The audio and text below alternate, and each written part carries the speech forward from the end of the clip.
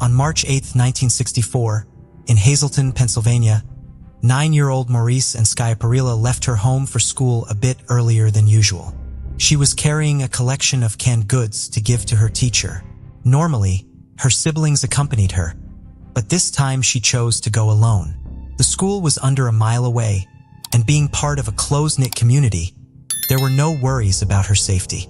Marie was seen by her neighbor around 8 a.m., having made it nearly halfway to school, but she never reached her destination. Typically, she returned home for lunch, so her mother grew concerned when she didn't that day. After calling the school, she learned that Maurice had been marked absent that morning. The police were alerted, and a search commenced shortly thereafter. By 1 p.m., a report came in that the body of a little girl had been found in a nearby waste coal pit, 2 miles from where Maurice was last seen, and it was quickly determined to be the missing girl. Her clothing, belongings, and the bag of canned goods were all found in the same area, but investigators had little evidence to work with. Her cause of death had been strangulation. No one could fathom that someone within the community had committed this heinous murder. Unfortunately, there hadn't been any witnesses to the abduction or when the body had been dumped, and despite best efforts, the case went cold. Over the years, the Pennsylvania State Police would reopen and reinvestigate the case. A DNA profile was developed in 2007 from a sample of fluid discovered on Marissa's jacket. The profile was uploaded to Cody's, but nothing came up. Since 2007, the DNA had been checked monthly against all new entries in both state and federal databases, but it never yielded any results. In 2019, Parabon Nanolabs constructed a composite image of what the suspect might have looked like based on his DNA.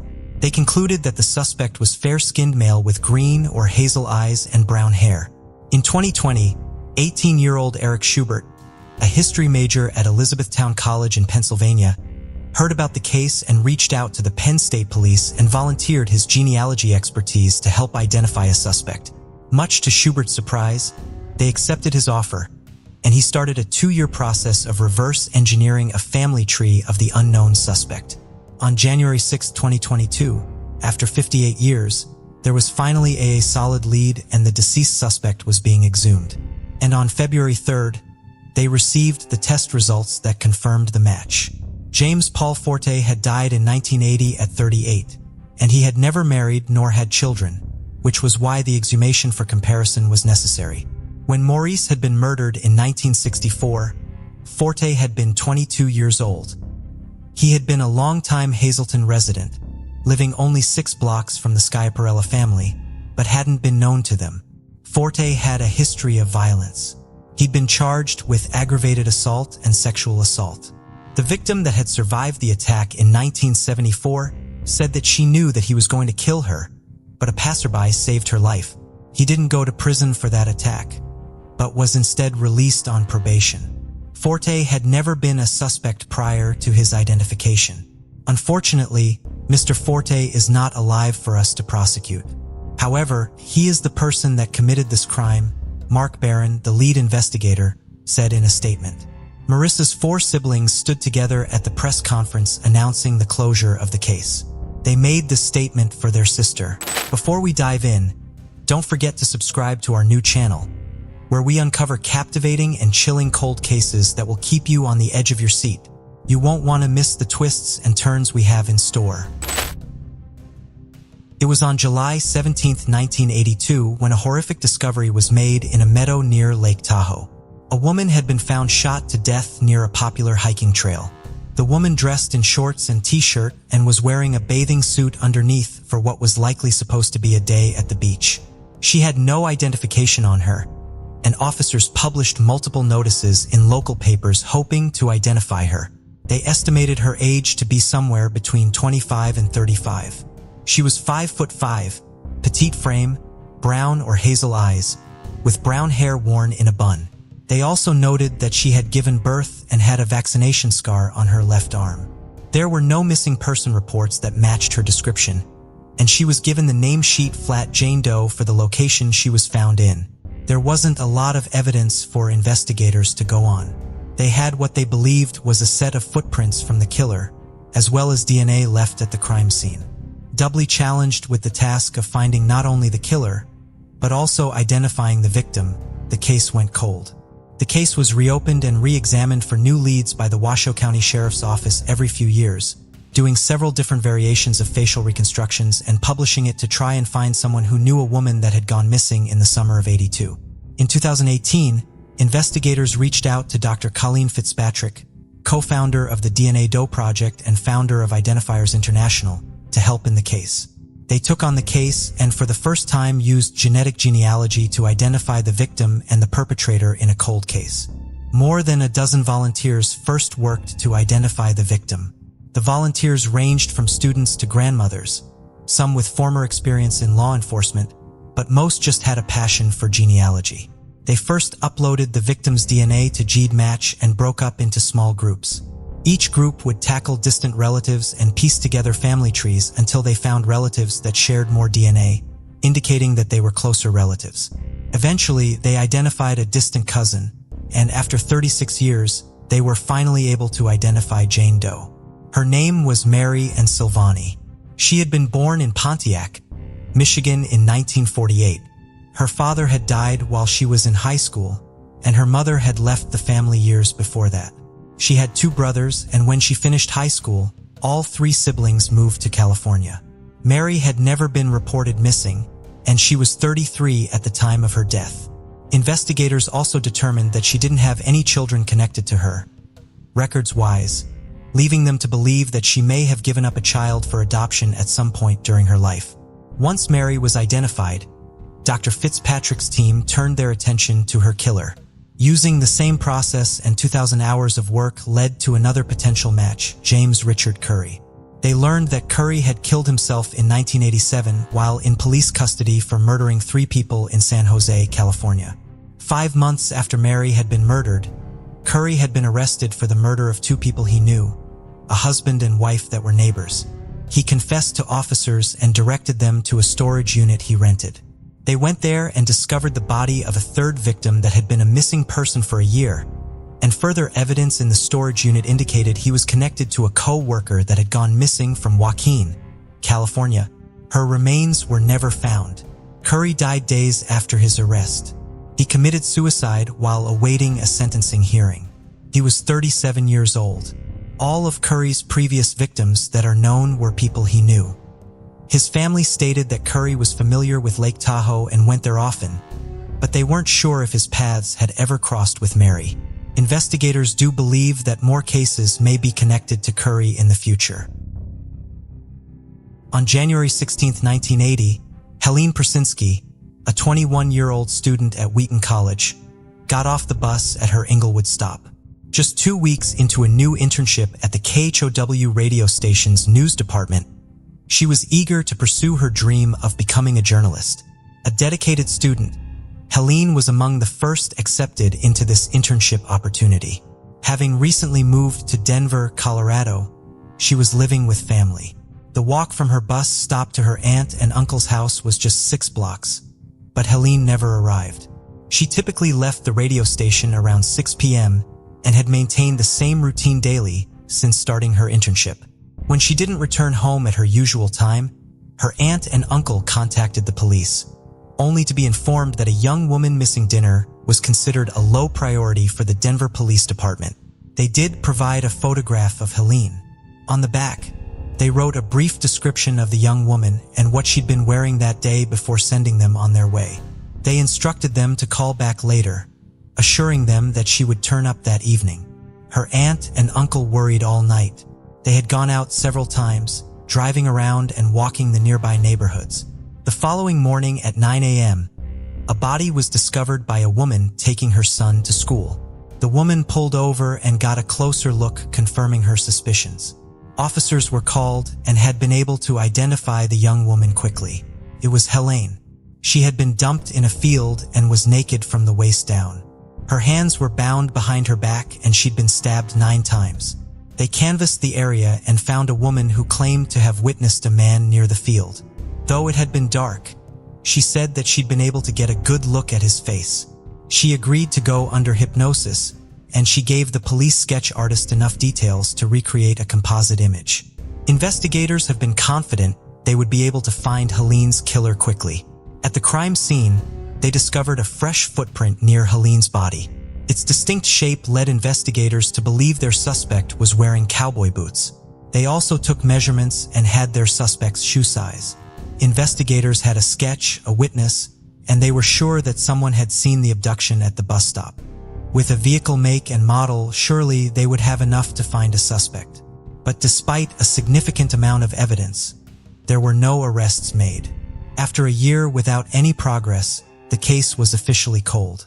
In the spring of 2019, Paul Holes and Billy Jensen started a podcast called The Murder Squad. They used their collective fame to shine a light on old cold cases in hopes of gaining new leads. In their podcast, they encourage listeners to take DNA tests and upload the DNA into GED match databases. One woman did just that. She just thought it would be an easy way to potentially help solve cold cases. She got a kit from 23andMe and submitted her results into GED match. She didn't think anything would come of it, but only a few weeks later, she received a call from law enforcement. Her DNA linked a relative to a crime in 1980, a third cousin. Law enforcement worked with genealogists to help piece her extended family tree together.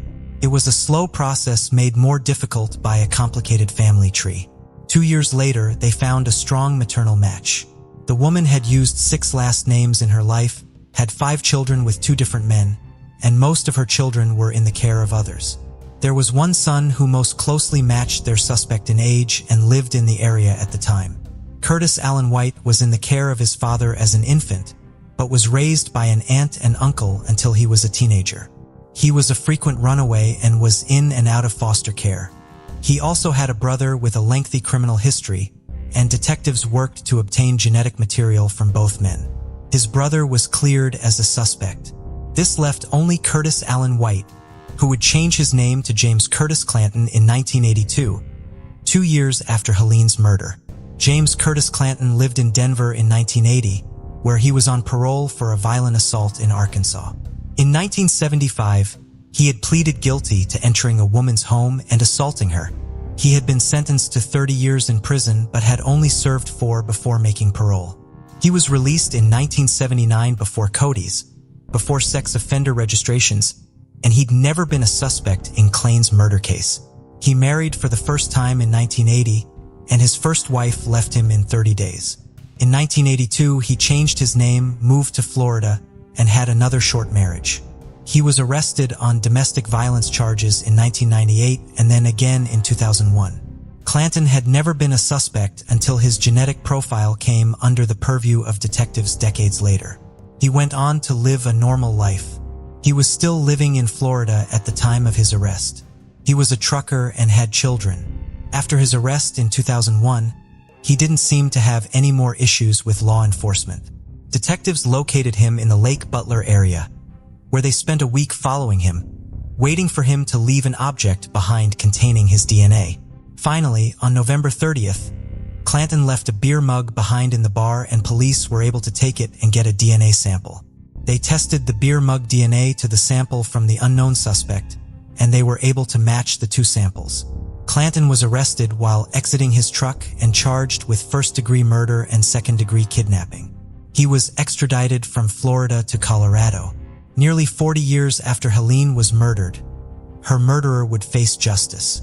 He would not be charged with a rape due to statute of limitations being expired, and police also said they wouldn't pursue an investigation to determine if Clanton was also connected to other assaults in the area, since the statutes of limitations had run out on those cases as well.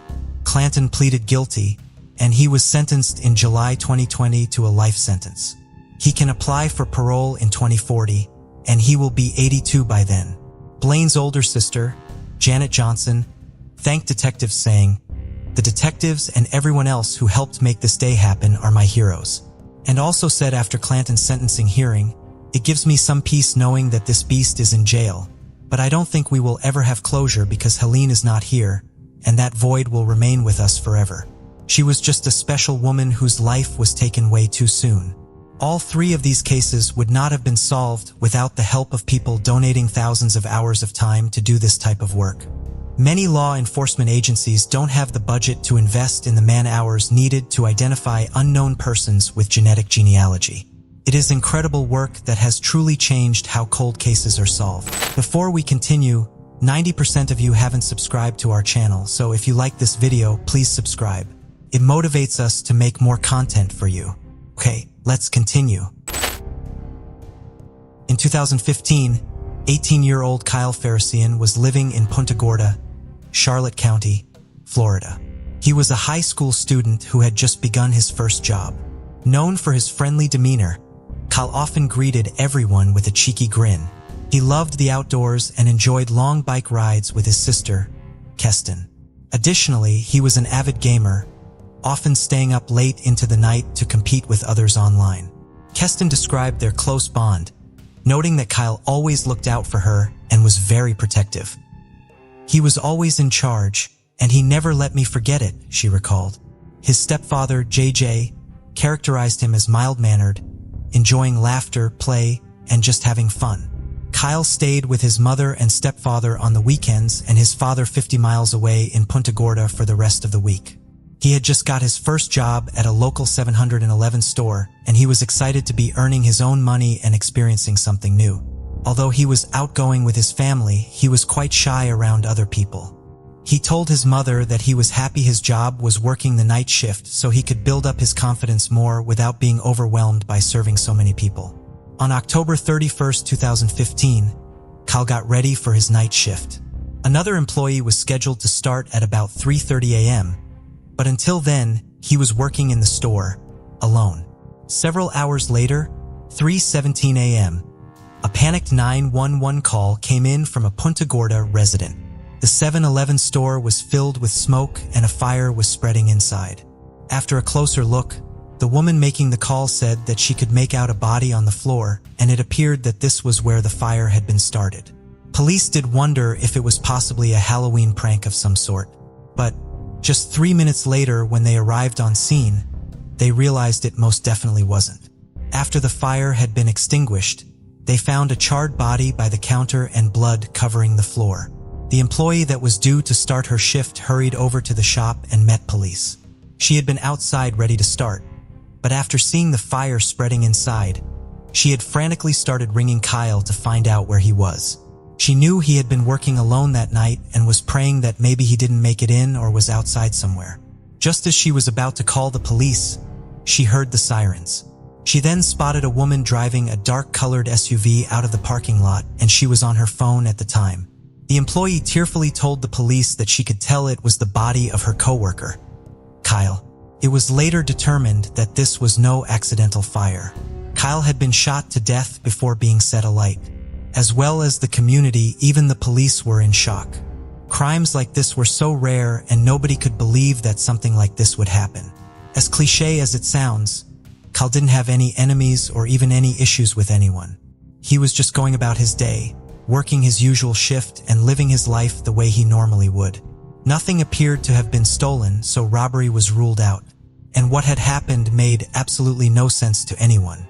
Although the store did have CCTV, the police were worried that the fire could have damaged the cameras, but set about trying to retrieve the data anyway. An $11,000 reward was offered and police were begging anyone that might have seen or heard something, no matter how small they thought it might be, to come forward. Officers managed to track down the woman who had made the 911 call. Her name was Chelsea, and she was asked to come in and answer some questions. They wanted to know why she had left the scene rather than wait for the responders to show up. She said that she and her boyfriend had pulled in to get some cigarettes, but after seeing a body on fire and blood everywhere, they panicked. They didn't want to hang about, thinking the fire might start to spread, or whoever had done this was still around and might come for them too. Investigators weren't initially convinced, thinking it was just too coincidental to have just pulled up at the same time that all of this had happened.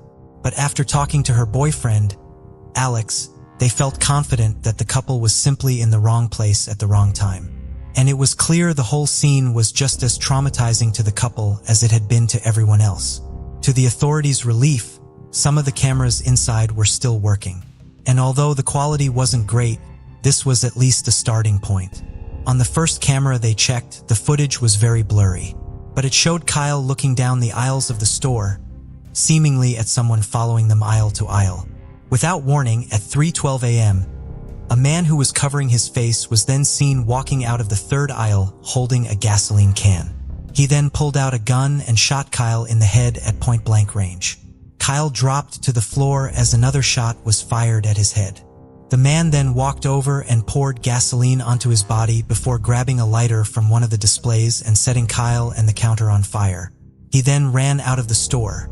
It was so brutal, so brazen, and so callous that officers were horrified and sat in stunned silence for a moment. They said it was disturbing to watch someone do something like that with seemingly no motive as to why. This was not an accidental death. This was a planned-out execution, said Detective DeVault.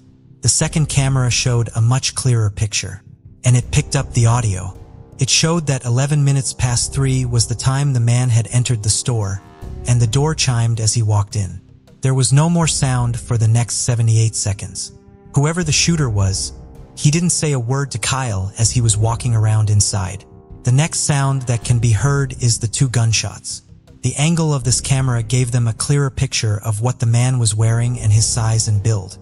He had camo trousers on as well as latex gloves, which at one point he started to take off. He also placed the gun on the floor, giving detectives a fairly clear image of that too. It was a long-barreled revolver. The suspect then fled the shop at 3:13.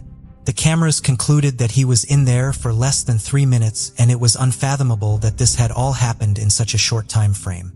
The shooter didn't go behind the counter and try and get to the money. He didn't steal anything from the shelves either. It seemed whoever had done this had come in with the intention of killing and nothing else. Kyle's family had now all traveled into Punta Gorda and spent most days just waiting in the station for any news. Kyle's stepfather said, "Even though he was my stepson, he was my kid. Not knowing who did this to him, that's where the dad side of me was being eaten alive, because I felt as a dad, I needed to know who did this to one of my children." But the police really were stumped and simply couldn't tell them anything. With no more CCTV outside the building and no witnesses, 48 hours with no answers felt like a lifetime for both the family and the investigating team. The search for evidence was widening, dive teams came in, and detectives were asking for support from neighboring police teams. But when the manager of the 711 store asked to talk to the officers, their look would suddenly change. She said one thing in particular had been playing on her mind. Several weeks before anything happened, a man had come into the store looking to buy alcohol. She and Kyle were both at the counter when the man brought the beer over. The manager asked him to remove his ID from his wallet so she could take a look at it closely. But for some reason, he refused, so she refused to serve him. That specific camera was the one that picked up the audio, and as the police watched it back, they could hear the man telling the manager he was going to get her fired. He demanded to know everyone's names before storming out. The manager, Lori, followed him outside to try and lock his license plate, but the man followed her back inside, shouting and being aggressive and threatening. As the situation started to escalate, Kyle picked up the phone to call 911. Before police arrived, the man had stormed out again, but fortunately, Lori had been able to get his number plate, and she handed it to police that same day. A couple of weeks later, on September 15th, despite now being banned from the store, the man came back in. Again, they refused to serve him, and Lori phoned the police for a second time. The man then got into his car and drove right at Lori outside before speeding off. The vehicle was registered to a 28-year-old named Michael Russo, and he lived just around the corner from the 7-Eleven. Police issued him with a trespass warning, and he was told that if he returned to the store within 1 year, he would be arrested. Officers played the CCTV side by side, looking at the mannerisms and the size and build of Kyle's killer, alongside Michael Russo. From what they could tell, everything, right down to the way he walked, was the same. This was the strongest lead so far, and a warrant was obtained so that police could search Michael's home. His house was full of various guns and ammunition. A white box of latex gloves was also found, and numerous red gasoline canisters were located outside. Detectives also found a partially melted single latex glove in a bin. The specific gun they were looking for, however, was missing, and after forensically searching his house and car, top to bottom, there was no physical evidence linking him to the store. Although they felt fairly confident that Michael Russo was a suspect, they just didn't have enough to obtain an arrest warrant. 6 weeks would soon pass and the grief-stricken community were banding together in a big way, and the reward for information was now sat at $20,000. As well as this, police were now seeking the help of the FBI and enlisting new technology they believed might help them more when it came to the cameras inside. Detectives also spent the following months speaking with many people about Michael Russo, trying to build up a picture of who exactly he was. A lot of people came forward and said that they had previously accused him of threatening them for completely ridiculous and meaningless things. He seemed to be aggressive in his nature, completely flying off the handle for minor incidents. His neighbors also said that Michael was very open and proud of his extensive gun collection, often showing it off and telling everyone about each individual gun and where it came from. They said that one of his favorites was actually a long-barreled revolver, the exact same type that was used to kill Kyle. And what was even more interesting was that the neighbors said that since that fateful day back in November, they hadn't seen the gun again. At this point, the case was really as strong as it was going to get. And with this, 5 months after Kyle had been killed, Circuit Judge George Richards signed the warrant the police had been after for almost half a year. Michael Russo was finally arrested on charges of homicide and arson. The only thing officers really couldn't wrap their heads around was why. Apart from getting revenge for the fact that the past 2 times he went in, they had refused to serve him, there was absolutely no other motive for Michael doing what he did. Police believed that he went in with the intent to kill whoever was working, and he didn't care who it was or how many people were there. Detective DeVault said that what happened that morning was nothing short of barbaric. He said, "This is not an ordinary person. This is a monster." Michael Russo pleaded not guilty, and in May 2017, his trial began. The team felt that the circumstantial evidence was really strong when it was all added up. And even though there was no physical evidence, both they and the prosecution knew it was a solid case. To everybody's relief, Michael Russo was found guilty and sentenced to life in prison for second-degree murder, with an additional 30 years for first-degree arson. His attorneys filed a motion for a new trial, but there is currently no update on the outcome of this. After the trial was over, it was announced that the now infamous 711 store would be closed down permanently. Kyle had a bright future ahead of him and was just enjoying the simple things in life that many 18-year-olds do. Going to school in his college dreams, working for the first time, and hanging out with his friends and family. His life was cut so tragically short in a brutal and terrifying way that no one could ever have imagined, and for reasons that are nothing short of totally senseless. His mother, Bobby Jo, said that she misses how much he comforted her whenever things were tough, and he always assured her that everything would be okay. She said that she still expects to hear from him every day, a phone call or a text, but it feels like a punch in the gut every time she realizes this won't happen. His stepfather, JJ, said every morning they wake up, they have to put a plan together for how they're going to approach the day and get through it. Every day brings new challenges and learning curves, sometimes expected, sometimes not. It really is a never-ending process for everyone that knew and loved Kyle. And JJ said they just do their best one day at a time. Robin Moore was originally from Syracuse, New York, where her father, Robert, made history as the city's first black city council member in the late 1960s and early 1970s. She grew into a strikingly tall and beautiful woman, athletic and fond of activities like tennis and biking. After marrying for the first time, she lived in Connecticut but later divorced and relocated to Washington, D.C. in the mid-1980s. 5 days after Christmas in 1989, Robin married Ollie Lawrence Jr. in an intimate ceremony at their home on a quiet cul-de-sac in Springfield, Virginia, surrounded by poinsettias. 3 years later, Robin welcomed their daughter, Nicole. Passionate about the arts, she was also a talented artist and graduated from the Carnegie Mellon College of Fine Arts, allowing her to blend art into her successful career. By 1994, she served as the Director of Promotion and Merchandising at Merchants Tire and Auto Center in Manassas, Virginia.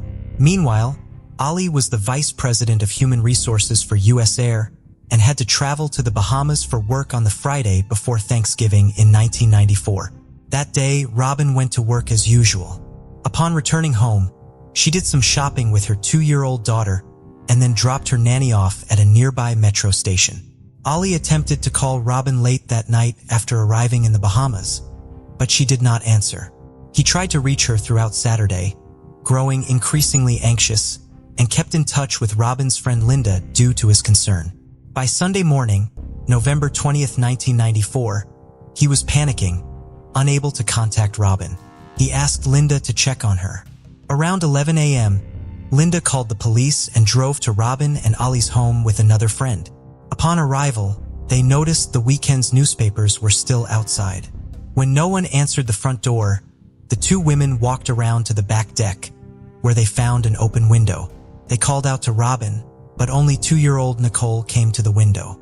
She was dressed in a sleeper, sucking on a pacifier, and exuding a smell that indicated that her diaper had not been changed in some time. Alarmed, Linda and her friend pulled themselves into the house through the window. Linda picked up Nicole and began walking throughout the house looking for Robin. Nothing looked out of place until she turned into the hallway leading to the master bedroom when she saw blood spattered on the wall and pooling on the floor. Linda and her friend fled the house with Nicole and ran to a neighbor's house to notify police about what they had found. Robin had been stabbed and slashed repeatedly. Robin's autopsy found that she had been killed on Friday night, just 5 days before her 37th birthday. Her daughter Nicole was unharmed but had been left alone with her mother's body all weekend. Robin's brutal murder was a shock to everyone who knew her, and they all struggled to imagine anyone wanting to hurt her. She would be the last person I would have imagined this happening to. She was too nice for someone to hurt, Chris Wilson, one of her co-workers, said. Despite the fact that Robin's husband, Ollie, had been in the Bahamas at the time of the murder, he was still publicly identified by police as a potential suspect in the case. Police believed that Robin must have been killed by someone she knew in a targeted attack. There were no signs of forced entry into the house indicating that Robin may have let her killer inside. Furthermore, nothing had been stolen and Robin had not been sexually assaulted, eliminating common motives for murder. Police, therefore, believed that whatever the motive for killing Robin was, it must have been personal. Ollie was more disappointed than offended by police focusing in on him because he knew he was innocent. He was upset that so much time was being wasted on investigating him when time continued to drag on with no actual movement in the case. Investigators were eventually able to extract unknown DNA from a piece of evidence found at the crime scene. The exact nature of this evidence has not been detailed to the public, presumably because of ongoing legal actions. No matches were found to the DNA in criminal databases, but in 2019, the Fairfax County Police Department began working with Parabon Nanolabs to use alternative methods to utilize the DNA evidence to track down the killer. Parabon was able to generate an image of what they believed the killer may have looked like based on his DNA. They also began using genetic genealogy in the case, but it took 3 years of work for them to finally identify a potential suspect. Looking at this person's high school yearbook photo and a DMV photo taken 2 years after Robin's murder, investigators believed that there was a strong resemblance to the image generated by Parabon. They then traveled out of state to collect a sample of his DNA so that they could compare it to the DNA from the crime scene. The potential suspect was a man named Stephen Smirk. He was a 51-year-old married father of 2 living in Niskayuna, New York. 2 detectives traveled there to speak with him, and he happened to be taking out his trash cans when they arrived at his home. He consented to have a conversation with them and voluntarily allowed them to swab his mouth to take a DNA sample. When they left, detectives left Smirk with their business card. A short time later, before they could leave to return to Virginia, they got a call from Smirk saying that he had to speak to them right away. They told him to turn himself in at his local police station, which he did. There, he gave the detectives a full detailed confession to Robin Lawrence's murder and was arrested. Smirk had been an active duty member of the Army stationed at Fort Myer, next to Arlington National Cemetery, at the time of Robin's murder. He had no connection to her, and the crime appears to have been random. The details he provided about the crime had not been made available to the public. Prior to his arrest for Robin's murder, Smirk had absolutely no criminal record. Smirk was extradited to Virginia and is being charged with second-degree murder. He is being held at the Fairfax County Adult Detention Center with no bond. Members of Robin's family, including her now adult daughter Nicole, were present at the press conference announcing Smirk's arrest. Robin's husband, Ali, has since remarried and retired to the south of France. Smirk's arrest resurrected feelings of grief for him, and he was shocked that he finally had answers after so many years. He told the Washington Post by phone, "I was flabbergasted. You could have probably knocked me over with a feather. After all this time, you have hope, but you also wonder, will they really find someone after 29 years?" Ivonne Laro was the second of 4 children and lived with her family in Toronto. The family had moved there from Windsor when she was 3 years old. From a young age, Ivonne was industrious, brave, and very independent. She was always willing to stick up for what she believed was right. At the age of 15, her life took a bad turn. On July 1, 1971, she took her younger brother to a fireworks show where she ran into a male acquaintance. He offered to give her a ride home after he picked up 3 of his friends.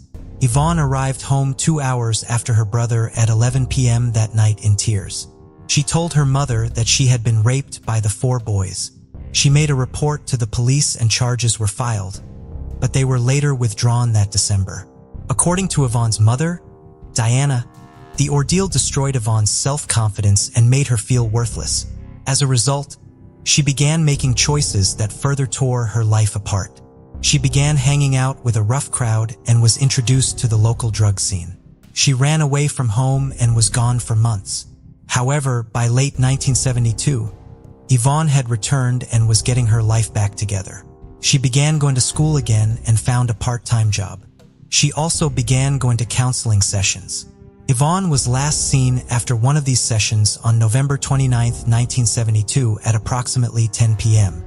Her mother came to pick her up from the session at the now-closed York Finch Hospital and was told that Ivonne had already left. Later investigation would show that Ivonne was going to get a ride from a male friend who also attended the session but decided at the last second not to accept it.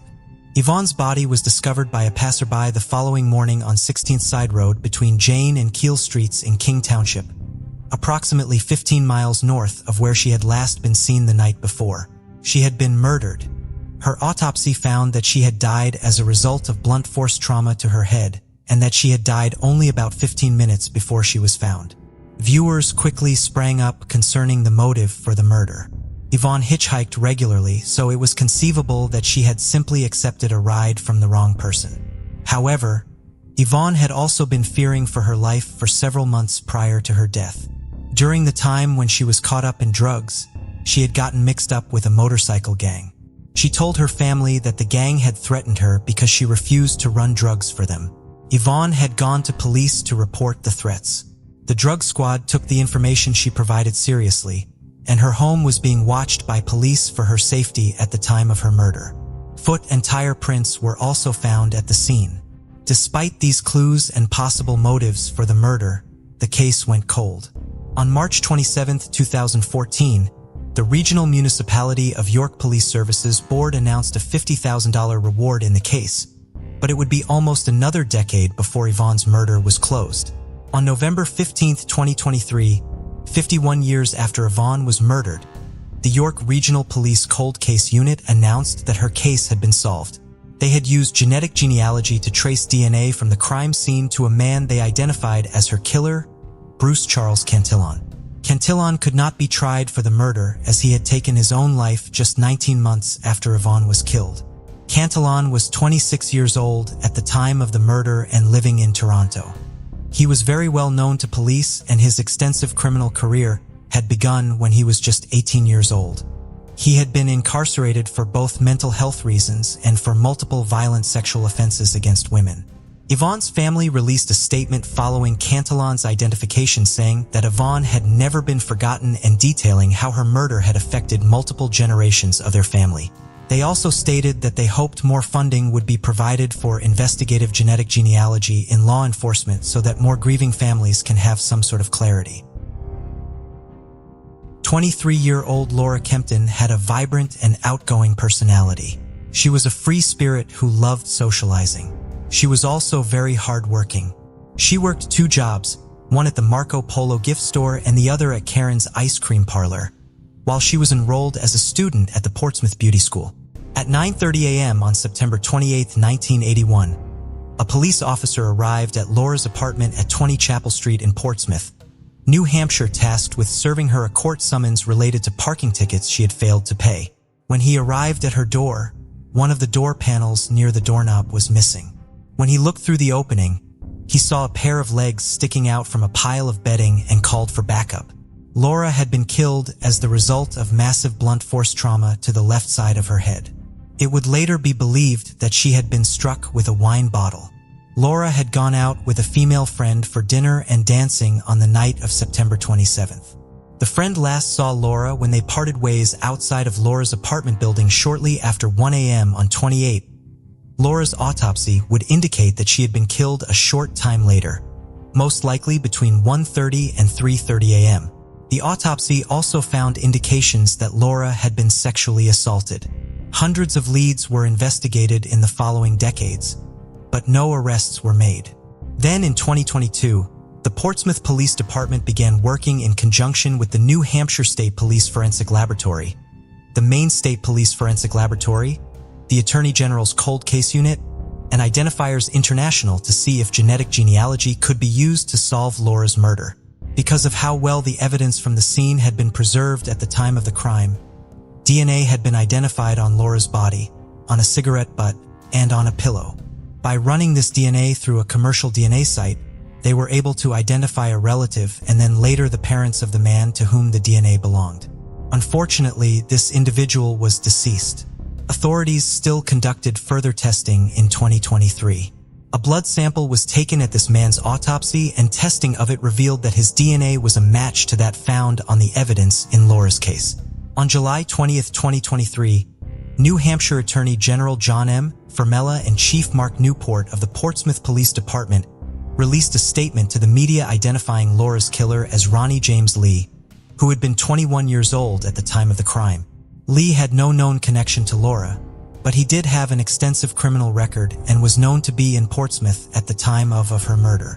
Lee had served in the U.S. Army until May of 1981 and then went to work for MBI Security at Liberty Mutual in Portsmouth from July 1981 until August of 1982. When he was arrested by Portsmouth police on November 8, 1982 on an attempted theft charge, he provided them with his mother's address on Rock Hill Avenue in Portsmouth. He was linked to 4 residential and 1 commercial burglary in 1983 alone, and he pleaded guilty to 2 of them. In 1987, he was convicted of sexually assaulting a woman while burglarizing her home.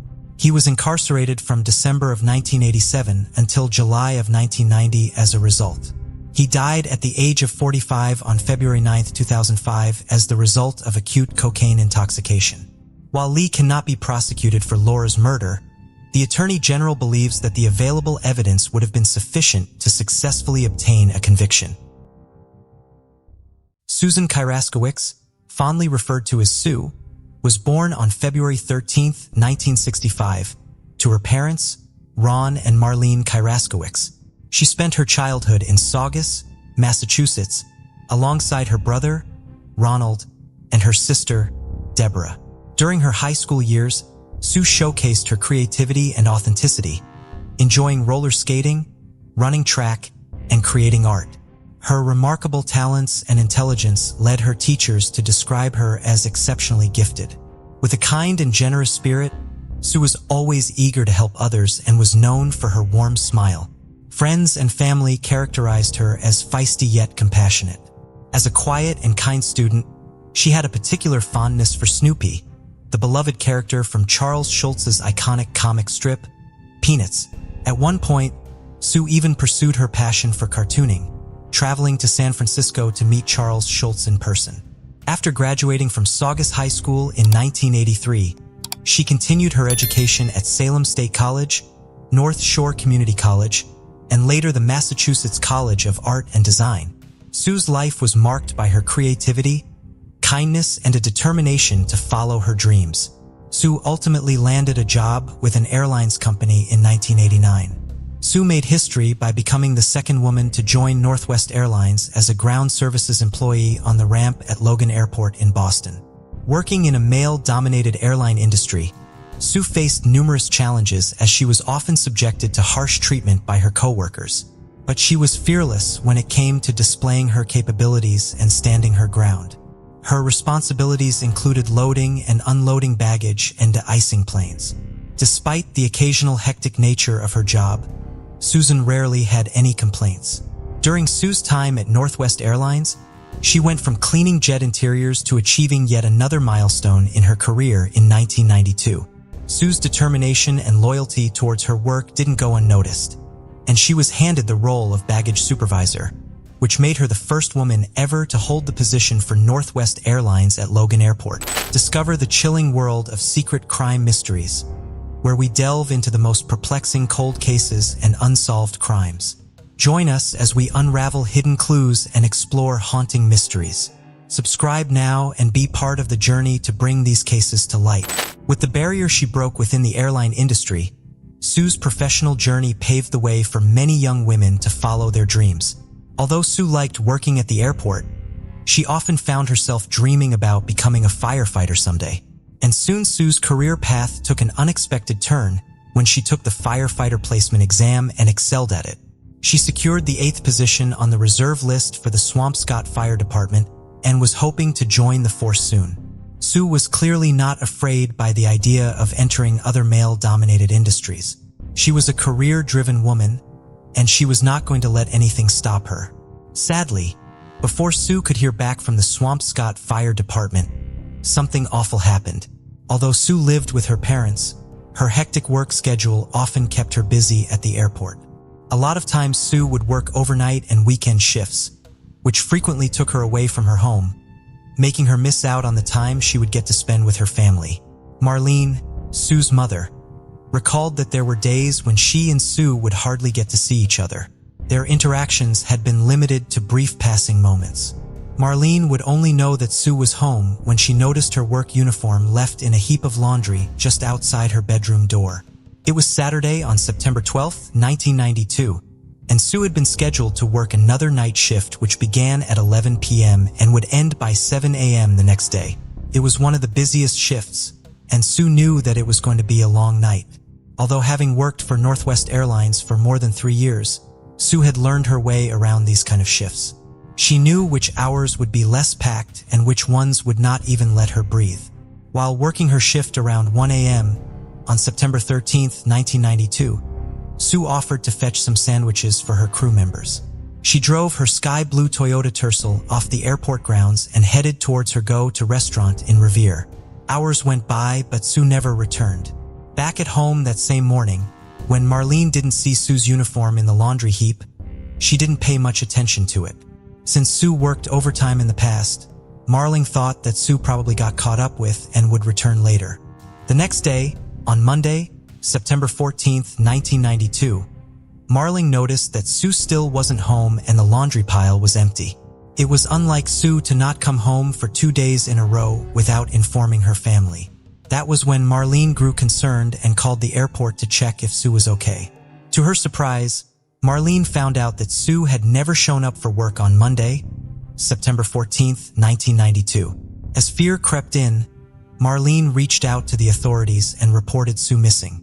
That same morning, on Monday, September 14, 1992, a manager for Bravo Auto and Tire Service Company, which was located almost 4 miles from Logan Airport in the town of Revere, was heading to work around 7:30 a.m.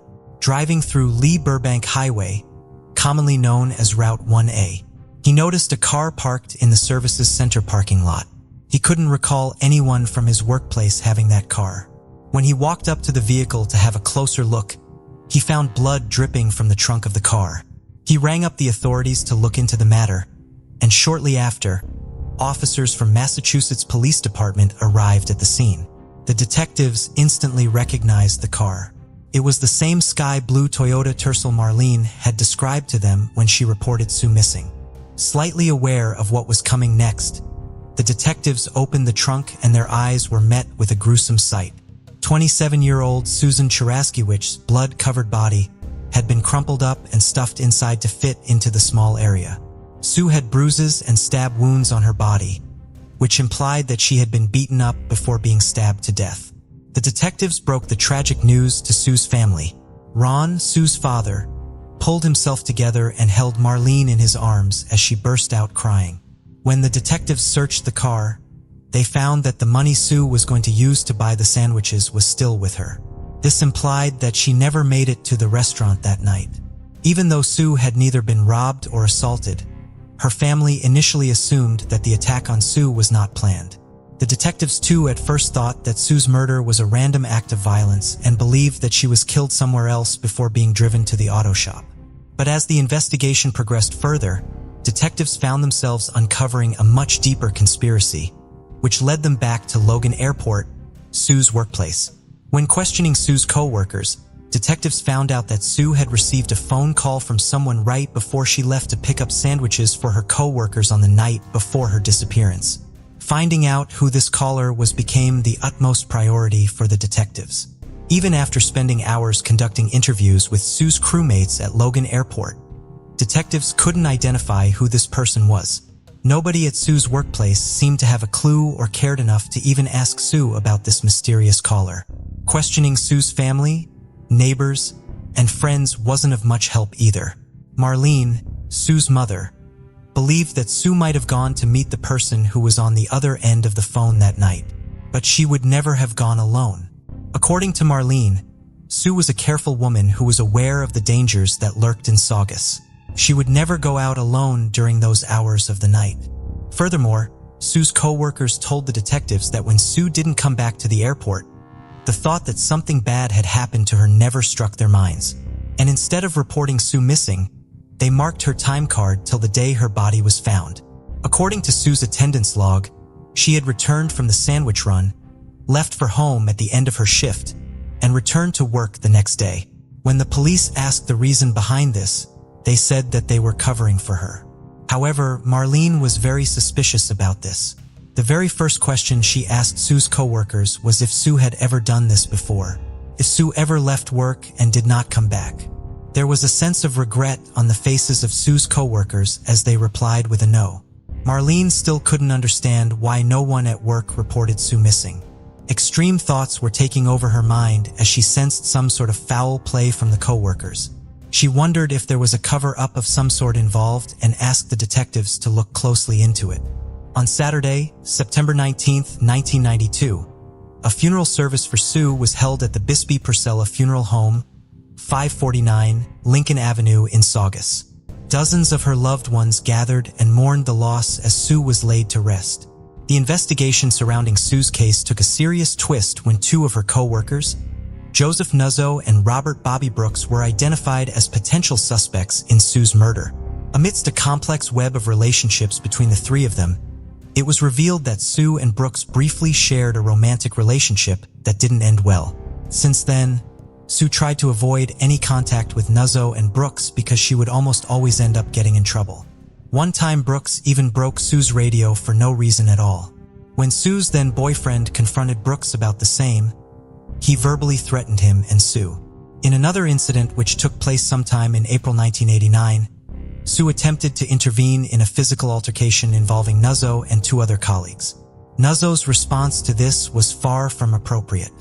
He resorted to throwing derogatory slurs aimed at Sue. The severity of his behavior led Northwest Airlines to temporarily terminate his employment, which was a much-needed action. Even during his time off, Nuzzo didn't let go of the strong grudges he held against Sue. In roughly 6 months, Brooks made an unsettling return to Northwest Airlines, gaining his employment back, all while nursing hate towards Sue for his prior dismissal. All the hatred and resentment Nuzzo harbored was unleashed as a wave of harassment directed at Sue. He vandalized her car, punctured her tires, stalked her residence, made anonymous threatening phone calls, and confided in others, including Brooks, about his desire to take revenge on Sue. The brewing tensions and ominous events painted a picture of a sinister and unsettling chapter in Sue's life. Now that the detectives had figured out what went down between Sue, Brooks, and Nuzzo, they were determined to find out more about the two men. And in no time, the detectives made yet another scandalous discovery. In the summer of 1992, Northwest Airlines had been connected to a federal investigation. as a group of cunning baggage handlers ran a stolen credit card ring, an intriguing and illicit operation came to light, which had been going on right under the nose of their unsuspecting employer at Northwest Airlines. Their scheme revolved around intercepting shipments of fresh credit cards being transported on Northwest jets. These employees weren't just handling baggage, they were running a multimillion-dollar scam. Their operation was both bold and effective. They stole the credit cards, utilized them for their own gain, going on shopping sprees, until finally peddling them to eager buyers. The final tally of their gains from this fraud was staggering, reaching a jaw-dropping total of over $7 million, and not so surprisingly, the scandal was led by Joseph Nuzzo himself. As soon as Nuzzo joined the airlines again, he began stealing credit cards from mailbags. He was very careful though, making sure that nobody was watching when he did the awful deed. However, Nuzzo knew he couldn't go on forever without his employees finding out about his secret, and so he started to loop in his other crewmates along with him. Brooks became a part of it as well. By August 1992, credit card companies started asking questions, and Nuzzo and his gang could build a noose of suspicion tightening around their necks. Later that same month, Nuzzo was fired. Along with a few other baggage handlers, Nuzzo was subpoenaed by a grand jury, and the case was still being looked into. Detectives investigating Sue's murder were able to link her case to this scam, led by Nuzzo, because of two major reasons. The first being that Nuzzo believed Sue had ratted him out to the authorities. Nuzzo didn't shy away from expressing his anger towards Sue. Even though she claimed that she didn't have a clue about the fraud that had been going on, Nuzzo harassed her and warned her that if she testified against him in court, she would face severe consequences. However, the detectives' suspicions grew stronger when they learned that just 1 week after Nuzzo was fired because of the whole incident, Sue was found murdered. Even though Nuzzo denied having anything to do with Sue's murder, he was now a potential suspect in the case. But the detectives were unable to uncover any evidence that could strongly link Nuzzo to Sue's murder. With no new evidence or any potential leads, the investigation into Sue's homicide lost pace, and the case eventually went cold. A year passed, and there was still no signs of Sue's murderer being found. All her family had was many unanswered questions. There wasn't a day that went by when Marlene didn't think about the question, who could have wanted Sue dead? Marlene left Sue's room untouched just as she had left it.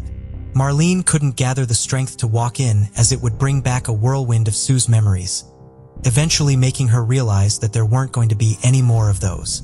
She tried to do so before, but the pain was too much to bear. But later in 1993, when Christmas was just around the corner, Marlene finally walked into Sue's room for the first time since her murder. She wanted to get something that belonged to Sue and reminded everyone of her so she could put it by the Christmas tree for the holidays. Upon entering Sue's closet, Marlene's eyes fell upon her daughter's briefcase lying on the floor. She opened it, and amongst the many other things that were inside, she picked out Sue's diary. Unaware of the pain coming her way, she flipped through the diary. Her heart ached as she read the disturbing revelations Sue had penned across pages. In gut-wrenching detail, Sue had described the torture and harassment she had silently endured during her time at Northwest Airlines. These were painful incidents that Sue had never shared with her family. And as the diary bore witness to Sue's suffering, she continued to speak from beyond the grave. Within those pages, Sue had talked about the disturbing graffiti and quotes that her male co-workers had etched in the airport's men's rooms, and even the cargo holds of jets. All of those were directed at Sue, and were insulting, demeaning, and extremely malicious in nature. The extent of the cruelty and harassment detailed in Sue's diary left Marlene in complete shock. She was aware of Sue's struggles with her male colleagues who were resistant to the idea of having a female boss. But the diary entries revealed a much graver situation than she had ever imagined. The situation grew even more distressing when Sue discovered a disturbing illustration on her own locker.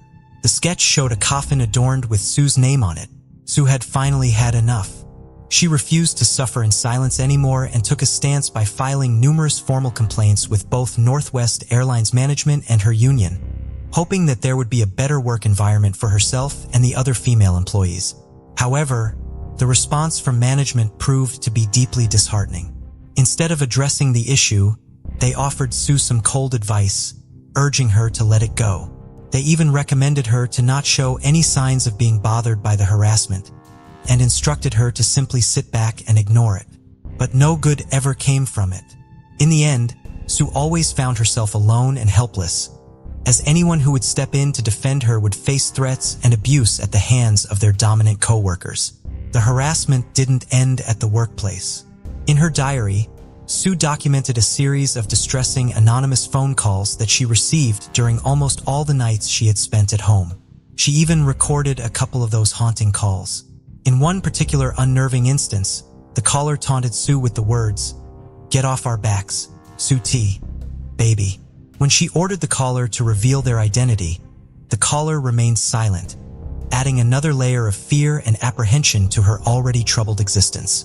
Surprisingly, Sue's diary only covered her initial 8.5 months in her new position. However, it appeared that the discrimination against her still went on at Northwest Airlines. Even in the face of such mistreatment, her determination remained steady. She confided in friends and colleagues who stood by her side and gave her the boost to stand up against her tormentors. Sue was aware that if she resigned and walked away, it would only be a win for her male co-workers who had been harassing her. She was not going to let that happen, as it would make it even more difficult for other women to get a job here. Sue's plan was simple. She would continue to show up for work daily and diligently perform her job, making a statement that she wasn't going to give up. Amidst the shocking content, Marlene couldn't help but wonder if this relentless harassment might have played a sinister role in Sue's tragic murder. The diary was a chilling testament to what Sue had endured during her employment at the airport. And since it had shed new light on the possible motives behind the heinous crime, Marlene decided to let authorities in on this newfound information, hoping to bring justice to her daughter. The detectives arrived at Logan Airport and began questioning Northwest Airlines employees, who they suspected had been mentioned in Sue's diary. Deborah Mazikis, one of Sue's co-workers, said that some men in her crew resented women in a position of authority. Some came to terms with it while the others liked it. According to Deborah, Sue was always very conscientious about her job and always tried to make it a better place to work. Sue was certain that she could make a difference for the minorities and the women who worked there. Everything Marlene read in Sue's diary inched her closer towards believing that Sue was set up by her co-workers that night on September 13, 1992. She was sure that Sue had been lured to go to the restaurant by someone she most definitely knew. According to Marlene, Sue's co-workers thought that by harassing her, they could make her quit the job and get rid of her. But when that didn't work, they resorted to doing the most horrible thing. Although the new developments in Sue's case gave detectives a new direction, they eventually led to another dead end. In 1995, Sue's family filed a lawsuit against Northwest Airlines for allegations of harassment Sue had to endure during her tenure at the company. Subsequently, both the parties involved reached a settlement. According to the terms of the agreement of the settlement, Northwest Airlines handed a $75,000 payout to Sue's estate, along with a commitment to offer a $250,000 reward to anyone who would provide any information leading to an arrest and conviction in Sue's case. The settlement became recognized because of being one of the most substantial discrimination settlements ever awarded in the state of Massachusetts. Northwest Airlines denied being a part of any foul play in the matter of Sue's murder. That same year, Nuzzo faced conviction on multiple charges associated with the credit card scheme, and he was handed a 3-year prison sentence. Brooks, on the other hand, opted to cooperate with the police and subsequently pleaded guilty to theft and fraud charges linked to the scheme. He received a 3-year probation sentence. In the course of time, 10 more Northwest employees found themselves indicted and subject to varying sentences in connection with the case. Alongside some of Sue's other co-workers at Northwest, both Nuzzo and Brooks were still considered potential suspects in the homicide. Regrettably, the case went cold, leaving many questions unanswered.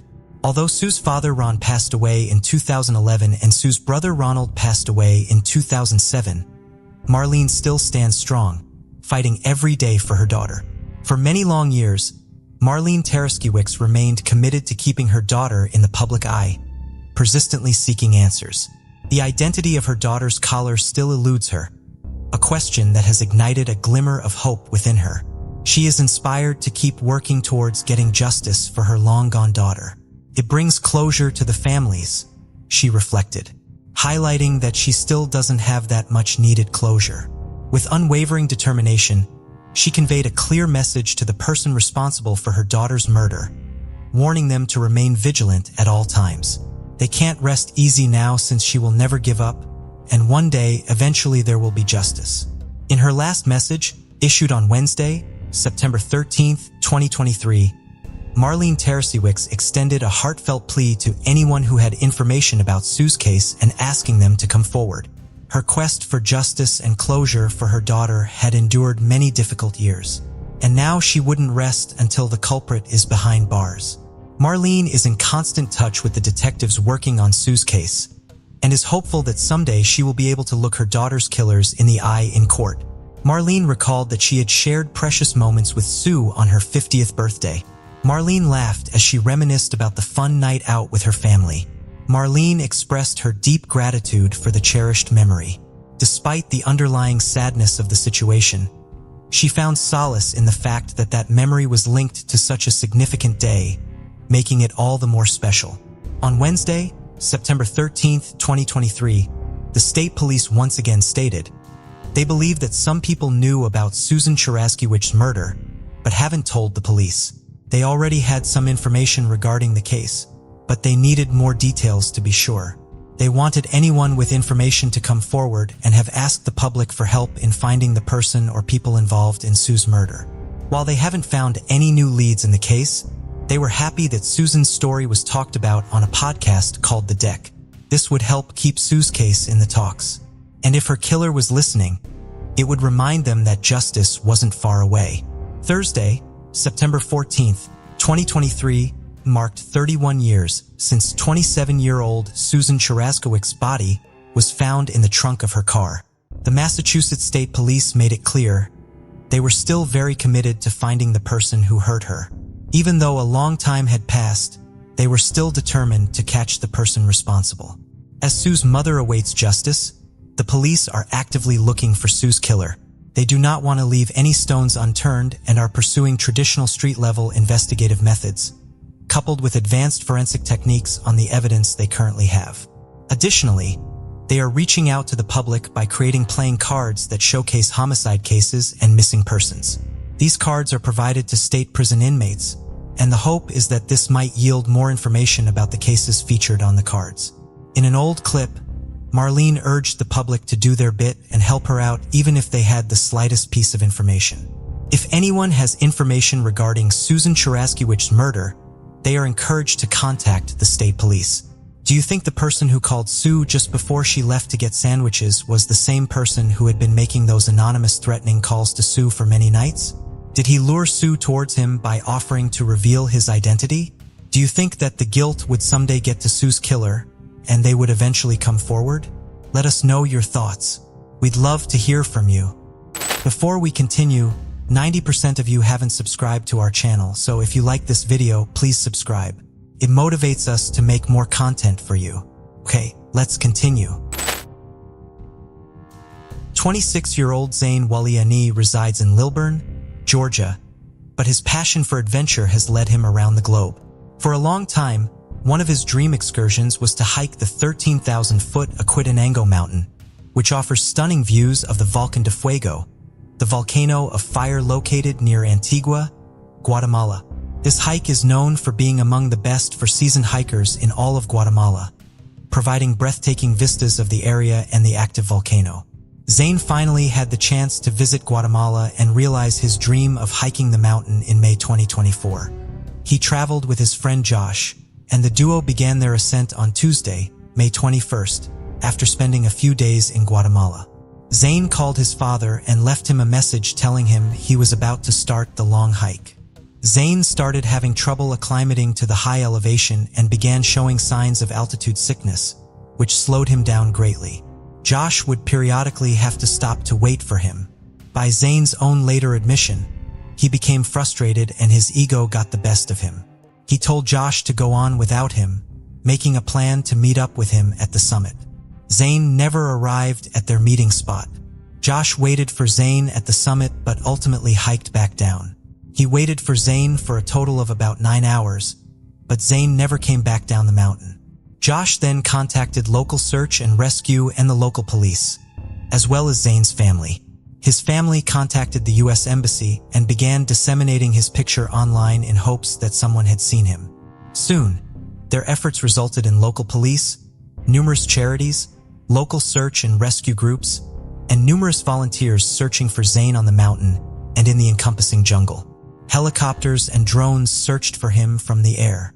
For days after he went missing, Zayn found his way to local police on a farming road to ask for help. Because of the massive effort underway to find him, they immediately knew who he was. Zayn had badly sprained his ankle as he tried to make his way up the steep, ashy summit, so it took him hours to limp up to the top of the mountain. His cell phone died 20 minutes before he reached it, where he would have had a signal. Finding no one at the summit, he began his way back down the mountain. He fell twice as he did so. One of those falls was 400 feet off of a cliff. Luckily, he went through very dense vegetation as he did so, which broke what otherwise would have most likely been a fatal fall. By Zayn's own admission, the survival kits he and Josh brought were woefully inadequate, and they had split their supplies between them. Zayn would say in an interview following his ordeal that every person on a hike should have an emergency kit, knife, and lighter with them. While Josh had most of the supplies and extra food, Zayn had just a peanut butter and jelly sandwich, wet wipes, and toilet paper. Zayn was aware that his survival was unlikely given his circumstances. However, his grandmother had passed away earlier in the year, and he knew his family could not face losing someone else just months later. He decided that instead of focusing on all the reasons why he would die in that jungle, he would think only of the things within his control that he could do to survive. Zayn slept in caves and trees and drank rainwater as he made his way through the jungle, unsure if he was headed in the right direction. He left a trail of paper as he went in case someone came looking for him. He then came across a dog he had befriended at base camp before beginning his ill-fated hike. Zayn would later describe the dog as an angel in disguise who aided in his survival. The dog accompanied Zayn as he walked 14 hours a day, periodically going further ahead, but always coming back to Zayn when he fell. Zayn took advantage of the dog's superior hearing.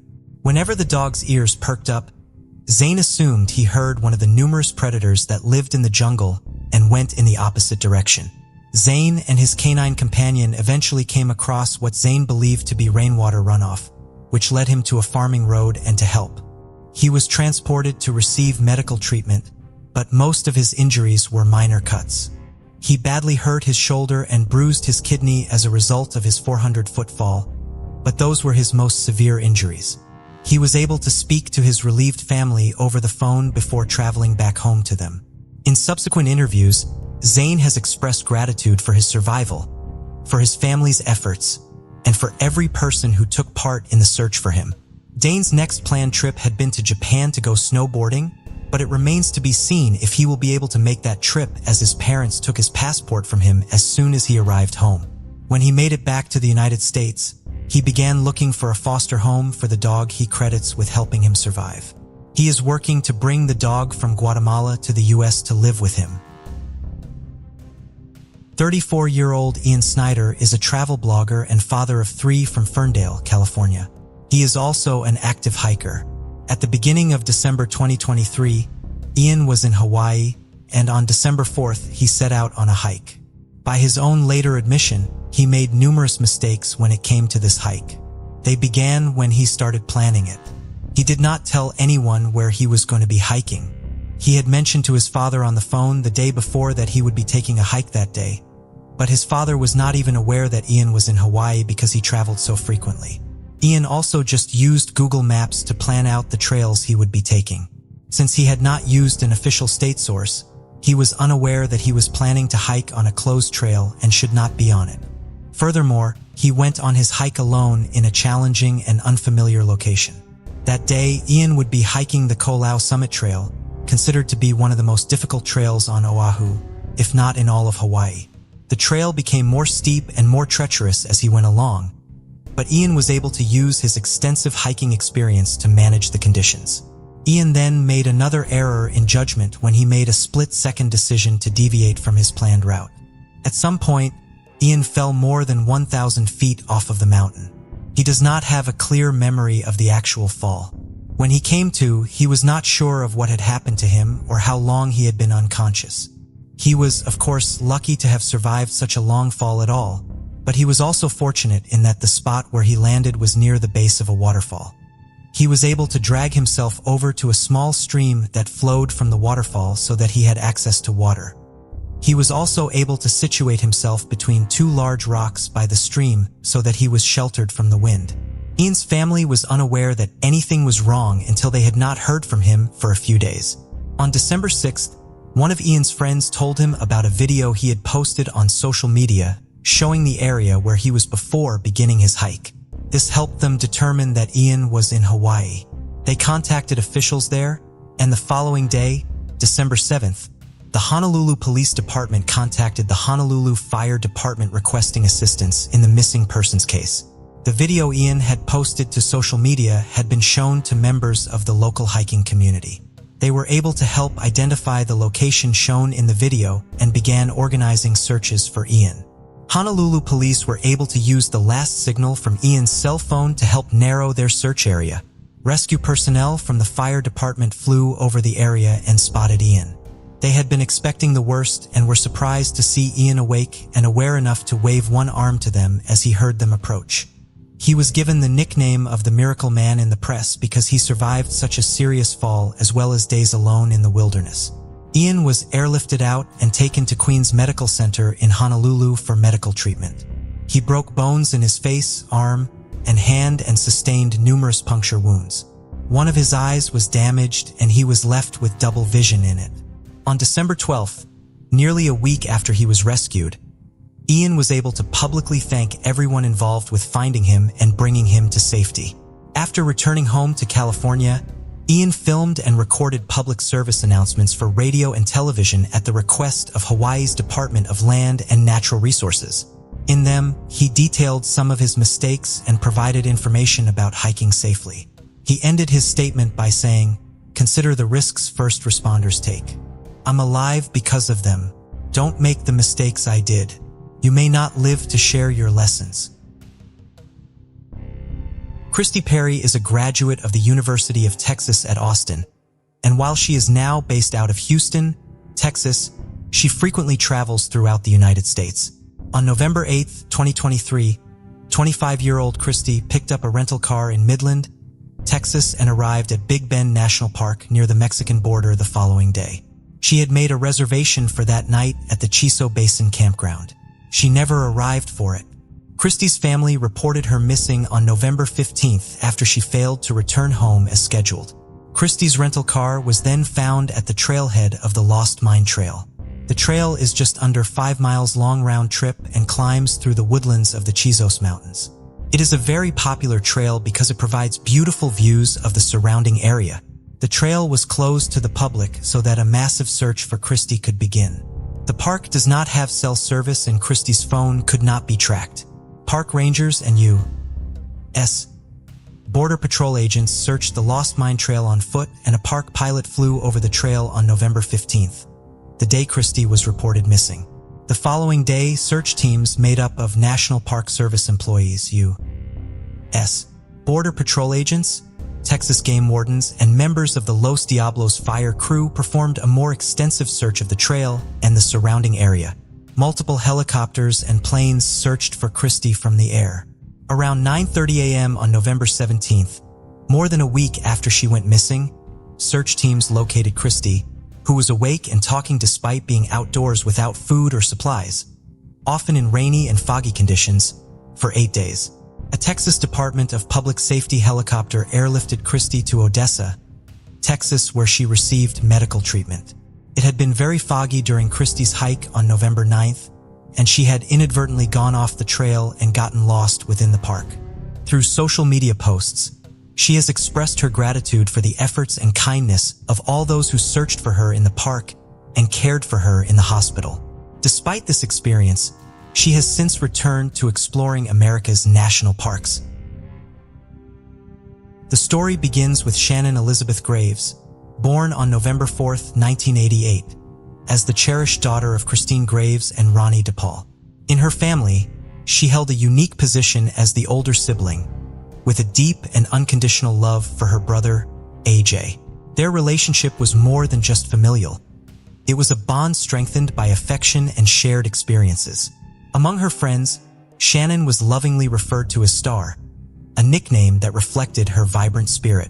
She was always ready to go the extra mile to support her friends during difficult times. In addition to her human relationships, Shannon shared a strong connection with her puppy, spending countless hours together, finding joy and comfort in their companionship. From 2014 to 2016, she was in a relationship with John Scarata, with whom she even got engaged. John owned a roofing business but had a troubled past as a drug dealer. Their relationship ended while he was incarcerated, and while the specifics of their breakup remained private, those close to John noted that he still had lingering feelings for her. In 2016, Shannon achieved a significant milestone by obtaining her cosmetology license from Raphael's School of Beauty in Boardman. Filled with enthusiasm, she looked forward to embarking on a new career in the beauty industry. During that year, she crossed paths with a man named Arturo Novoa, and their connection quickly evolved into a romantic relationship. They decided to share a home in Mahoning Avenue in Youngstown, Ohio. However, their relationship soon took a dark turn when Novoa became abusive, leading to their breakup in December 2016. Novoa moved out of their shared apartment, but just a week later, they reconciled, and he was back living in Shannon's. Things were starting to look good for Shannon. However, everything was about to change. 6 months later, on June 22, 2017, the Youngstown Police Department received a call from Shannon's half-sister, Debbie DePaul. Debbie reported Shannon missing, expressing her concern. While it was not uncommon for Shannon to go without contacting her family for extended periods, missing significant events like her birthday and Easter raised red flags for Debbie, prompting her to reach out to the authorities.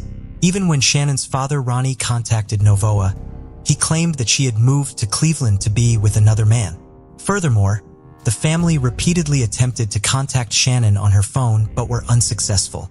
By that time, the police were aware that solving the case would be challenging due to the delayed report.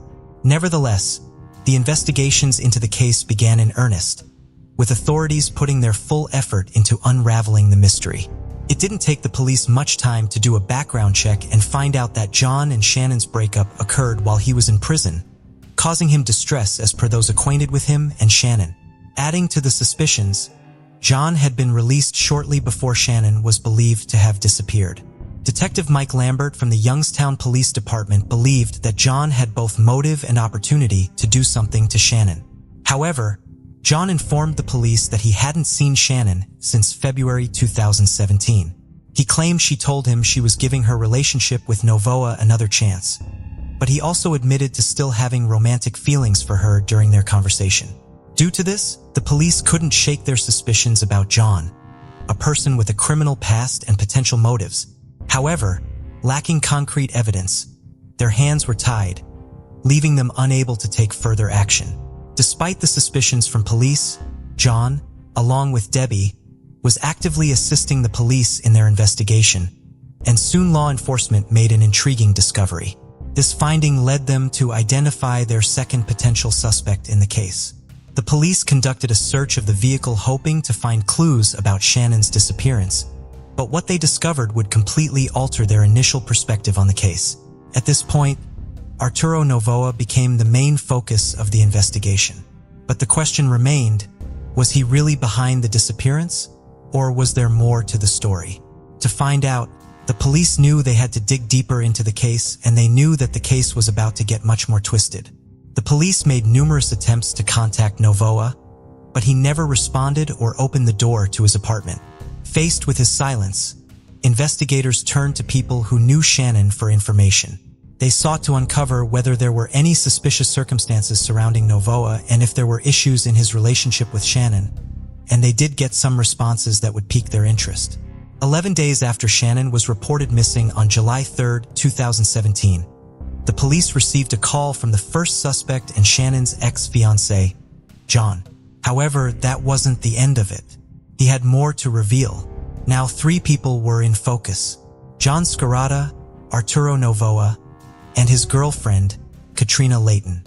Now all police needed to do was to find them and ask what was going on. As the search efforts persisted, John had significant new information to disclose to the police, and this time it was a major revelation. Suddenly, the focus shifted from 3 individuals to 4 suspects in the investigation. This time, Andrew Herman also made the list. Information was scattered in all directions, the puzzle pieces lying disjointed. Assembling them was proving to be a complicated challenge, but the investigators needed one crucial piece to unravel the case entirely. However, the case was just about to take the most horrific turn. And this moment came when the police received a chilling 911 call on July 29, 2017 at 5:05 p.m. The scene was horrifying, and Ken and Jill Eskenbaugh, the couple who discovered the remains of an unidentified woman in their freezer, were left in utter shock. When Dan Kucerise, the lead prosecutor with the Ohio Attorney General's office, spoke to the couple, a chilling tale unraveled. Jill told the police that she was planning to retrieve meat for dinner from a freezer belonging to a friend of her husband's. She explained that she was looking for ground beef to make meatballs when she was startled to find a padlock on her husband's friend's freezer. Using a screwdriver, she managed to open the lock, discovering stacks of black bags and a bucket inside emanating a horrible smell. Alarmed, she asked her husband to investigate further.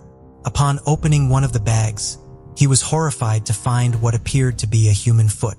When they looked closely inside the bags, they found the dismembered body of a woman wrapped in garbage bags, with the head missing. Now the question arose: who did the freezer belong to and why did they have it? Now the answer to the question of whose freezer it was quite unpredictable. But before revealing the person, was it actually Shannon's remains? Upon examining the body parts, the police made a significant discovery. One of the feet bore a scorpion tattoo, just like Shannon. The evidence was unmistakable. It was indeed Shannon's body in the freezer. Nevertheless, the police required a definitive confirmation. The remains were sent to the coroner's office, but due to the absence of the victim's head, the cause of death could not be determined. Despite this, the authorities were able to confirm Shannon's identity through her fingerprints. However, the police were now faced with the daunting task of unraveling the mystery of how she ended up there and when it happened. During separate interrogations, the Aschenbachs maintained consistent accounts, leading investigators to rule them out as suspects. However, a new individual came into focus, a man named Anthony Gonzalez, reportedly the person responsible for delivering the freezer to the Aschenbachs' residence. Now, once again, another person emerged as a suspect in the unfolding investigation. While some aspects of the case were becoming clearer simultaneously, the emerging details were also making it increasingly complex to pinpoint the killer. Investigators initiated a search for information regarding the new suspect, Anthony Gonzalez. And soon, Anthony was in the interview room with the police. Intriguingly, it didn't take long for the police to discover something that would change the whole course of the case. Additionally, investigators learned that Novoa was now in a relationship with Katrina Layton, with whom he had moved in just 2 weeks after the last confirmed sighting of Shannon. What made the situation even more unsettling was that they had moved into none other than Shannon's own apartment. It was now time to have an extensive conversation with the 2 prime suspects, Arturo Novoa and Katrina Layton. At the same time, the officers had a few questions for another person of interest, Andrew Herman. The police managed to locate Andrew and his girlfriend, Michelle Eilenfeld, conducting an interview with them. However, the specific details of this interview were kept undisclosed for the time being. Rest assured, we will reveal the complete story behind this notorious crime soon enough. Now let's jump straight into the interview with Katrina Layton. At this point, it was becoming clear that the case was centered around a twisted love triangle. Now the police were determined to dig deeper into the relationships, aiming to uncover crucial clues from Katrina's statements that could provide vital insights into the case. Such was Katrina's obsession that made it her involvement in this horrifying act plausible. The police, considering this possibility, now sought to extract a confession from her. They began systematically presenting the evidence they had step by step. Simultaneously, while Katrina was being interviewed, the police had Novoa in another room ready to gather information from him. It was now time to confront him. However, Novoa was not going to give in so easily. In the meantime, the police worked to gather any available information about the two suspects, and they did find some crucial details that shed light on the characters of both Katrina and Novoa. Having learned this about Novoa, they also uncovered further information regarding Katrina. The police were quite sure by then that Katrina hated Shannon and had something to do with the murder too. However, she was yet to break down. But sooner or later, the police believed Katrina's resolve would crumble. Their attention was primarily on her, although they from time to time gave her a break and spoke with Novoa. They understood that extracting a confession was becoming increasingly complex, although Katrina's statements were gradually becoming inconsistent and unreliable. Finally, when she became certain that the police were aware of the freezer being in her apartment, she admitted to buying it. Her frustration was evident, and it wouldn't be long before she began mentioning things she shouldn't. And that's when the interview went upside down for her. Katrina was living in Shannon's house. She was driving Shannon's car, and she was looking after Shannon's dog. Yet she claimed to know nothing about Shannon's whereabouts. Such contradictions would easily raise suspicions for anyone. As the interview reached a temporary halt with no confessions in sight, the police intensified their evidence collection efforts. During this whole case, Shannon's ex-fiancé, John, emerged as a crucial informant. As mentioned earlier in the video, he had informed police about Novoa burning items in a fire pit, and later, a partially burned bracelet engraved with Shannon's name was discovered where the items had been burned. This revelation strongly suggested Novoa's attempt to destroy Shannon's belongings, possibly to eliminate evidence. To validate this claim, the police decided to approach a man named Steve, whose house served as the location for the bonfire. Investigators interviewed Steve, and he recounted that on March 1, 2017, Novoa had requested permission for a bonfire at his house, a request Steve agreed to. Novoa, along with Andrew Herman, brought Shannon's belongings to throw into the fire. Steve revealed that Novoa had told him about Shannon's supposed betrayal, which was the motivation behind burning her belongings. Police intensified their investigation and reached out to Michelle Eilenfeld, who was Herman's girlfriend. She revealed to police that both Novoa and Katrina had killed Shannon, and it was Herman who had dismembered her. According to Michelle, Katrina's jealousy over Shannon's relationship with Novoa had fueled the crime. It became evident that the entire group of friends had collaborated to conceal Shannon's murder. The police didn't waste much time, and with all the evidence in hand, on September 17, 2017, Novoa was arrested and charged with 1 count of aggravated murder, 1 count of murder, 24 counts of tampering with evidence, obstruction of justice, and 6 counts of abuse of a corpse, along with 3 counts of possession of criminal tools, 3 counts of theft of WIC benefits, 1 count of grand theft auto, and 4 counts of marijuana trafficking. However, Novoa pleaded not guilty. However, on August 8, 2018, the police decided to confront Katrina Layton once more. They reached out to her, offering a deal that guaranteed leniency. No jail time and probation if she cooperated.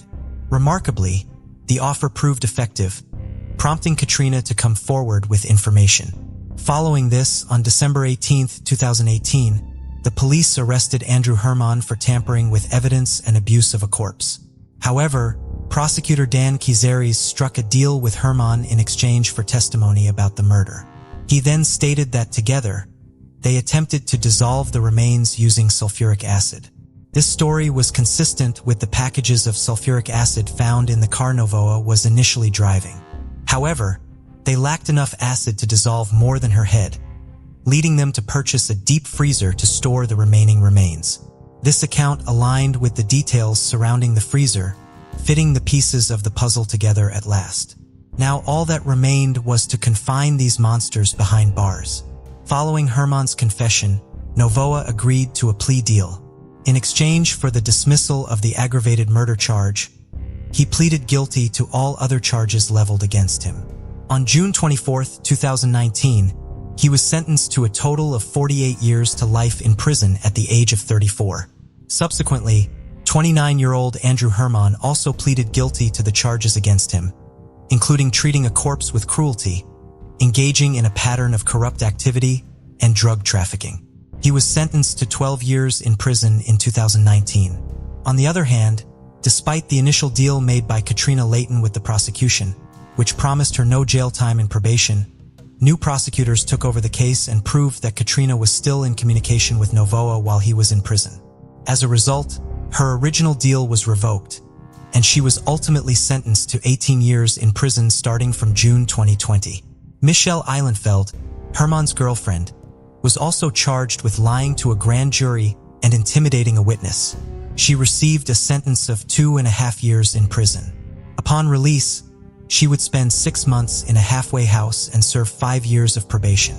On September 30th, 2021, Novoa filed an appeal arguing that his guilty plea should be deemed invalid because he was not informed that a judge could rule for the sentences of each count to be served consecutively. He further contended that the counts were not merged properly, leading to more convictions between them, which was not legally permissible.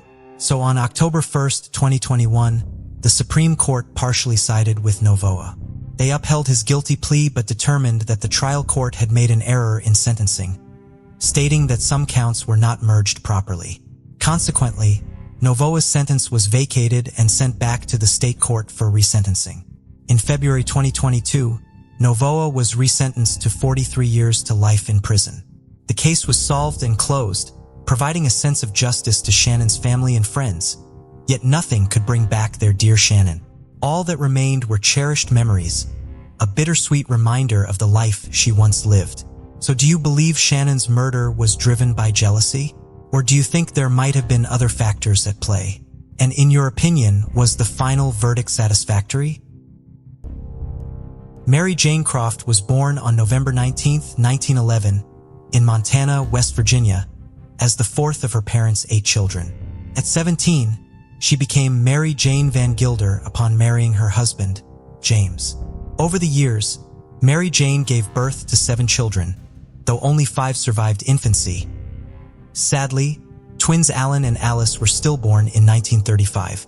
The family resided on a farm along Prickett's Creek, just outside Fairmont, West Virginia. By 1943, the marriage between the Van Gilders seemed to be falling apart. Early that year, Mary Jane left the family home and moved into an apartment above the Fairmont Theater. There have been allegations of abuse from James towards Mary Jane, but verifying these claims is challenging due to the passage of time, making it difficult to ascertain the exact reasons for her departure. Mary Jane worked in Fairmont for about a year before relocating to Ohio, where she lived in both Plymouth and Willard during her time there. In Ohio, Mary Jane was employed at the Wilkins Army Air Force Depot in the town of Shelby, where she worked as a high lift and fork operator. She did not have a car to commute to work, but luckily was able to get rides from co-workers. Mary Jane remained in contact with her children for a time, although that contact was sporadic and gave them little information about why she was living apart from them, or about her life in Ohio. In addition to her letters, she would sometimes send them clothes. On multiple occasions, she also mailed them war bonds she had purchased at branches of the People's Bank around Shelby. These war bonds would be the subject of the last communication she had with her family. In January of 1945, she wrote home to West Virginia asking that all the war bonds be sent back to her. Her family did as she asked. They never heard from her again. Mary Jane filed for divorce from James in February of 1945. Her attorney withdrew this petition in April of 1946 after she failed to appear for court proceedings. James filed divorce papers of his own, and the divorce was granted even without Mary Jane being accounted for. He continued raising his children and later remarried and had additional children with his second wife. He passed away in 1985. Because Mary Jane lived away from her family and wrote to them sporadically, they did not report her missing in 1945. By 1949, however, report her missing in 1945.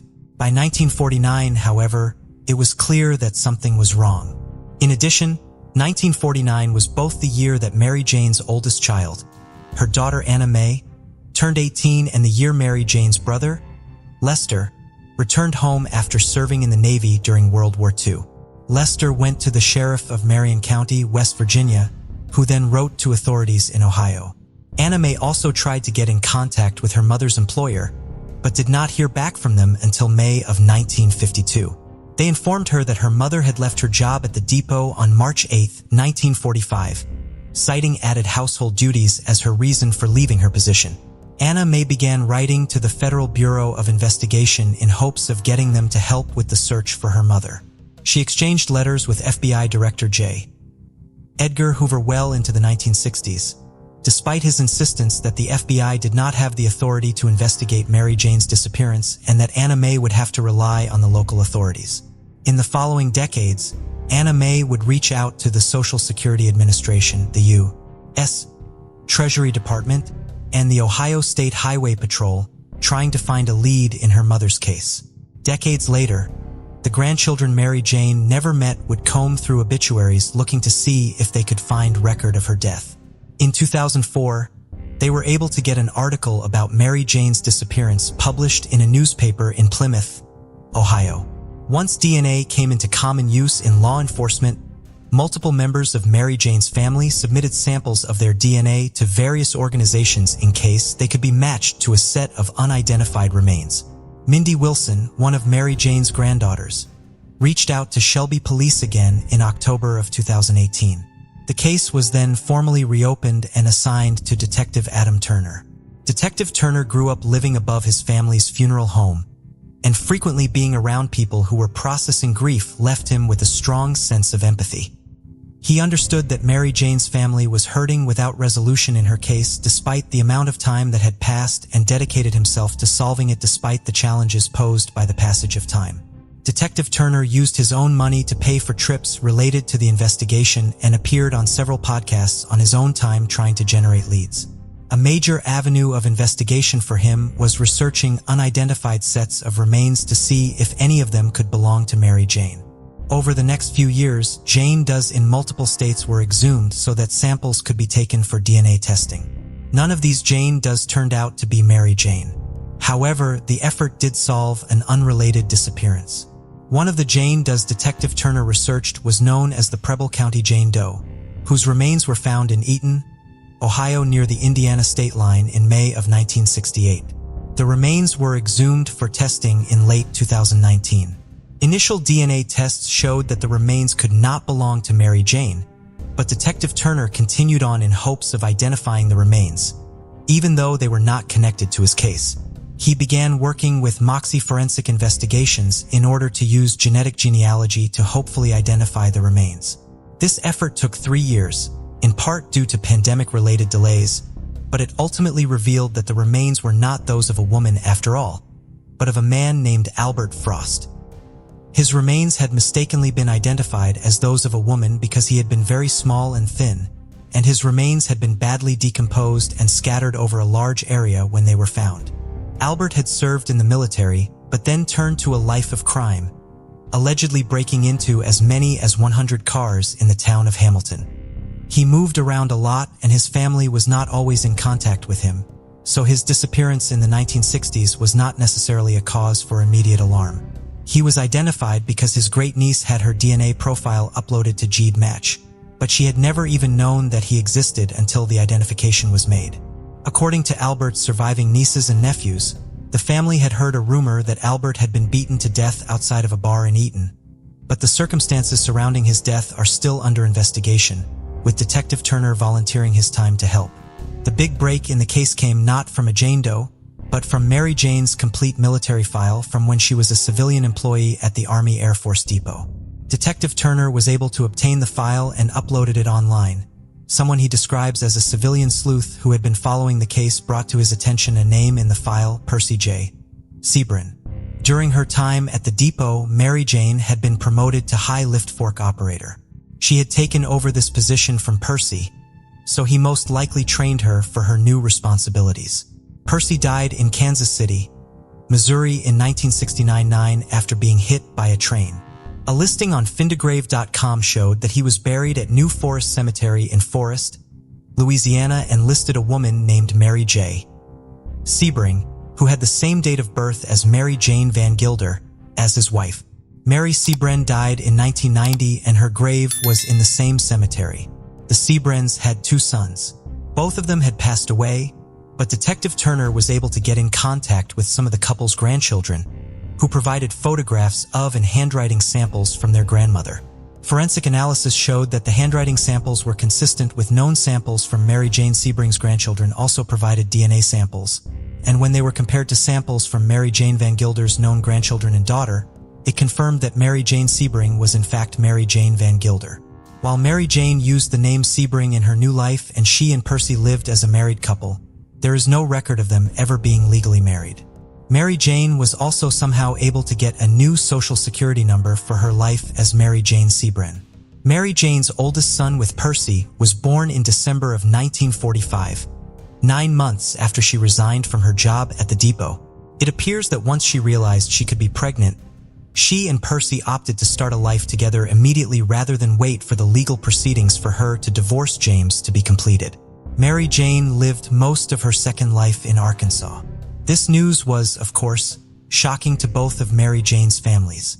The Van Gilder family obviously felt complex emotions over finally having answers, but also knowing that Mary Jane had departed from their lives willingly and never contacted them again.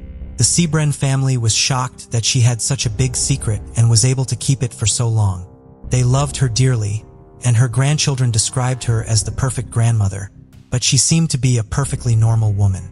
She loved to garden and had a particular love for hydrangeas. She was a great cook and made meals for her family. No one in the Sebren family knew very much about Mary Jane's early life as she did not like to discuss it. When she was dying of colon cancer in 1990, she had told one of her granddaughters that there was something she couldn't tell her and that she could never find out. At the time, her granddaughter had assumed that she was speaking nonsense because she was very ill. In light of this new information about Mary Jane and her 2 lives, however, she now knows how significant this statement was. Mindy Wilson is one of Mary Jane's granddaughters on the Van Gilder side of her family. Mindy was present for the press conference in Ohio announcing the solving of her grandmother's case on February 12, 2024. Prior to coming to Ohio, she traveled from her home in South Carolina to Louisiana to lay flowers on the grave of the grandmother she never got the chance to meet and had spent so much time looking for. Speaking at the press conference, she expressed her gratitude for Detective Turner and his dedication to solving the case. She also tearfully said, "Our family finally has closure.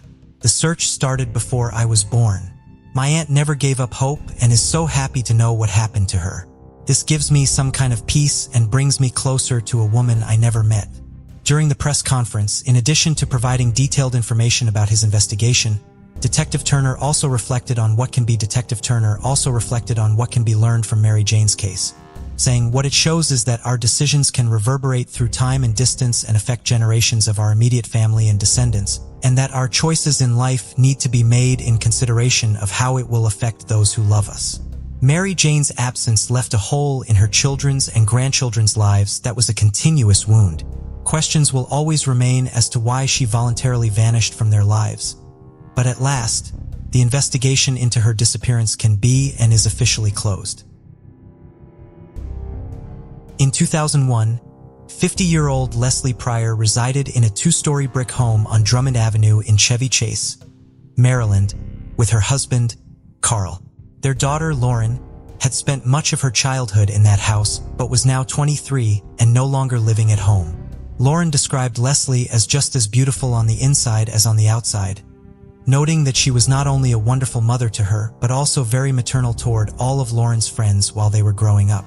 On May 2, 2001, Carl left for work around 7:30 in the morning.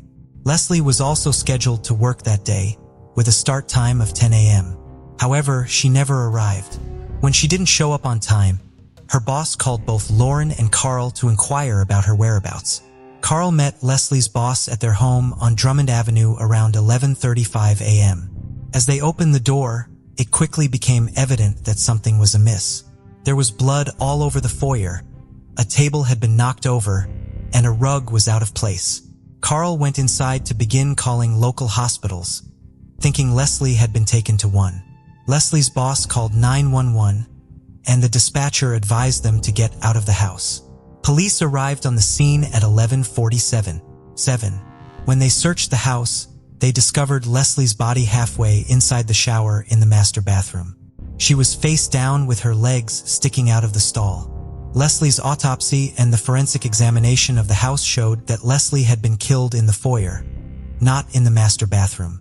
Bruising and hemorrhaging around her neck were consistent with manual strangulation, and bruises on her arms and torso indicated that she had been struck in those spots. She had 7 lacerations to her head with corresponding marks on her skull. These injuries appear to have been inflicted as her head was slammed to the sharp baseboard molding in the foyer. Her killer had attempted to clean the crime scene, and it appeared that he had carried her body up to the shower in order to wash away blood evidence. Simply by virtue of the fact that he was married to the victim, Carl Pryor was initially considered a suspect in Leslie's murder, although no evidence was ever found to tie him to the crime.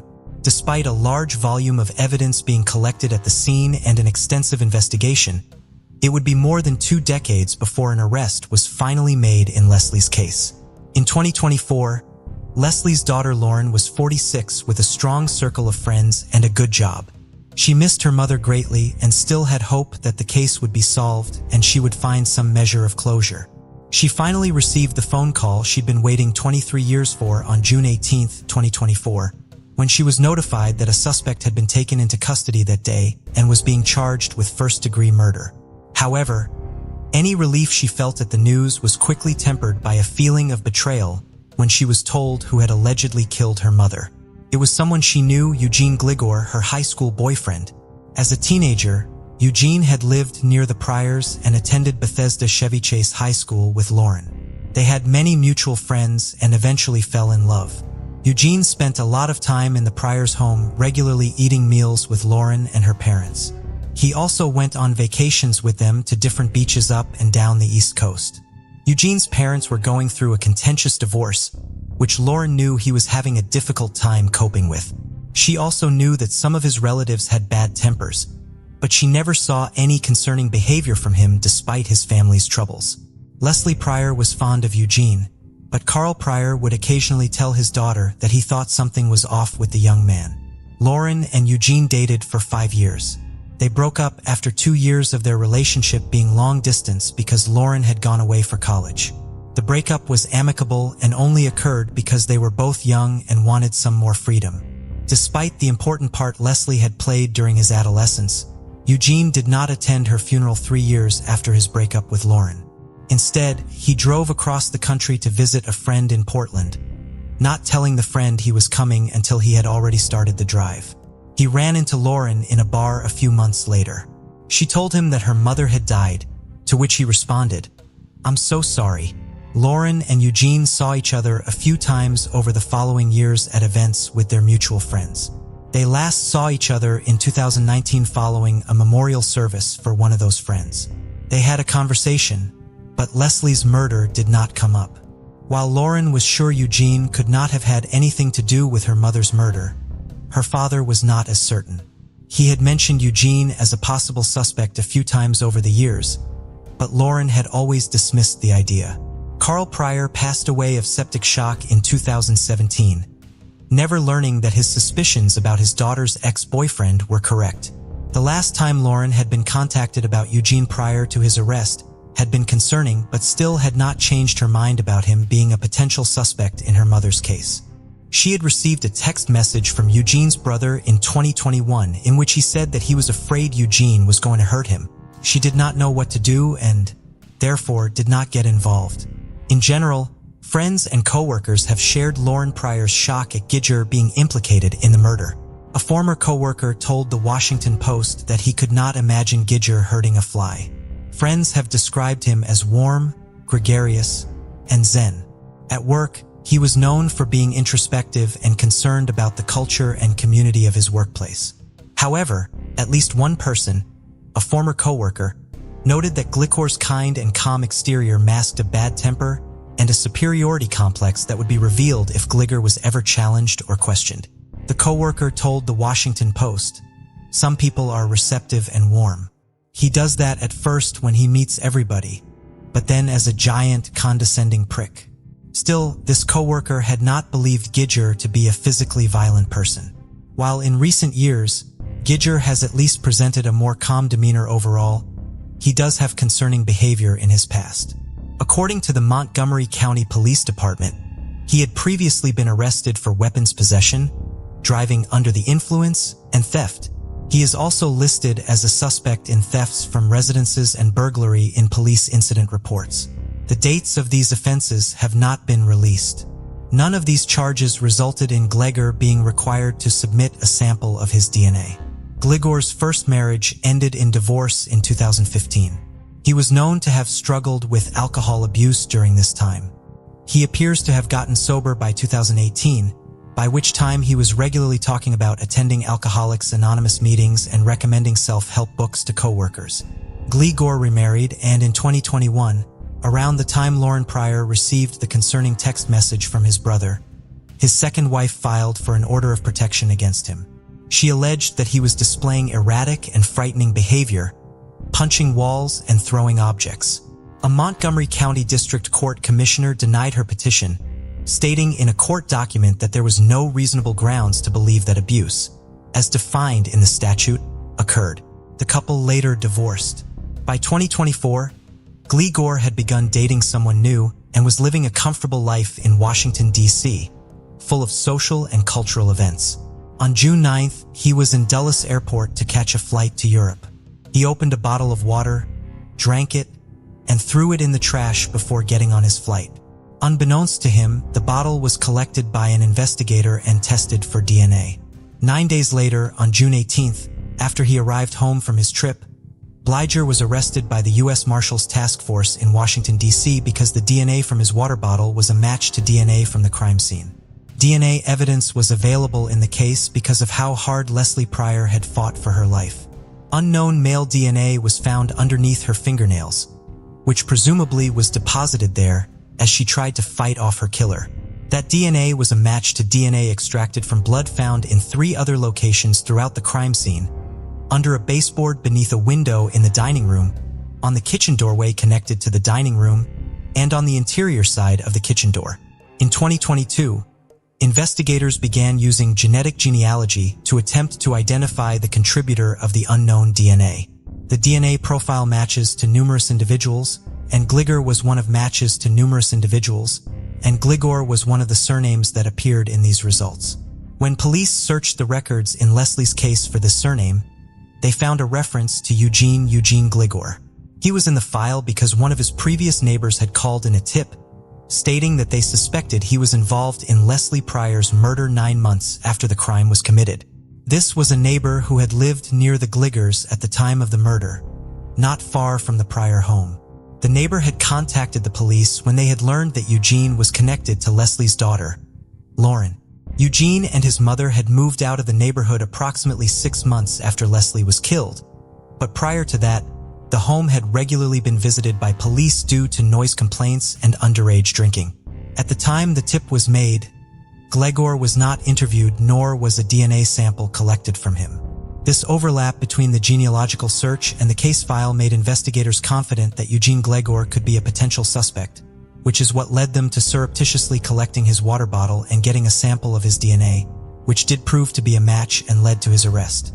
Lauren Pryor was present for Glegor's first court appearance, supported by 2 longtime friends she and Glegor shared. Prior to the court appearance, she told journalist Emily Davies that she wanted to be there because she wanted to see Glegor finally be in court and wished she could give him a piece of her mind. Glegor has waived his right to a bond hearing. He remains in custody without bond because prosecutors consider him to be a flight risk due to his frequent international travel. On December 3, 1998, a woman named Julie Jensen was found dead in her bed by her husband. Initially, the police deemed it a suicide, but subsequent events uncovered a different narrative. Julie was 40 years old at the time of her passing and had been married to her husband, Mark Jensen, since April 14, 1984. Together, they had 2 sons, David, who was 8, and Douglas, who was 3 in 1998. Julie was a stay-at-home mother who had previously studied nursing before starting a family. Originally from Kenosha, Wisconsin, She had 5 brothers, one of whom had died prior to her death. The family resided in Pleasant Prairie, Wisconsin. On the surface, Julie appeared to lead a happy and fulfilling life. She was married to a successful stockbroker, had recently received a promotion, and was the mother of 2 beautiful children. However, in the years leading up to her death, the relationship between Julie and Mark had begun to deteriorate. Very few people knew the true nature of Julie's marriage, and even fewer understood what kind of person Mark was behind closed doors. On the day Julie's body was discovered, a neighbor with whom she was close approached law enforcement with a letter. This letter had been handwritten by Julie and given to the neighbor 2 weeks before her death. The letter stated, quote, "I took this picture and I am writing this on Saturday, November 21st, 98 at 7 a.m. This list was in my husband's business daily planner, not meant for me to see. I don't know what it means, but if anything happens to me, he would be my first suspect. Our relationship has deteriorated to the polite superficial. I know he's never forgiven me for the brief affair I had with that creep 7 years ago. Mark lives for work and the kids. He's an avid surfer of the internet. Anyways, I do not smoke or drink. My mother was an alcoholic, so I limit my drinking to 1 or 2 a week. Mark wants me to drink more with him on the evenings. I would never take my life because of my kids. They are everything to me. I regularly take Tylenol and multivitamins, occasionally OTC stuff for colds, Stantac, or Imodium. I have 1 prescription for migraine tablets, which Mark uses more than I. I pray I'm wrong and nothing happens, but I am suspicious of Mark's behaviors and fear for my early demise. However, I will not leave David and Douglas. For number 14-1380, my life's greatest love, accomplishments, and wish. My 3 Ds, Daddy David Douglas." Experts later compared the letter from past samples of Julie's writing, and they can confirm that she did, in fact, write the letter. This letter was not the only time she had hinted at her husband being the cause if she was ever to be found dead.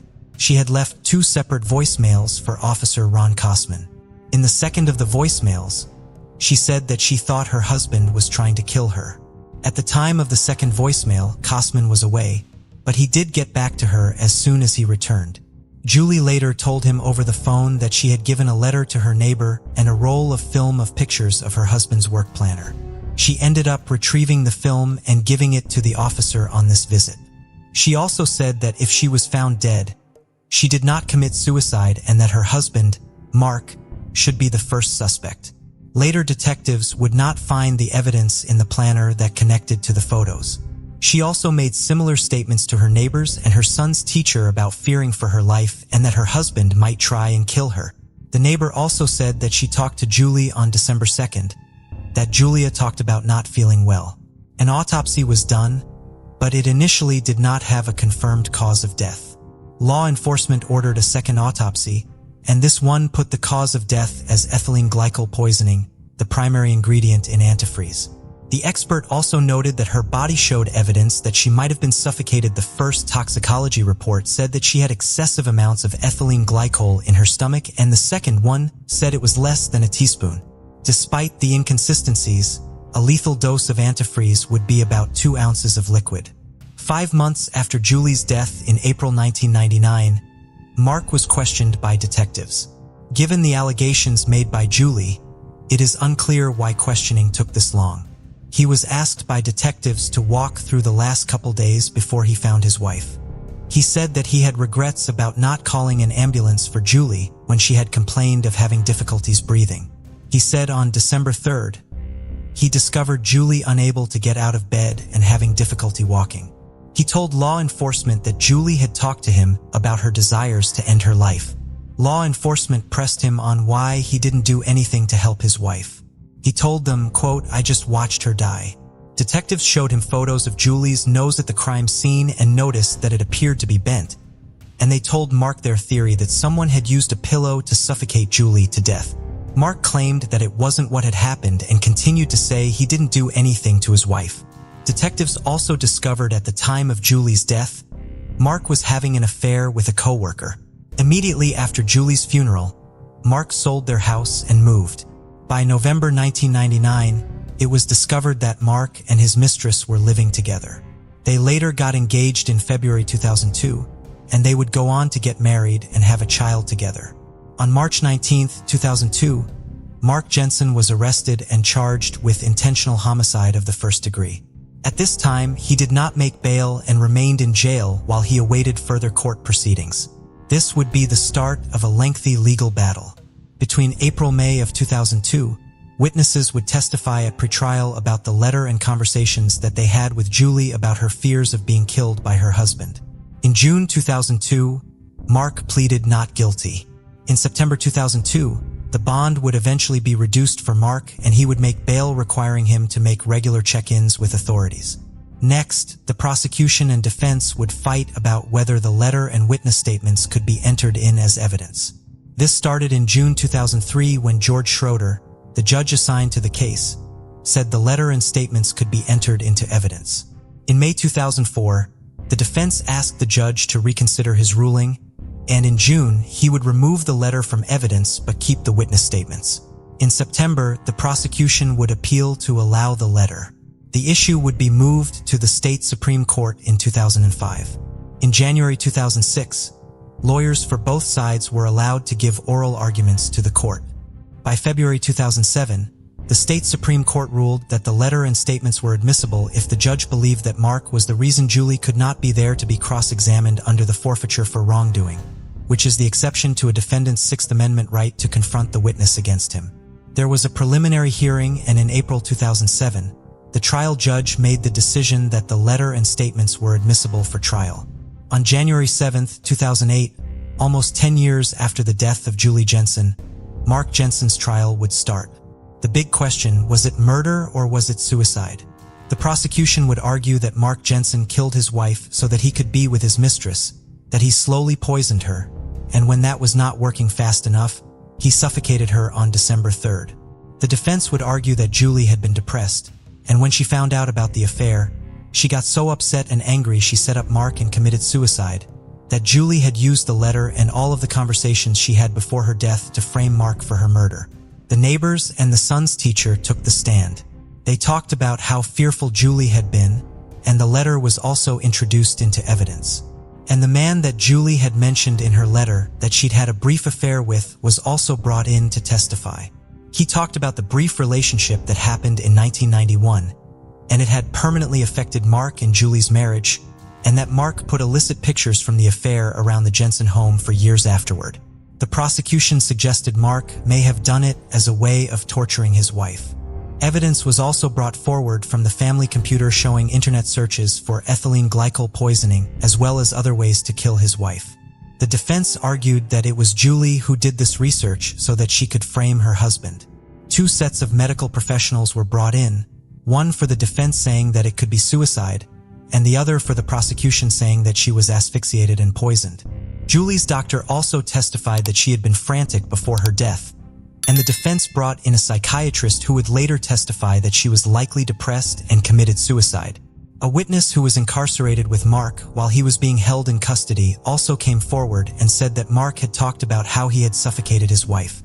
A co-worker of Mark would also testify that Mark was talking about killing his wife. The co-worker had not previously come forward as Mark had been his boss at the time. Mark's new wife was also called to testify. She was called to talk about conversations she had with Mark via email during the months leading up to Julie's death and about their relationship that followed, about Mark's obsession with knowing about past partners and how he could research them online. The prosecution would argue that Mark was quite good with computers. February 19, 2008, the jury started deliberating, and on the 21st, the jury convicted Mark Jensen for the murder of Julie Jensen. A week later, he was sentenced to life in prison without the possibility of parole. In 2009, Mark and his second wife got a divorce. Mark's defense attorneys started working on appeals almost immediately after the trial. They would eventually get some success in 2013 when a judge overturned the conviction and said that Mark must be released within 90 days or a new trial set. The appeal highlighted that Mark's Sixth Amendment right had been violated during his trial, and how the letter should never have been allowed to be brought into evidence, and that Mark did not get a fair trial under the law. By 2015, the Seventh Court of Appeal would uphold the judge's reversal of the conviction, saying that Mark's rights had been violated. The law previously used to allow the letter in as evidence was for if the express intent was to keep a witness from testifying, not if they were the cause of them not being able to testify. At this point, the state made an announcement of its intent to retry Mark Jensen, but in 2017, the judge taking the state's arguments would reinstate his conviction. In 2021, Mark's conviction would be overturned for a second time for the same reasons as in 2015. A second trial would be ordered, and the courts were in agreement that Mark Jensen's rights had been violated over the admission of Julie's letter as evidence. At this time, he was unable to be released as he could not make the hefty bail. This trial started in January 2023, but the letter would not be allowed into evidence this time. Mark Jensen, now 63, could be seen using a hearing device during the trial. Some of the witnesses previously called had passed away since the last trial 15 years earlier. Their statements would be brought in through past trial videos if they did not involve the letter or the statements. So many years had gone by since Julie's death, and the evidence in the case could only get worse with time. The prosecutors and the defense argued similarly to the first trial. His son, David, testified, now 33 years old, and was asked to remember what happened the day of and the days before his mother had died. His now ex-wife also testified at the second trial. Friends and family of Julie also testified to her character and how much she was loved. One of her brothers, Paul Griffin, testified that he suspected Mark from the beginning. The trial concluded and the jury deliberations started on January 31st. By February 1st, 2023, the jury convicted Mark Jensen for the second time for his wife's murder in 1998. Mark listened to the verdict with little emotion and was immediately remanded into custody and escorted from the courtroom. A sentencing hearing has been set for mid-April of this year. Mark Jensen always maintained his innocence. His sons also believe in their father's innocence. Julie's brothers are glad for the outcome, and after all this time, she has justice. After 25 years, multiple appeals, reversals, 2 trials, and a fair trial, Mark Jensen got the same resulted conviction of first-degree murder. Janette Beaver was born in October 1919, along with her twin sister, Grace. Tragically, Grace passed away from diphtheria at a young age, which led Janette's parents to become even more protective of their surviving daughter. Due to her father's army career, Janette moved frequently during her childhood. After he retired from the military, the family established a permanent home outside Portsmouth, Rhode Island. Janette was known for her independence and adventurous spirit. She had a passion for the outdoors and excelled in both artistic and athletic pursuits. By 1961, she had become Janette Sullivan. After a brief marriage during World War II, she married her first husband's close friend, Dennis Sullivan, in 1945. However, she divorced Dennis shortly after the birth of their second child due to years of abuse. By 1961, Janette was a single mother supporting her 2 daughters, 15-year-old Denise and 4-year-old Jean, on her own in Connecticut. Though the family faced financial challenges, Janette was incredibly resourceful. She was a talented seamstress, which allowed her to earn an income while providing her daughters with most of their clothing. In the summer of 1961, Janette took Denise on a road trip out west, leaving Jean behind in Connecticut with her grandparents due to her tendency to get car sick. Denise was thrilled at the prospect of the trip when it was first mentioned and was eager to join, having finished the school year with good grades. Along with Janette and Denise on this trip was a man named Charles Boothroyd. Charles was a widower who had faced many tragedies in his life even before he lost his wife, Dorothy, in 1959. Dorothy and Charles were the parents of 5 children. In 1934, Dorothy had given birth to a set of twins, the couple's 3rd and 4th sons. The 2 boys, August and Axel, were both born with serious medical problems. August died just 2 days after his birth, and Axel only lived for a week. The couple's 5th child and only daughter Lillian was born 2 years later. Their oldest son, Charles, had served in the Navy in post-World War II Europe. Their second-born son, Albert, tried to follow in his older brother's footsteps, but was rejected from the Navy because of his terrible eyesight. He then tried to join the Army instead. Despite finding that he had 2,400 eyesight and was colorblind, the Army accepted him.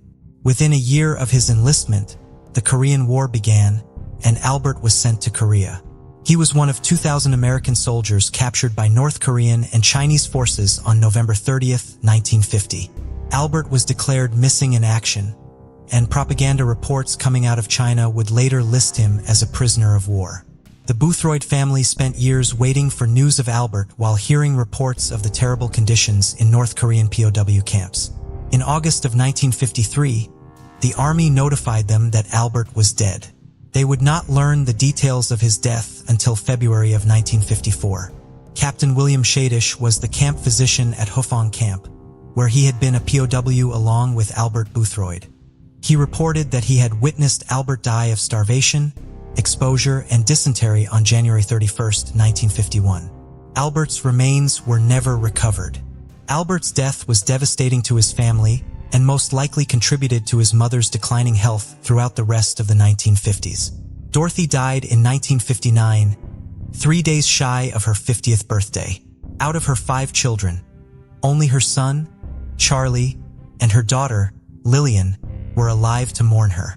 Despite the fact that Charles Boothroyd was more than 10 years older than Janette Sullivan, they had begun seeing each other after meeting at church. Charles soon became a positive figure in Janette's daughters' lives, and his family accepted romance despite the age gap because they felt that he deserved something that made him happy. Charles would later tell Janette's daughter, Jean, that he and her mother had planned to get married once they arrived out west at the end of their road trip.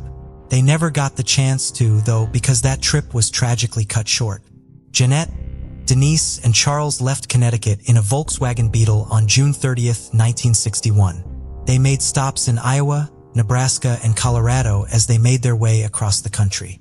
On July 4th, the trio was in Dead Horse Point State Park in Moab, Utah, where they were able to enjoy the sunset. While they were there, they met a man who was friendly towards them and told them facts about local history. After 2 hours, the man left. When Janette, Denise, and Charles were later driving away from the park, they saw the man again, now on the side of the road with the hood of his car up. They pulled over to see if they could help him. Charles got out of the car and walked up to the man, who said he thought he was having generator trouble. Charles went back to his car to get a flashlight, and when he returned, the man pulled a rifle out of his car and pointed it at Charles. When Charles asked him if this was a robbery, the man replied that he guessed it was and asked for their money. Janette Sullivan was furious that the man who they had been so friendly with and they had stopped to help had pulled a gun. She got out of the car as Charles was about to hand over the wallet, which contained all of the money they had left for the remainder of the trip, approximately $250.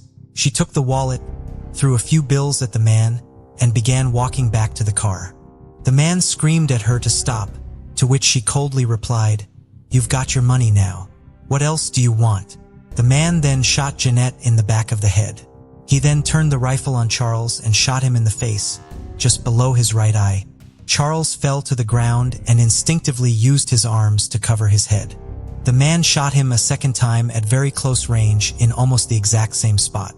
The man dragged Janette's body to the side of the road and began walking back to Charles. If he had tried to move him, he most likely would have realized that Charles was miraculously still alive and shot him again. Luckily, he was distracted by the Volkswagen as it began to move. Denise had jumped from the back of the car into the driver's seat. She was only 15, but Charles had given her some instruction on how cars worked, and he had left the motor running. So Denise did her best to use the car to escape. Charles regained consciousness just in time to see the man get back in his car and drive after the Volkswagen. He tried to stand, but his injuries were too severe and he fell back to the ground. Just a few minutes later, an oil rig foreman named Leonard Brown was driving down the road when another car raced past him, traveling in the opposite direction. A few 100 yards down the road, he passed a Volkswagen on the side of the road, but assumed that the other car he had just seen would have stopped to help if someone needed assistance. Then, less than a mile after that, he discovered Charles Boothroyd in the road, covered in blood. Leonard luckily had a radio telephone in his car for work, and he was able to radio his company's office to ask them to call for help. Leonard then got Janette, who was alive but unconscious, and Charles into his car in hopes of getting the medical help more quickly. On the way, he flagged down a police car on its way to the scene and the officer gave him an escort as he drove more than 80 miles per hour to the Dr. I.W. Allen Hospital in Moab. Despite his speed, Janette was pronounced dead at the hospital. Charles survived despite his extensive injuries. Denise was nowhere to be found. Charles was able to tell police what had happened leading up to Denise's disappearance. He also gave them a description of the man and said that his name sounded like Oregon. Charles was also able to give them a partial plate number for his vehicle, which helped identify which county the car was registered in. The description of the man and the car were quickly spread amongst members of law enforcement, and roadblocks were soon in place in hopes of finding Janette's killer and hopefully rescuing Denise. It appeared she had not made it very far trying to drive the Volkswagen before her mother's killer forced it off the road. Police presumed that he had forced Denise into his car, potentially into the trunk. Despite a massive manhunt, aerial searches performed by both the Utah Highway Patrol and local volunteer private pilots, and bulletins being sent out to all law enforcement agencies within 500 miles of the crime scene, the killer, the car, and Denise Sullivan were not seen for days. By noon on July 5th, both Charles and Janette's families had been notified about what had happened. Charles's son, Charlie, contacted Janette's parents and assured them he would do everything he could to help find Denise. He and his uncle, Charles's brother, Ernest, drove them more than 20,300 miles from Connecticut to Utah, barely stopping on the long journey, unsure if Charles would still be alive when they got to him. Miraculously, he would survive his serious injuries. The first break in the case came in the form of a phone call that had been made 3 days before the crime. The state employment office contacted the sheriff's office about the call, which it had received on July 1st. It was from a woman asking if they had any record of her husband, who had traveled to Moab the previous week in hopes of finding work and had not contacted her since his departure. She had hoped he had been in contact with them, but he had not. The woman had provided her name, but the person who took the call had not written it down. So when they relayed this conversation to the sheriff's office, all they could remember was that the man's first name was Benny and the surname sounded like Oregon. This immediately connected the call to the manhunt, as Charles Boothroyd had described his assailant's surname in the same way. However, it was recognized for different reasons by a sheriff's deputy who overheard this report being made. One of his best friends was named Abel Aragon, who sometimes went by Benny. The deputy did not believe that Aragon was the killer they were looking for. He was one of the best people he knew. However, this meant that he was always willing to help people. The deputy feared that his friend was missing because he had stopped to help someone, as Charles, Janette, and Denise had done and had been killed. His car matching the description of the car law enforcement was searching for could have been the result of the killer stealing it from him and using it during his next crime. This theory would be proved incorrect on July 7th. Around 10:30 that evening, 2 FBI agents sent from Salt Lake City to help with the investigation were on their way to follow up on a tip. When they came across the car, half the state was looking for a 1955 Ford sedan with license plate number CJ6626. They pulled it over at an intersection in Crescent Junction. The driver stopped but rolled up his window and locked his door. After a brief exchange with one of the agents, in which the agent asked the driver if he were Abel Aragon and the driver questioned if the agent was really with the FBI, the driver reached for something to his right. The agent could not stop him from picking up a .22 caliber pistol and shooting himself in the head. This all occurred near a gas station in the Crescent Junction town store. One FBI agent called out to 2 young men who were working at the time and had come out when they had seen the flashing red lights, telling them to call an ambulance. The other agent called in what had happened on the 2-way radio in their car. The owner of the store, who had been deputized by the sheriff, ran out with a tire iron to break open the passenger side window of the Ford.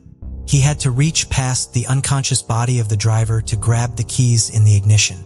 He tossed the keys to one of the FBI agents who used them to open the trunk of the car as quickly as he could, hoping to find Denise Sullivan confined there but alive. There was nothing in the trunk except for Winchester ammunition boxes storing mining and camping gear. There was no sign of Denise. The agents tried to revive the driver so that they could ask him about Denise, but with no luck.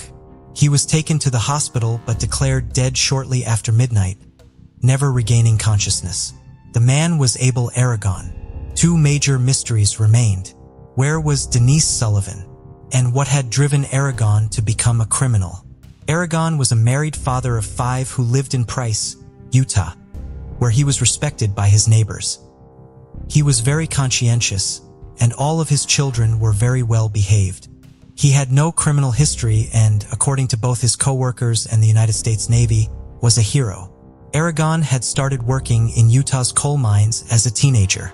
In 1942, at the age of 16, he wanted to join the Marines to serve his country during World War II. He was too young to enlist, so he lied about his date of birth. He was actually born on July 6, 1926, but he listed his birthday as July 29, 1924 on his enlistment paperwork so that he appeared old enough to serve and was accepted. Aragon received the Navy Cross for his heroic behavior in Guam on July 22, 1944. He repeatedly exposed himself to enemy fire over several hours during a mission, completing it despite being injured and losing 6 of the 8 other men who had been fighting with him. He was briefly hospitalized before returning to combat and went on to fight in the Battle of Iwo Jima. After the war ended, Aragon went back to the coal mines. He was working on July 19, 1957 when an accident took the lives of 3 miners. A 4th miner, Mike Milovich, was rescued by a group of miners. One of the rescuers, Harold Wilstead, later died as a result of being exposed to leaking gases and was the only rescuer named in published reports about the incident. However, according to Mike Milovich, Abel Aragon had been one of the men who brought him to safety. Aragon committing robbery, murder, attempted murder, and kidnapping all at once when he had no history of violence or criminal activity was completely shocking to his family and friends. While his crimes were out of character for him, Aragon was under serious stresses at the time, and there were indications that he may have been experiencing mental health struggles leading up to July 4, 1961. In the early 1960s, the coal industry in Utah was on the decline. Aragon was laid off briefly in 1960 but later brought back to work.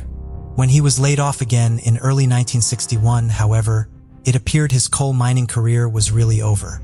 Aragon found some odd jobs and received some unemployment compensation from the state, but was not bringing home enough money to support his family.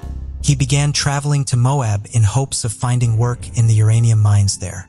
It was around this time that some people began questioning the state of Aragon's mental health. In June of 1961, he met a couple, Genevieve and Lauren Johnson, who owned a peach orchard next to their modest home in Moab. They allowed Aragon to camp out in the orchard while he was in the area looking for work.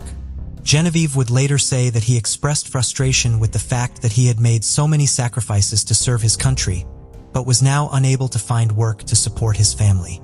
She believed that he had developed some kind of mental problems as the result of his military service. However, neither she nor her husband viewed him as dangerous. We will never know why July 4, 1961 was the day Abel Aragon went from being an upstanding citizen to a violent criminal. While he had been unemployed and in financial trouble for months, several stressors were more immediate to the day of the attack on Janette, Charles, and Denise. His 15th wedding anniversary had been on June 15th, and he was unable to afford to celebrate it. He believed he had finally secured a job in a uranium mine on July 1st, but the offer fell through. His birthday was coming up on July 6th, and he had to face turning 35 and being unable to provide for his family. Instead of celebrating the July 4th with his family, he was 100 miles away in one of the most remote sections of Utah, desperately searching for work to support them. Furthermore, the patriotic holiday may have exacerbated the frustration he felt with the country for allowing a decorated veteran to be without a job. Pondering Aragon's seemingly abrupt decision to turn to crime when all of his legitimate efforts to make money failed is an interesting exercise, but his suicide left investigators with no means of determining his thought process. The more pressing issue they were left with in the wake of his death was, of course, what happened to Denise Sullivan. Authorities treated Denise's case as a kidnapping and operated under the assumption that she was alive and needed to be rescued. This was, of course, the correct view to take because if Denise were alive, she would be counting on their quick action in order to remain so. However, Charles Boothroyd, who had witnessed Abel Aragon's abrupt embrace of violence, was not as optimistic about the young woman's chances of survival. When asked about Denise by a reporter, He said that she couldn't possibly be alive. As devastating as the idea of Denise being dead was, so were many of the possible alternatives. Immediately after she went missing, investigators feared Denise may be injured but not receiving medical care, psychologically tormented by the man who killed her mother, or abandoned alone in the desert without food or water. Later, when he believed any hope of Denise being alive was truly gone, Charles would say that he hoped Denise at least met her death quickly and that she had not suffered. The search for Denise involved multiple law enforcement agencies and dozens of volunteers. Pilots searched from the air and members of the search team on boats dragged the nearby Colorado River. Despite their best efforts, they did not find Denise or her body. A few potential clues were uncovered, but whether or not any of them provide information about Denise's fate remains uncertain. On July 7th, a pair of women's sneakers was found neatly placed along the Colorado River because it appeared they had been placed there deliberately. Police thought perhaps Aragon had put them there to show that he had placed Denise's body in the river. Some reports state that these were, in fact, Denise's shoes. However, this appears to not be the case. The shoes were taken to the hospital where Charles was being treated, and he could not identify them as belonging to Denise. Later examination of the 8mm film Charles had shot throughout the trip confirmed that the shoes Denise had been wearing were red, not black, like the shoes found by the river. Witnesses would later report that they had seen Aragon in the area of Polar Mesa in the 2 days after the murders. A search of the area located the weapon Aragon had used to shoot Janette and Charles, the clothes he had been wearing, and a shovel.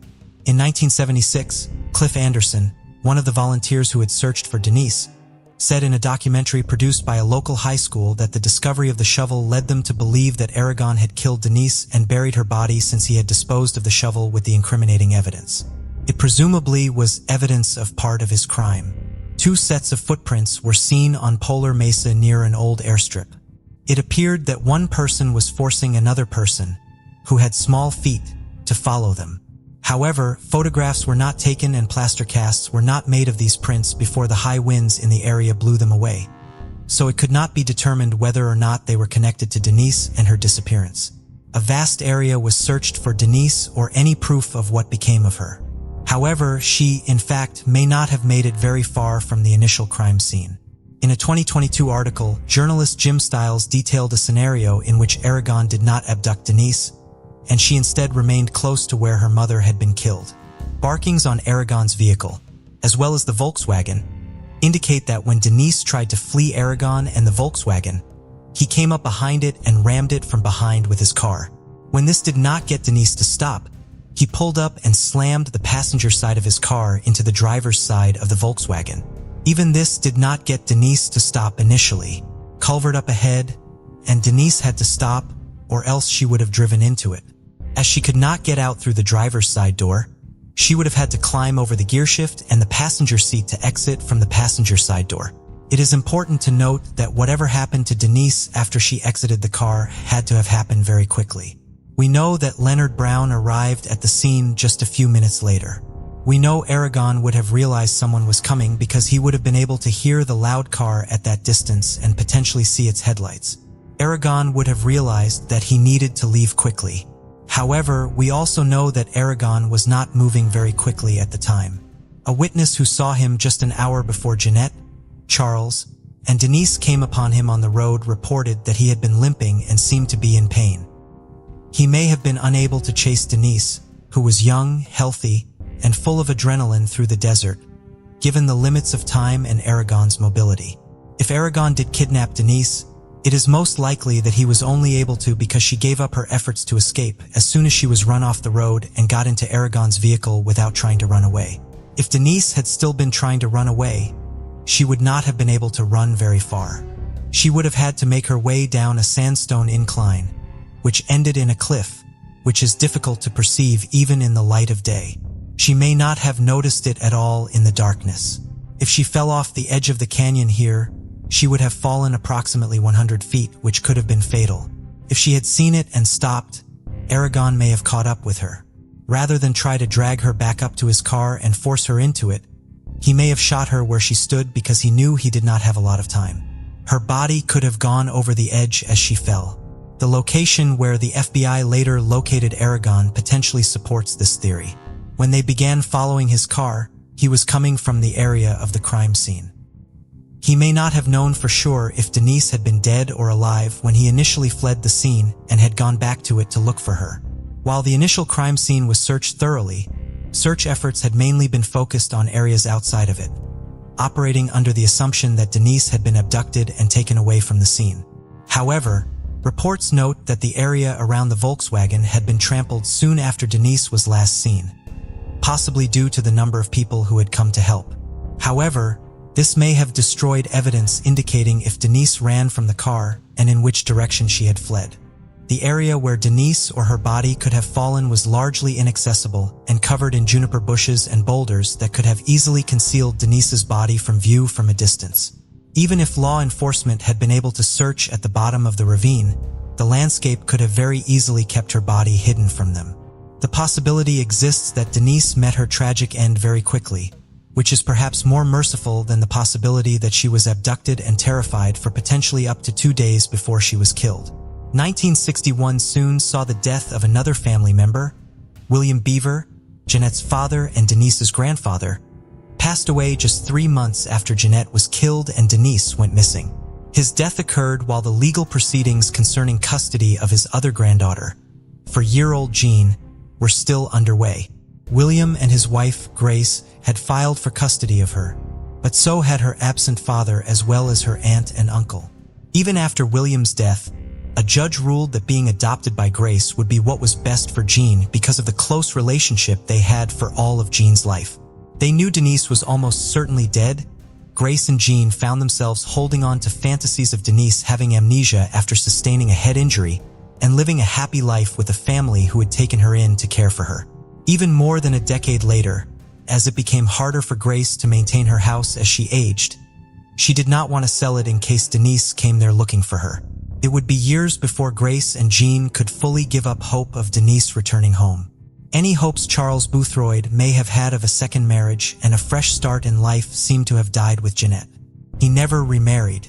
However, he remained active in the life of Janette's younger daughter, Jean. He was always there for Christmas and for her birthdays. Jean was married in 1974, but the marriage soon ended in divorce. Her grandmother, Grace, the only biological family member left in her life, passed away in 1979. When Jean remarried in 1981, she was not without family at the ceremony, however.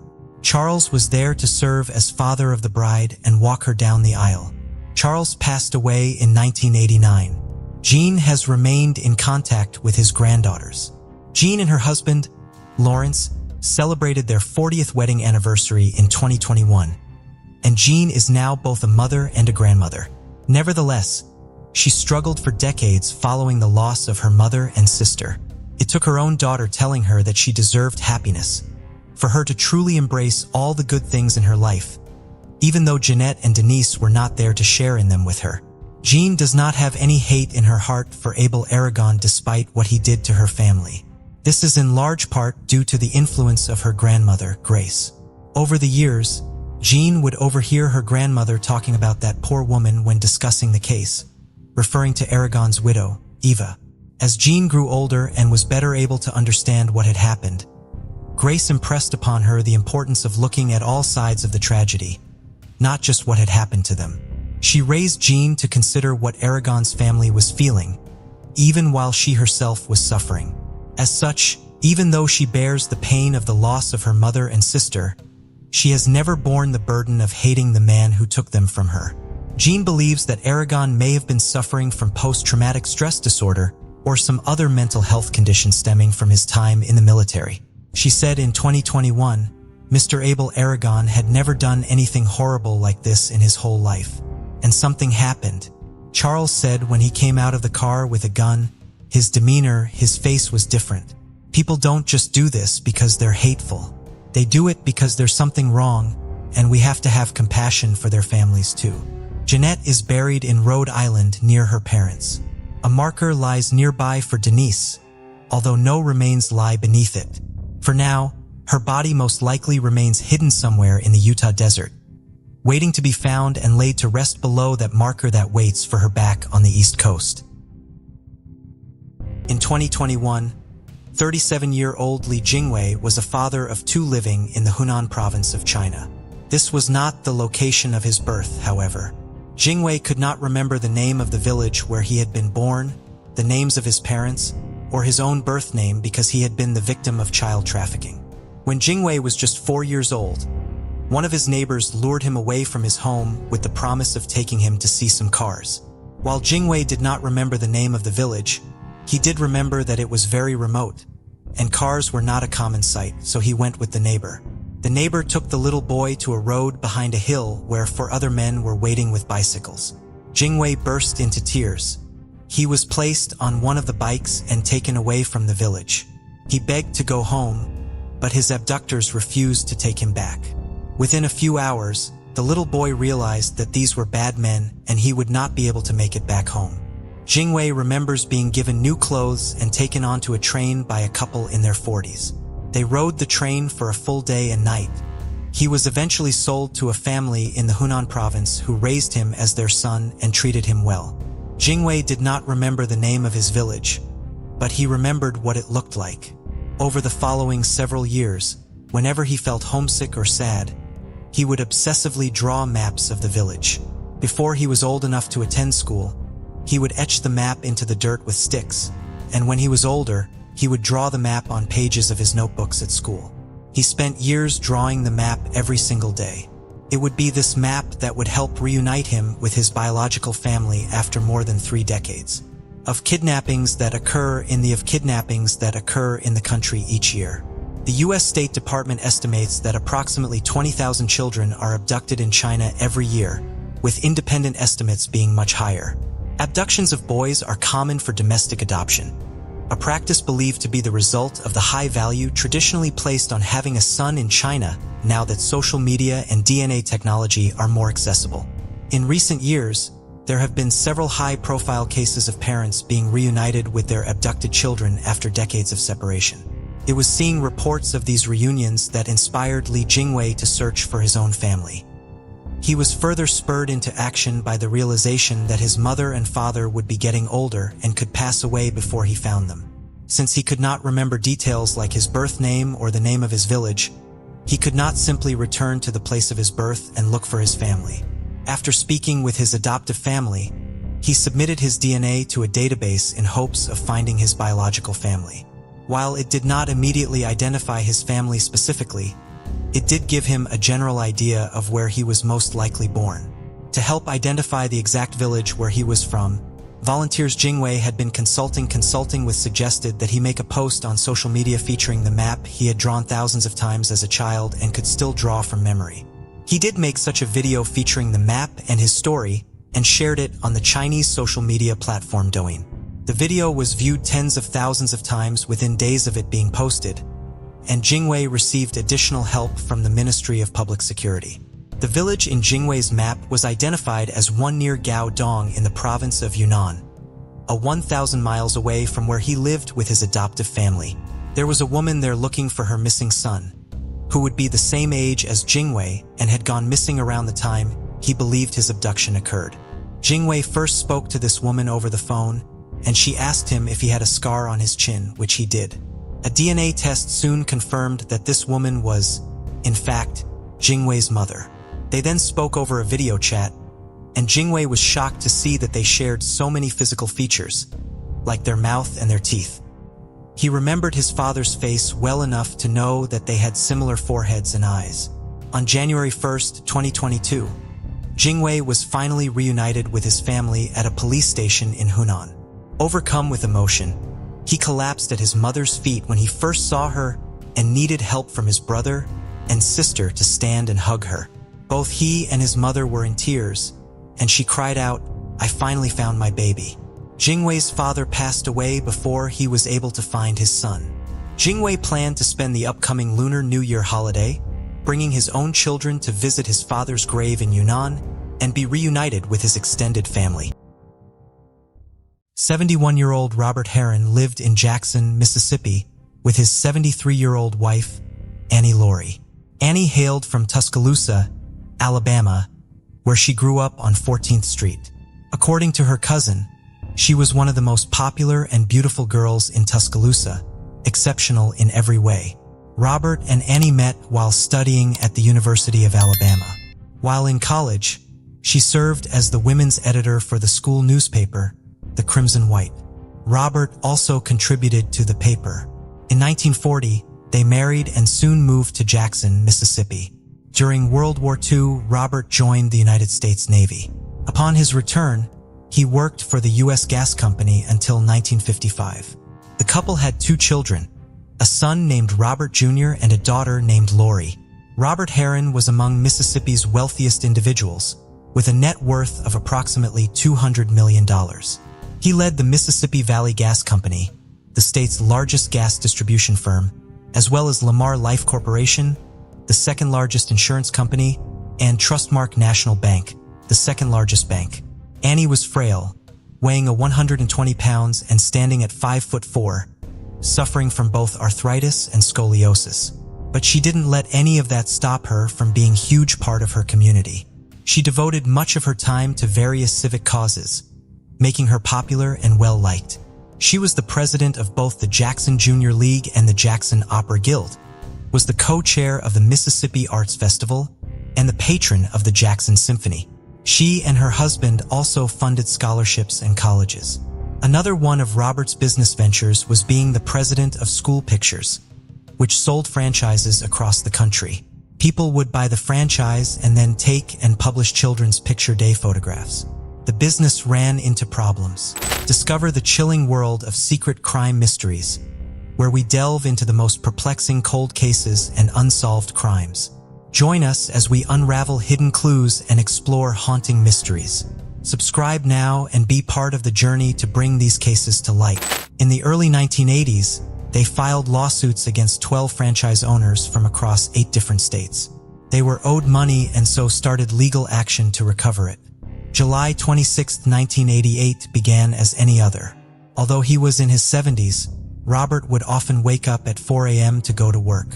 Both he and Annie were up early and the pair had breakfast together, just as they had done for the past 48 years. Every 2 weeks, Annie would host a bridge club at the house, 139 Woodland Drive. And on this day, this is exactly what happened. Bridge began at 10:15 and went on for several hours. The group spent their time playing, talking, and eating blueberry ice cream cake. At 2:30 p.m., her last guest left and the housekeeper left at 3.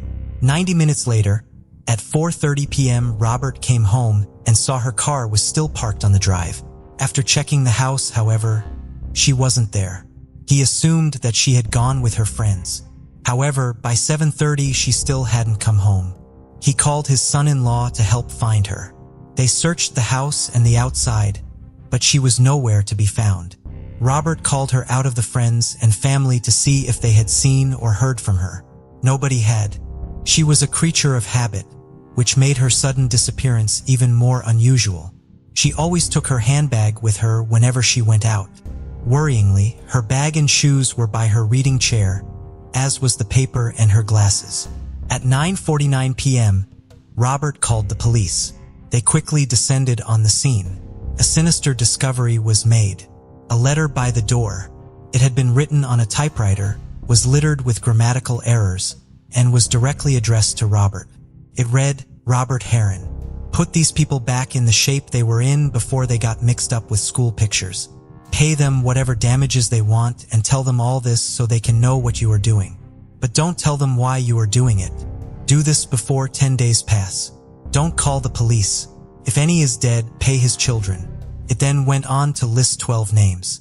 They were the people that School Pictures had taken legal action against regarding the unpaid debts.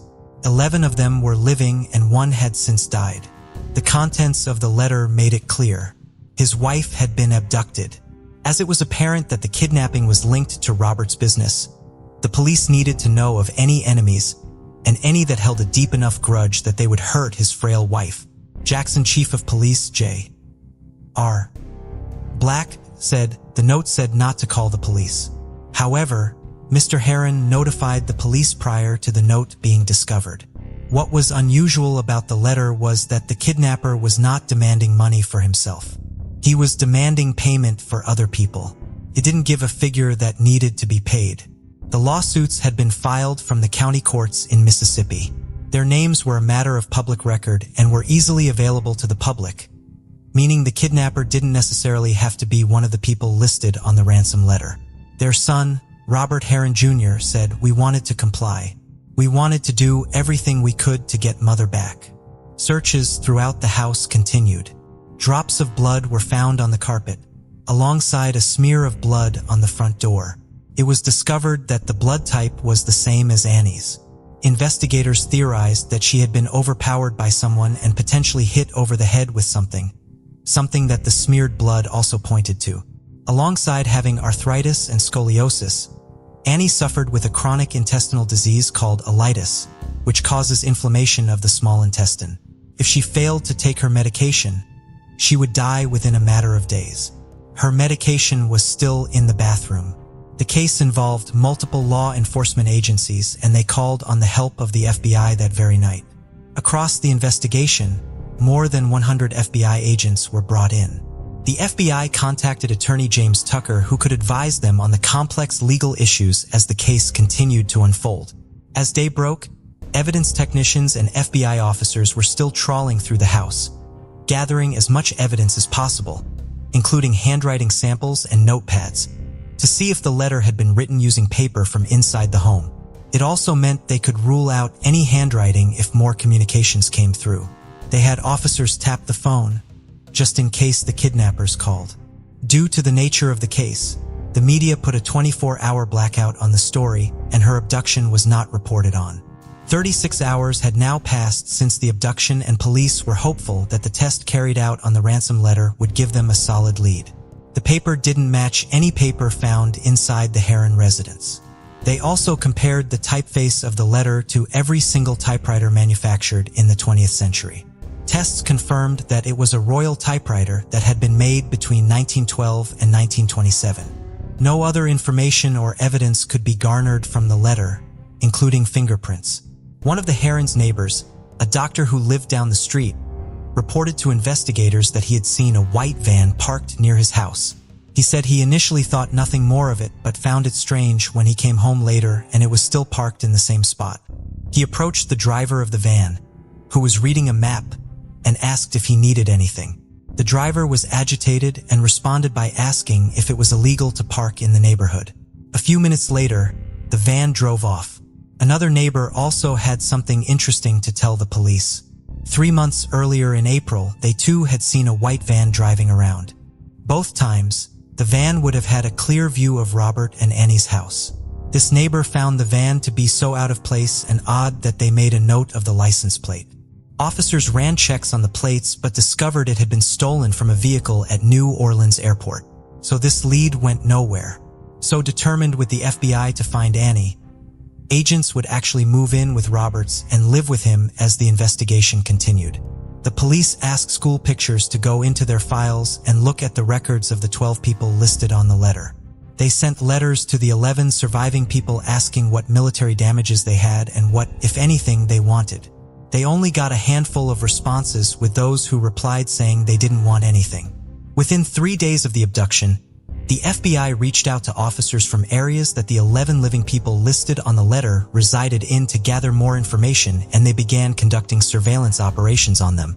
They needed to know if any of them had been in the area at the same time as the van or kidnapping. On August 3rd, the police made an announcement. They were looking for a Newton Alfred Wynne in connection with her disappearance. Wynne had been one of the names on the letter. Neighbors said that Wynne generally did match the driver of the van. And that very day, he went in front of a grand jury and said he had no knowledge of what had happened to Annie. The investigations continued. As the days passed without any more leads, agents spoke to Robert Heron, and it was agreed that a press conference would be held. More than 10 days after her abduction, Robert made an appeal to the kidnappers. Her story quickly became news across the country, with major news outlets including the New York Times, Time magazine, and the Washington Post reporting on it.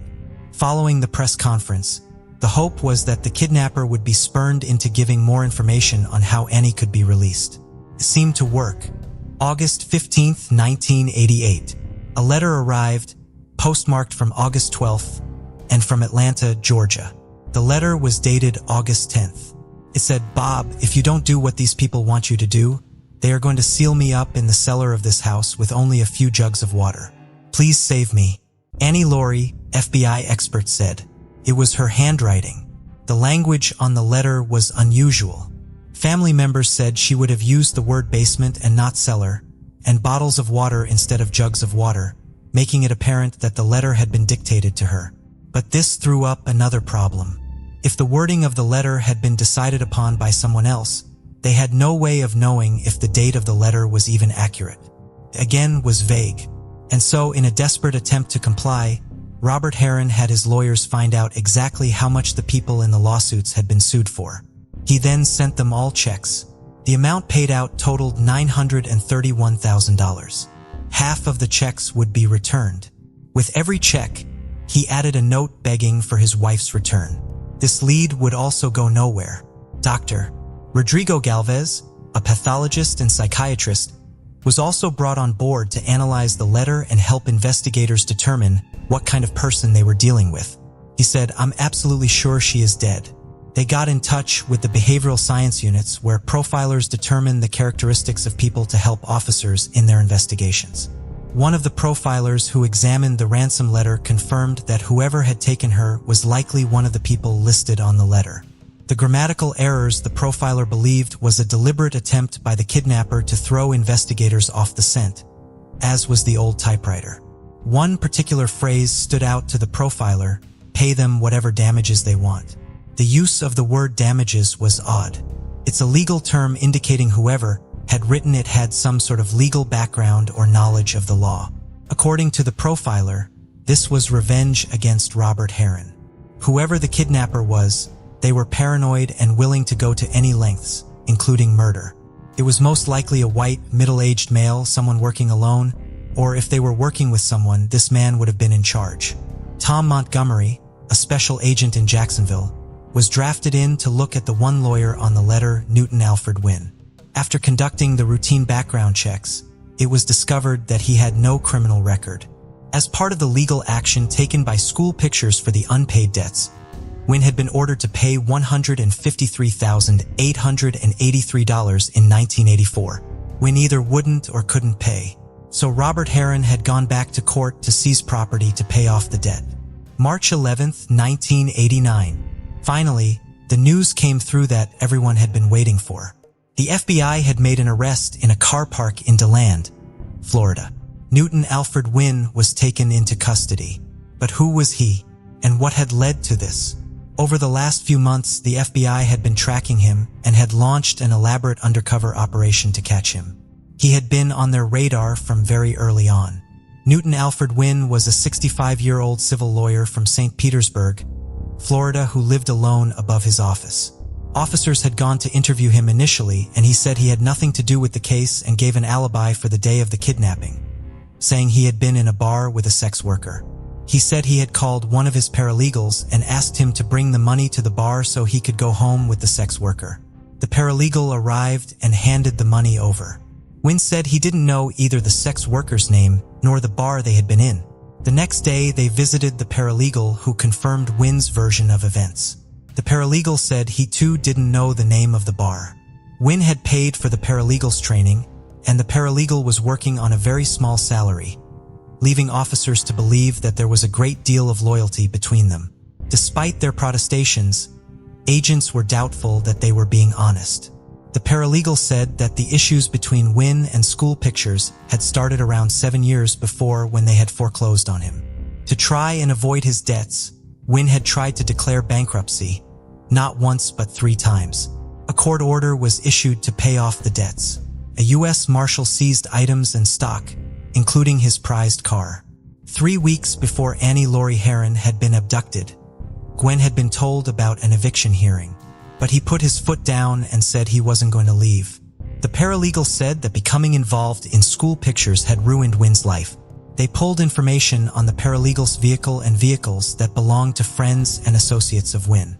They found that the paralegal had a white van registered to him, a white van that Wynn had used. An agent went to speak with the previous owner of the van. She revealed that the person who had bought the van was Wynn. She described his behavior as strange, and he told her he didn't want his name linked to the van in any way, so she had left the buyer's name on the receipt blank. It was revealed that the van had been in a repair shop on the day Annie Laurie Heron had vanished. 1 week after the kidnapping, officers had the doctor who had seen the van driving around the area come to the station to see if he could pick out a photograph of the driver. He identified Newton Alfred Wynn. The other neighbor who had seen the van was also able to pick Wynn out as being the driver. They kept him under surveillance, hoping he would lead them to Annie Laurie Heron.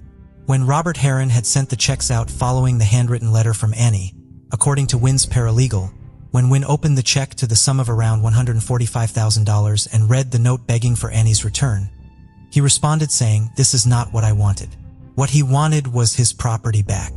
Wynn sent the check back and added a note saying he hoped Robert would find his wife safe and well.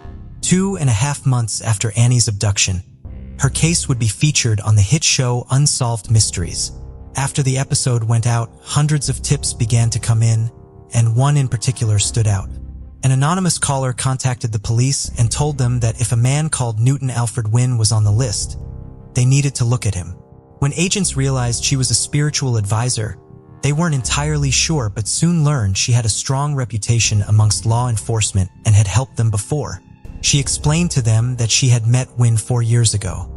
He had sought her advice about the issues he was having with school pictures. She told him that the courts were the best way for him to pursue action against the company. He said he had already tried that. He said to her, he wanted to abduct the company's head and hold them hostage until his demands were met. He said he was looking for an accomplice and called her 6 weeks later to ask if she would do it. She refused. She gave the agents the records she had for her meeting with Wynn. She also agreed that she would contact him, arrange a meeting, and her office would be booked. He agreed, and the meeting took place in December. She explained to him that she had seen that Annie Laurie Heron had been kidnapped and asked if he had played any part in it. He denied it, saying he had changed his mind. As soon as he left the office, FBI agents were hot on his tail. But he didn't lead them to Annie. The FBI also found out that he was the owner of a cabin located in Swampland, and so they headed straight there, hoping they would find her. But she was nowhere to be found. The FBI searched other properties and swamps in the vicinity, but there was no trace of Annie Laurie Heron. Newton Alfred Wynn sent thousands of documents to the IRS and told them to search for any disputed financial documents. Attorney James Tucker would say that this appeared to be an attempt at intimidation. In amongst all the paperwork, something sinister was found. Letters talking about a kidnap and murder plot. The IRS informed the FBI immediately. They were sent between Wynn and his ex-girlfriend and detailed a plan to abduct and murder her former husband. They even made reference to using an old typewriter to type out the ransom letter. They went to talk to her, and at first she denied any knowledge or involvement. She then came clean. She said that the plan to kill her ex-husband had been Wynn's idea, and when she realized he wasn't joking, she ended their relationship. She said that she had last spoken to him on August 6, 1988, when he asked to meet with her in DeLand, Florida. He asked her if she knew or thought she had been followed there, and he asked her if her car had been tapped. When she confirmed that she hadn't been followed and the car wasn't bugged, Wynn offered her $500 to travel across state lines to the state capital of Georgia, Atlanta. He wanted her to put a letter in the post for him. He had used gloves to remove a manila envelope from his pocket. This, he said, contained the letter to be mailed. It was wrapped in a gray napkin. Wynn told her to pay for a one-way flight to Georgia from Daytona Beach in cash, and to use an assumed name. She explained that he had told her to change her appearance once she got to Atlanta. She was to talk to nobody and take public transport instead of a taxi to a post office in East Point. He told her to book a flight back to a different airport in Florida, also to be paid in cash.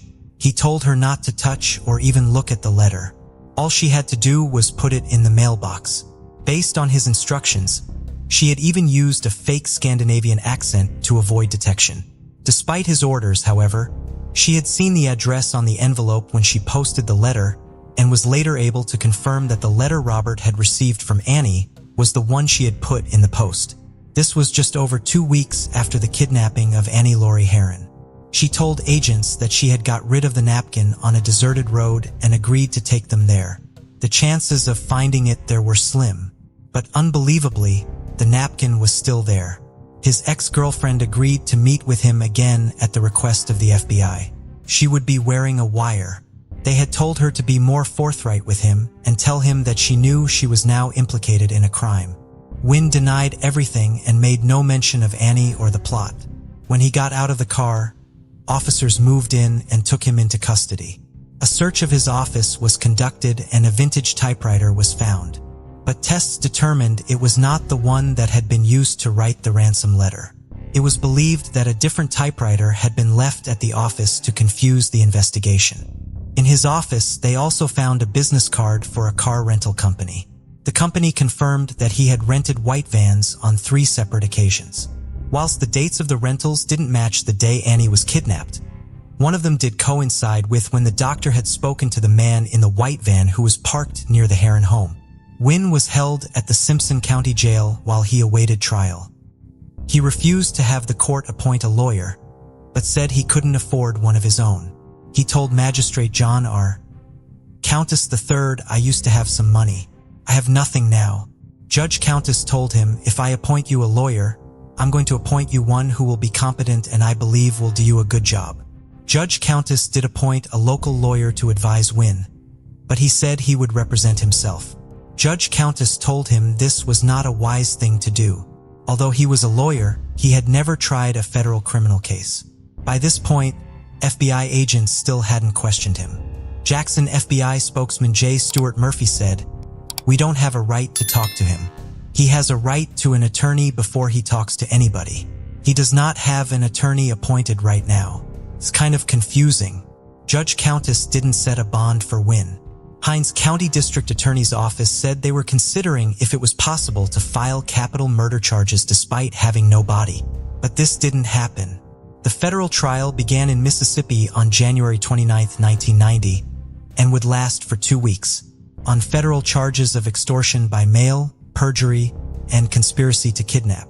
Both the paralegal and his ex-girlfriend were told they would face no prosecution if they testified truthfully. It was revealed that by July 1988, papers had been filed by School Pictures to evict Wynn from the apartment he lived in and the office he worked from. The prosecution said that the closer the eviction date came, the more determined he was to carry out the plan. The paralegal had taken 4 trips to Jackson. Wynn told him to watch the Heron house and take photographs. The paralegal admitted he had fabricated the alibi of the bar and the sex worker to protect Wynn, but said he knew nothing of and played no part in the kidnapping. The jury deliberated for 3 hours and 40 minutes before they returned their verdict. Newton Alfred Wynn was found guilty on all 3 accounts. When the jury's verdict came back, Wynn gave a slight smile and said, "What is there to say?" He was sentenced to 19 years 7 months in prison. Her family and loved ones cried as the verdict was read out. Her son said, "We're informed that the investigation into whatever happened to my mother is continuing, and on that basis we're very pleased with the result reached today." Wynn's sister said, "It's not always the right verdict. I don't think he's guilty. He's not that kind of person." Prosecutor James Tucker said it could not be proven that Wynn had actually been the one to commit the abduction, but they were sure he had played a part in the plot. Wynn would appeal his conviction. It went before the U.S. Court of Appeals, but was flatly denied. Wynn would be released in April 2006, but maintained he had nothing to do with the kidnapping of Annie Laurie Heron, nor the extortion plot against her husband. Newton Alfred Wynn died in 2012. 2 years after the disappearance of his wife, Robert Heron sadly died in November 1990 at the age of 73, following a heart attack. He died without ever finding out what had happened to his beloved wife. Annie Laurie Heron was declared legally dead in 1991. A memorial bench was put up by her husband's grave in Lakewood Memorial Park. Robert Jr. spoke about the complex emotions they were all dealing with as a result of his mother's abduction. "We've had a terrible loss. I think all along there has been a real mix of sadness and anger. It has been nearly 34 years since Annie Laurie Heron disappeared. She has never been found and her whereabouts remain unknown. It is the hope of her family that she will one day be found, and they will finally have some comfort in knowing her fate and being able to lay her to rest. If you have any information relating to the disappearance or whereabouts of Annie Laurie Heron, please contact the Federal Bureau of Investigation, Jackson, Mississippi Division. Before we continue, 90% of you haven't subscribed to our channel, so if you like this video, please subscribe. It motivates us to make more content for you. Okay, let's continue. On November 17, 2012, an eager group of amateur treasure hunters gathered at an abandoned coal mining site on Alden Mountain in Newport Township, Wilkes-Barre, Pennsylvania. They selected this location because it had once hosted a bustling coal industry, with mines scattered throughout the area. As the world shifted away from coal and fossil fuels, the mine closed, leaving behind artifacts for future generations to uncover. The group prepared their shovels and metal detectors, but their excitement was fleeting. Shortly after they began digging, several members of the group dropped their shovels in shock. They had come across something solid that let out a loud dink. When they shoveled the dirt away, they recoiled in horror as they discovered a long white bone staring back at them. Everyone in the group put down their shovels, took 10 steps back, and contacted the Pennsylvania State Troopers. The lively scene had now fallen into a somber mood. The Pennsylvania State Police cordoned off the scene and got to work recovering the remains, which were then transported to the local coroner's office. Few days after the discovery of the remains, the coroner's report was released in which they noted that the remains likely belonged to a female in her late teens to early 20s. Her race was listed as unknown, but possibly an admixture of Caucasian, Hispanic, or Native American. The final parts of the coroner's report was probably the most chilling. It listed that the girl likely met foul play all the way back in the 1960s. How had her remains gone unnoticed and undiscovered for over 50 years? As the remains were determined to have possibly belonged to a teenager, NCMCE, the National Center for Missing and Exploited Children, became involved in the investigation. They created a composite sketch using her skull and circulated these images via news stations and social media. Whilst this did generate a few leads, none of them panned out, but the investigation was back to square one. A sample of her DNA was also submitted to police databases across the US, but again, this generated no leads. Missing person cases were cross-referenced, but their leads fell apart each time investigators got close. In 2022, Pennsylvania State Troopers contacted Othram Labs and asked for their assistance. The Newport Jane Doe's DNA had previously been run, but only through police and governmental databases. This time, Othram was able to utilize public databases. Months after the DNA had been sequenced and cross-referenced against millions of samples, Othram contacted the Pennsylvania State Troopers telling them they had found a possible family member. This potential family member was contacted and asked to provide another DNA sample to develop a complete profile. Genealogists at Othram also worked with them to create a complete family tree. In October of 2022, Othram and Pennsylvania State Troopers announced to the world the remains found in 2012 belonged to 14-year-old Joni Marie Diamond. Joni disappeared from her home in Andover Street in Wilkes-Barre on June 25, 1969, after telling her family she was going to play outside. The family had just eaten supper, and Joni was never seen or heard from again.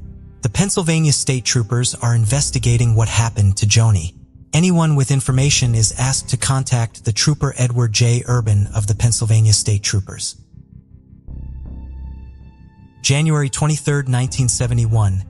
3 hunters making their way down the Haxbury Road in a remote part of Mojave County, Arizona, near U.S. Highway 93, made a startling discovery. One of the 3 men had seen something that had caught his eye just off the dirt road. In the distance lay a white canvas sack that had been tied at the top with rope.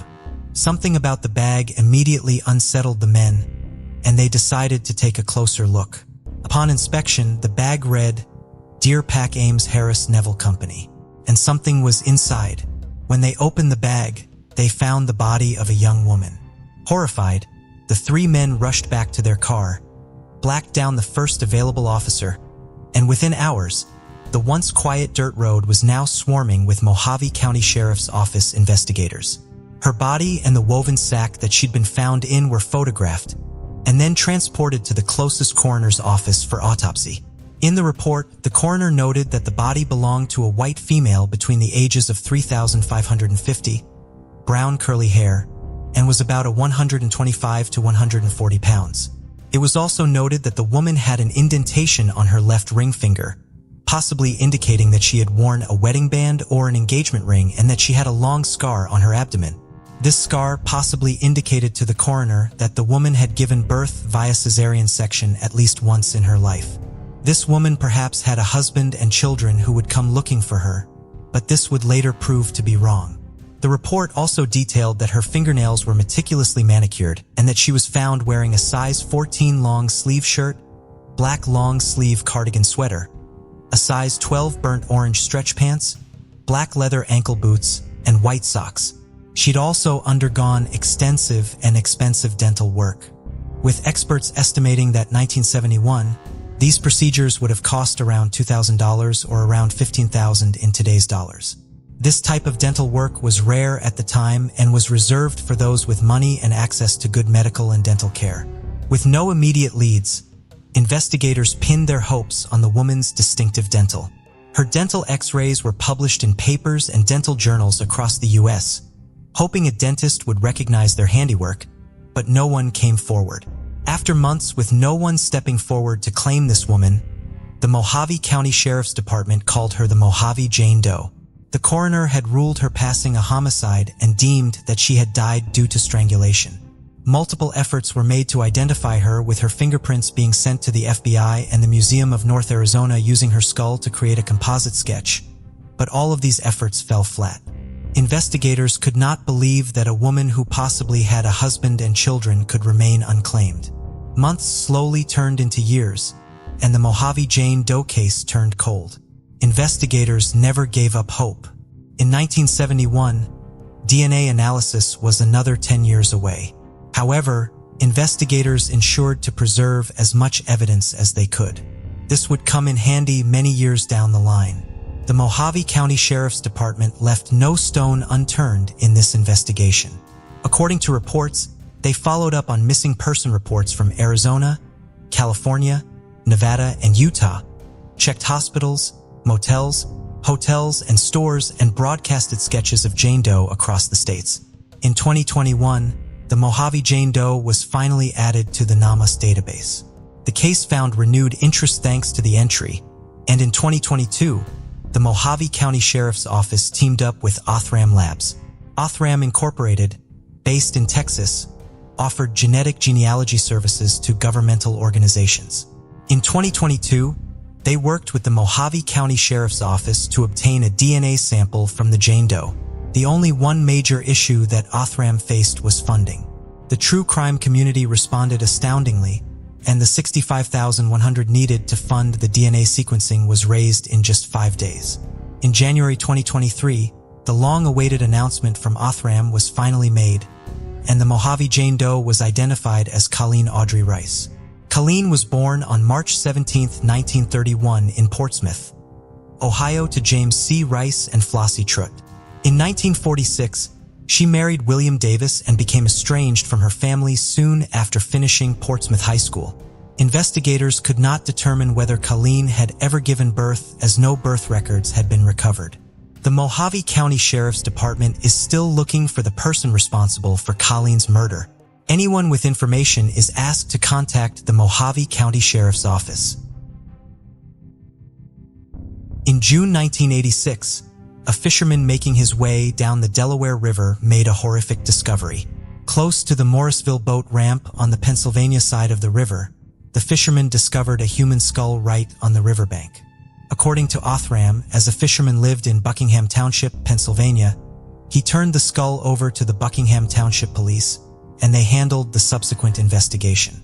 A sweep of the scene was conducted, but no other bones could be found. Coroner confirmed that the skull was human and likely belonged to an adult male. As the remains discovered were only partial, investigators had a hard time creating a profile.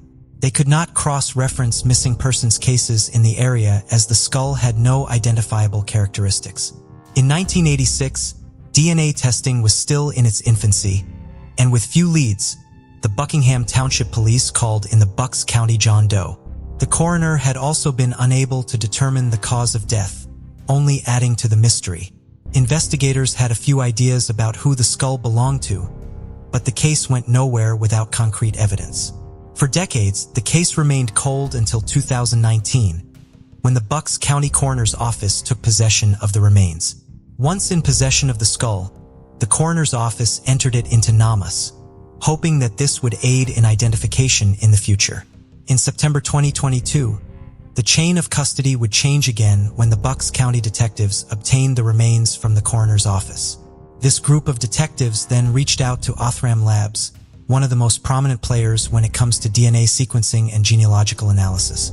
According to Othram, CBC News, Othram obtained a DNA sample from the skull and began searching through public genealogy databases for a match, and they got one. A 49-year-old woman whose name has been withheld per her request was found to be a match to the skull found in 1986. The woman from Florida told investigators that her father had disappeared in 1985 in Trenton, New Jersey. Another DNA sample was obtained from the woman, which confirmed the parent-child relationship between herself and the remains. In January 2023, Othram, alongside the Bucks County District Attorney's Office, announced that the Bucks County Jane Doe had been identified as 31-year-old Richard Thomas Alt. Richard was last seen by his parents on December 24th in 1984 in Trenton, New Jersey. His disappearance was not reported until early 1985. In April 1985, the body of Richard's girlfriend, Lori Soudnam, was discovered in the Delaware River close to Trenton.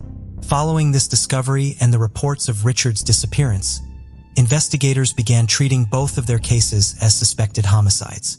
Unfortunately, investigators had no idea that Richard's skull had been discovered in early 1986. Minimal evidence and few leads led to the case being closed.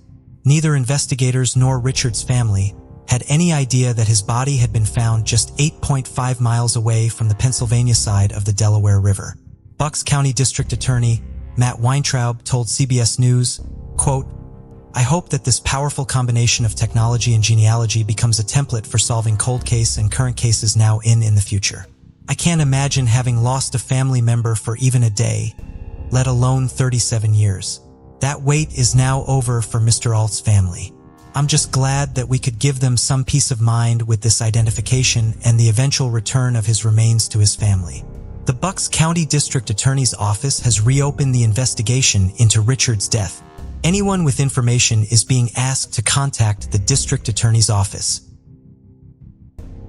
On Tuesday, March 6, 2012, a woman was navigating a barge down Regent's Canal near Broadway Market in London. She paused at Acton Lock. As the lock filled with water, the side of the boat struck something. A suitcase. The suitcase suddenly burst open, revealing its contents. Inside was a female torso. The torso bore a small tattoo of a bow on the lower back, which helped authorities identify the body. It belonged to a woman who had been reported missing days earlier, 29-year-old Gemma Mclusky. Gemma Mclusky was born on February 5, 1983. As an adult, she lived with her mother, Pauline, and her 35-year-old brother, Tony, a window cleaner, in a flat on Pelter Road in Shoreditch, London. Her mother had been seriously unwell. After going to hospital to remove a brain tumor, she had contracted MRSA. MRSA is commonly referred to as a superbug as it's resistant to various antibiotics.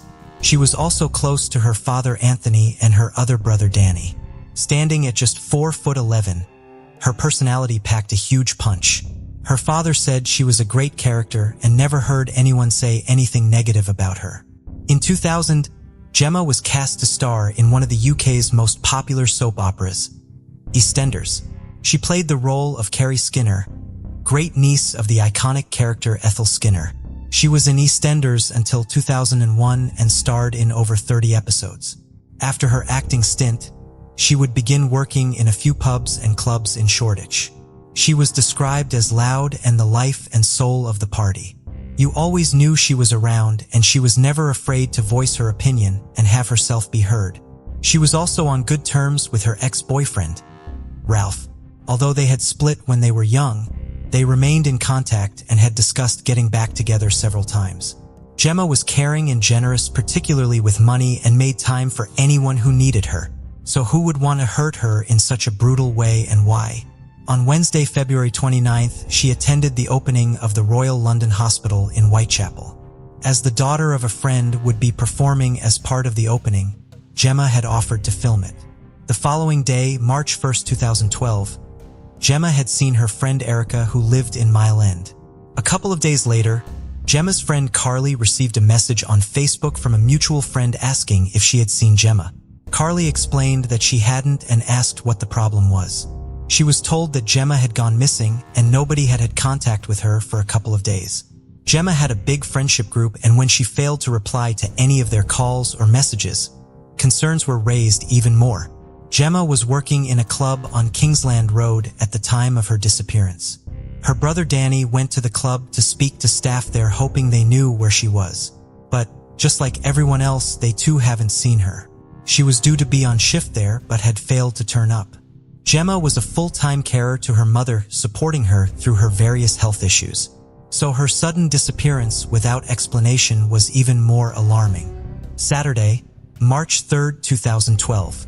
Tony, Danny, and one of Gemma's friends went to the police station to report her as a missing person. As he had been the last known person to see her, Tony's accounts of her movements were vital. Tony gave 3 different answers and couldn't remember when he'd last seen her. Danny became annoyed with his brother, believing his inability to give a straight answer was due to his long-standing drug abuse. His poor recollection as a result made it very hard for the detectives. Tony and Gemma were known to have a strained relationship. Anthony asked Tony if he and Gemma had had an argument on the March 1st. Tony said that he had failed to turn off the bathroom taps, causing it to flood due to the amount of cannabis he had smoked, leaving Gemma incredibly annoyed and frustrated. When Gemma saw Erica on the March 1st, they had talked about the argument over the flooded bathroom. Whilst there, Gemma had received a call from Tony, and there had been another argument with Gemma telling him how disappointed she was in him. Erica would later say, she was very annoyed, verging on angry. Her mother had left her in charge, and she was sick of him smoking so much. That's why he overflowed the bath. She wanted to chuck him out. I said, well, give him another chance. Anyone can make a sort of accident. Give him one more warning and leave it at that. But she was quite adamant. She seemed to have made her mind up. On the Saturday that she had been reported missing, Erica rang Tony. He told Erica that Gemma had been very annoyed at him flooding the bathroom, and so he'd gone to his room. He said that when he came down at 6 p.m., her keys were left on the table, but she was gone. When Erica spoke to him later, the stress of the situation was apparent. Tony was upset and crying, saying he had been struggling to eat and sleep properly. Erica invited him round, saying she would cook him dinner to try and take his mind off it. But he declined, saying that if Gemma came home, he wanted to be there. To try and get the word out there about her disappearance, her friend contacted the local newspaper.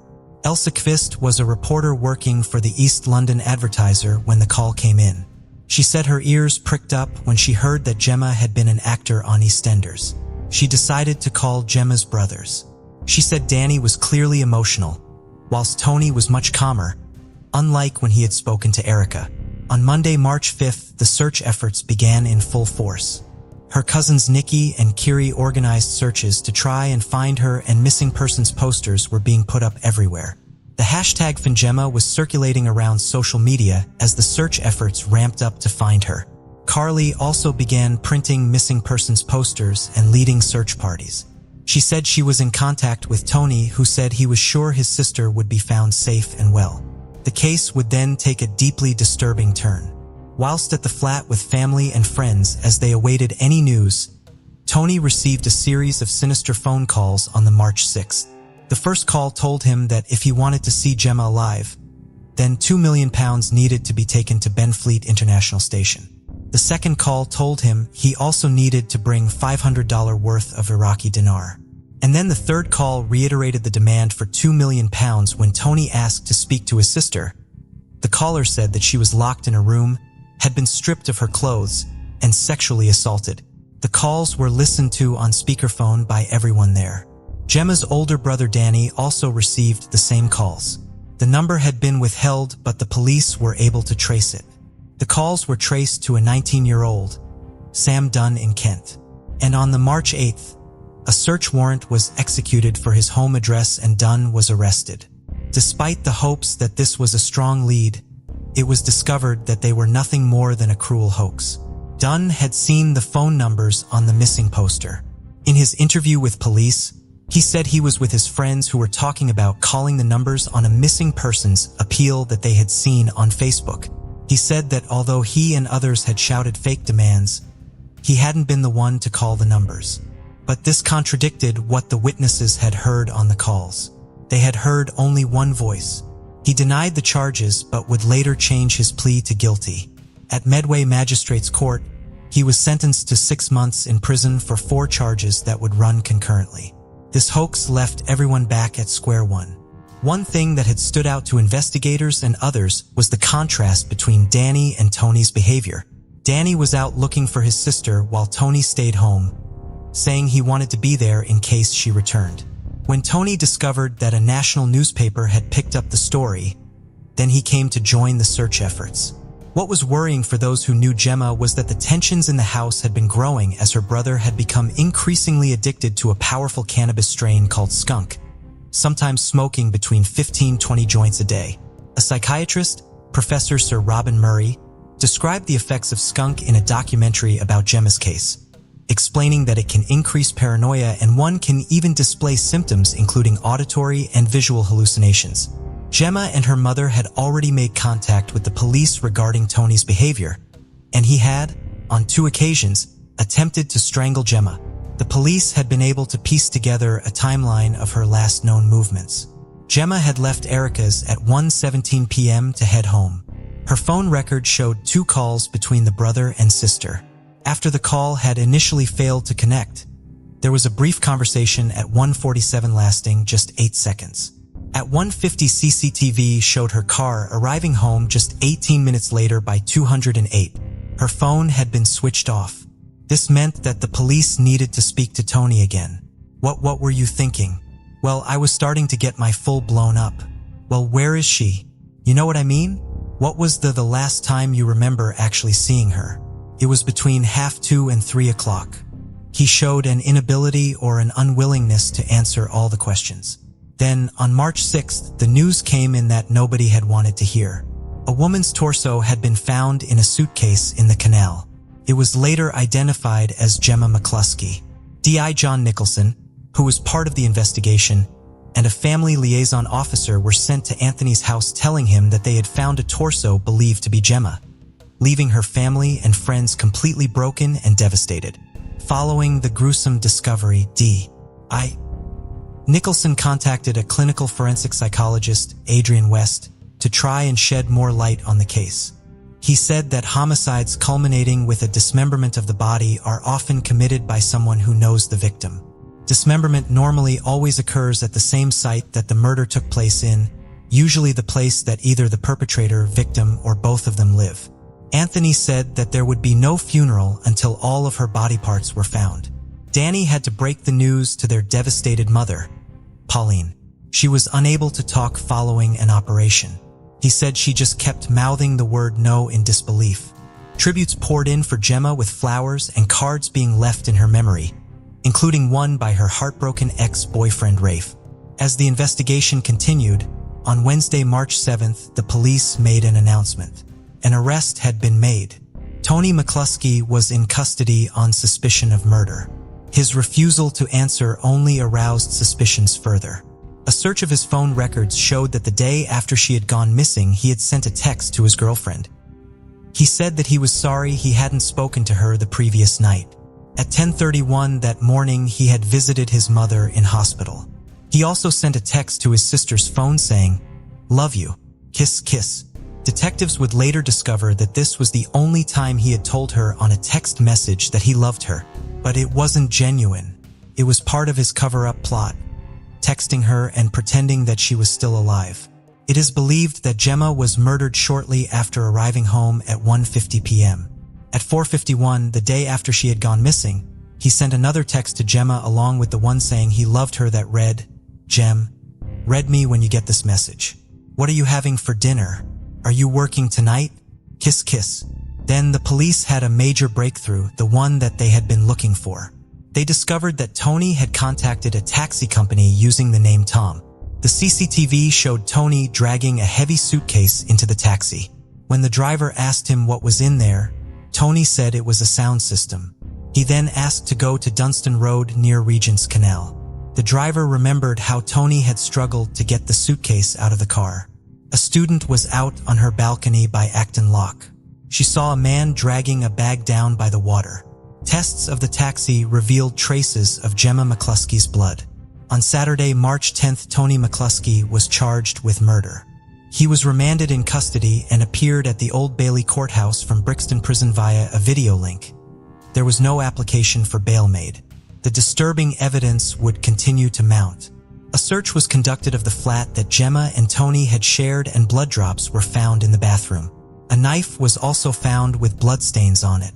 But what was unusual was, given the fact she had been dismembered, was there was no significant blood at the property or in the drains or plug holes. However, a small part of human matter coming from inside of Gemma's body was found on the cabinet in the bathroom. Police theorized that some sort of material or plastic had been put under her body before the dismemberment, and then Tony had extensively cleaned up around her, accounting for the lack of blood at the crime scene. He was seen on CCTV on the Friday morning, the day after her murder, purchasing bin bags, cigarettes, and a newspaper. Gemma's legs were found by police divers over the following 2 weeks in plastic bags. A Scotland Yard spokesman said, "The Marine Support Unit recovered the legs from the canal on the Broadway Market stretch where Miss Mclusky's body was found. We are waiting further tests to determine the identity of the limbs, but we believe it belongs to Gemma Mclusky." The arms were also found. Police were called at 9:35 on Monday to report of an arm being found in the Regent's Canal in Hackney. We await further tests to determine the identity, but at this stage it is believed to be connected to the murder of Gemma Mclusky. Although they had been weighted down, the gas emitted during the decomposition process had caused them to rise to the surface of the water. After Tony's arrest, D.I. Nicholson visited his father Anthony and showed him the CCTV footage. Anthony was adamant. It was Tony in the footage. Following this, Tony told Anthony his version of what had happened that day. Tony said that Gemma had arrived home and was combative and argumentative and demanding he leave the flat after the argument over the flooded bathroom.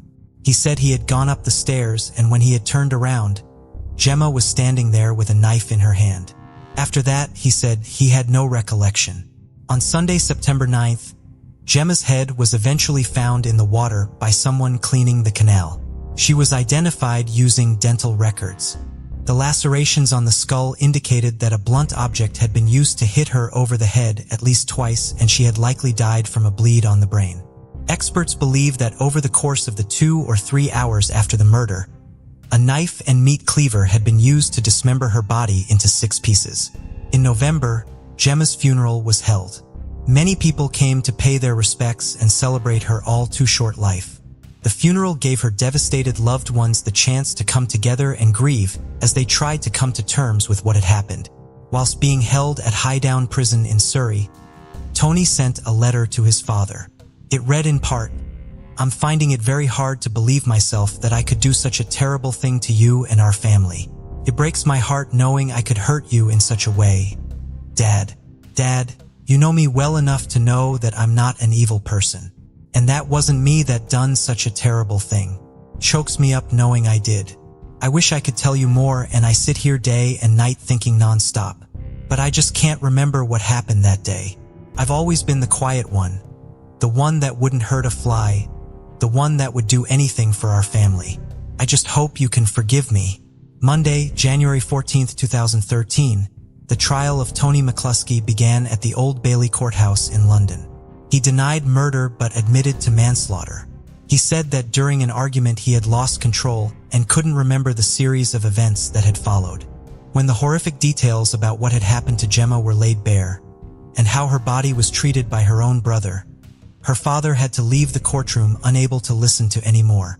Tony Mclusky had initially used a knife to remove the limbs, but changed to a meat cleaver and dismembered her over the course of 2 to 3 hours. With each limb that was severed, he was becoming faster at doing it. When talking about the argument that they had had, Tony told the court she came up the stairs and was shouting, "Are you gonna go? Are you gonna go? Are you gonna go?" I turned around and she was standing there with a knife in her hand. I got very angry. I just couldn't believe what I was hearing. All I remember is just grabbing her wrists. After that, I have no recollection. An expert witness was brought in who refuted his claims of amnesia. Gemma's ex-boyfriend Rafe was there for the trial, and Tony Mclusky saw him in the courtroom and smiled at him. Rafe said he recognized me, and that smile to me was him saying, "Rafe, I know you know I did it."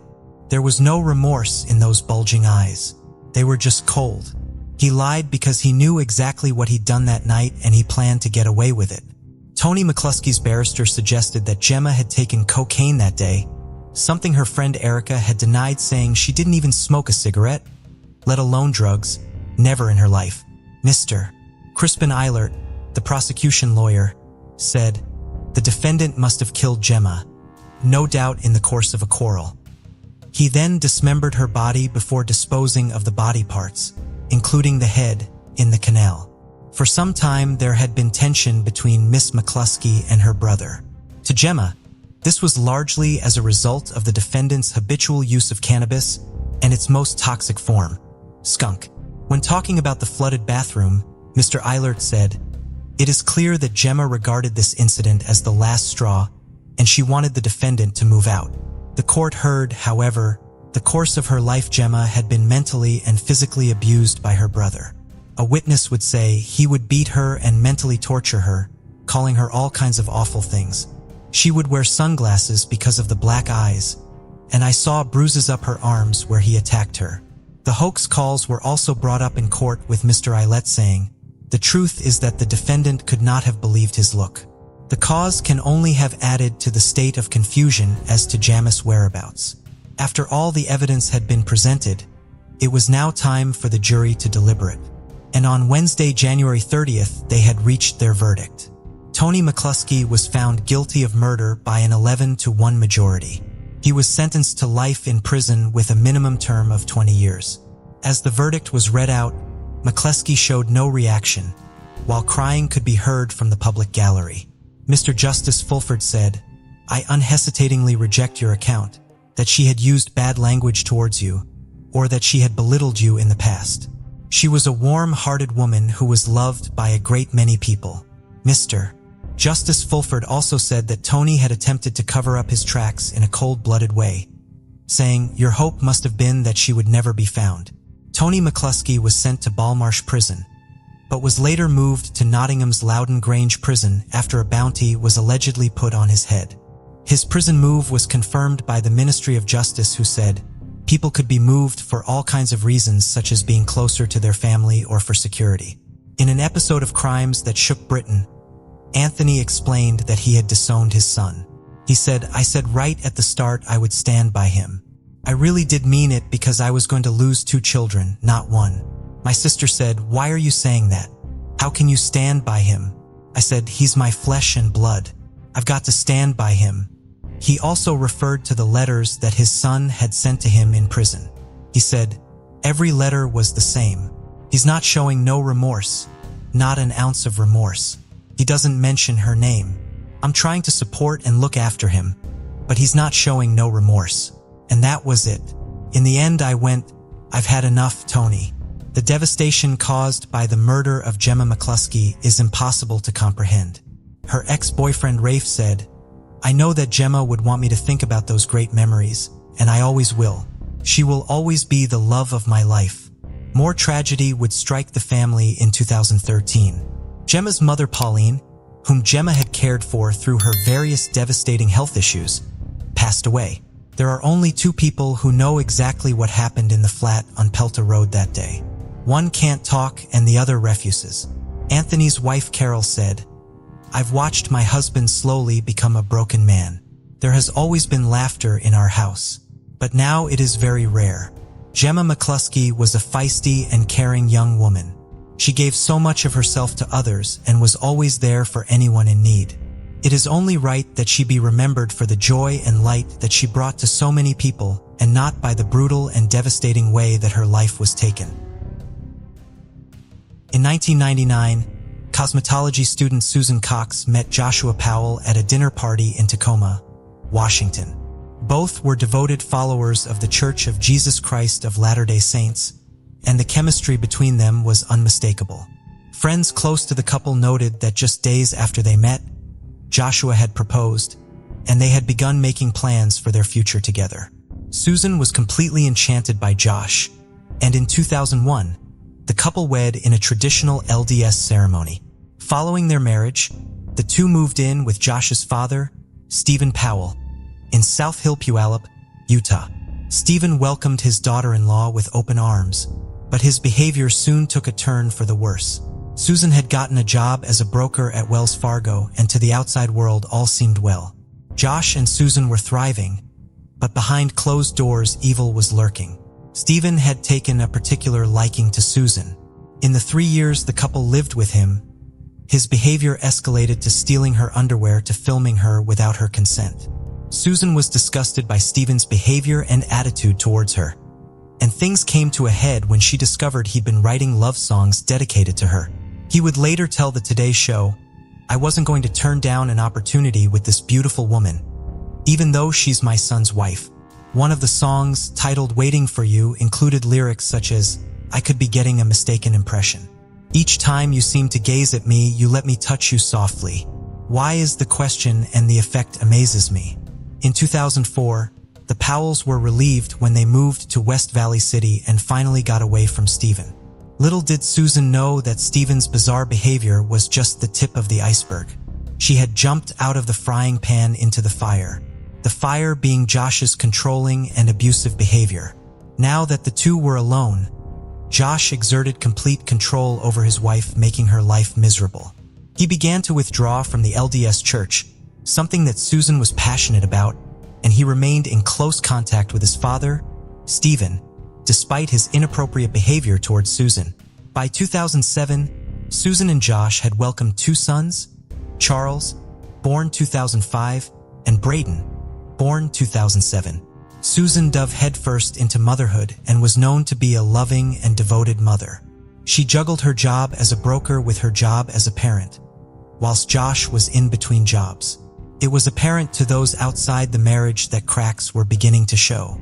Susan was the primary breadwinner and Josh was living a lifestyle well beyond their means.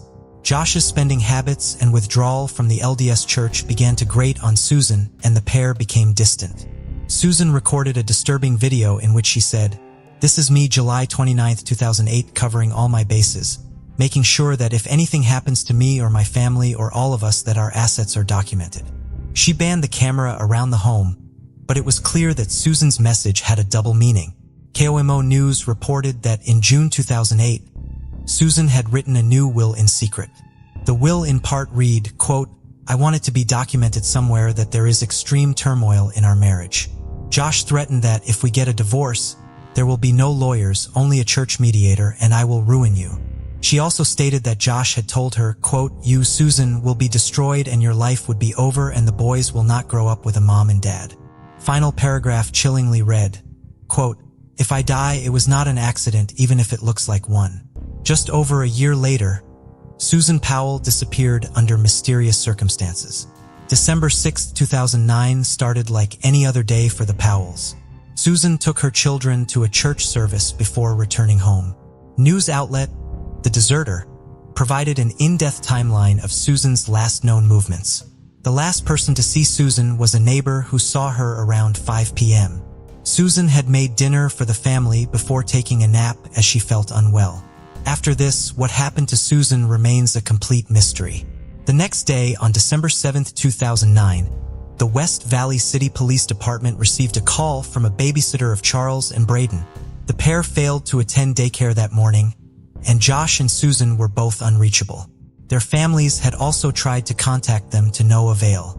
The West Valley City Police Department quickly began the search for the Powell family, fearing that the worst may have occurred.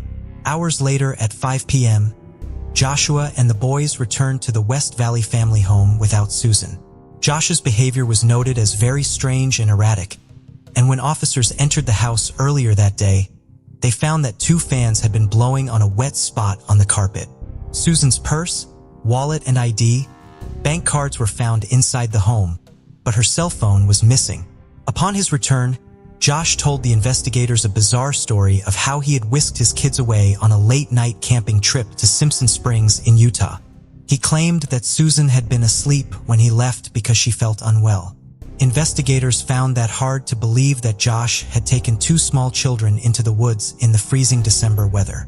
Data indicated that on December 7th, Utah experienced highs of 7 degrees Celsius or 44 Fahrenheit and lows of -17 Celsius and 1 degree Fahrenheit with blizzard-like condition.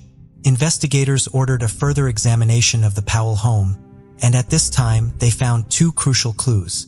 Firstly was Susan's phone, which was found in the car Joshua had used on December 7th to take his kids camping.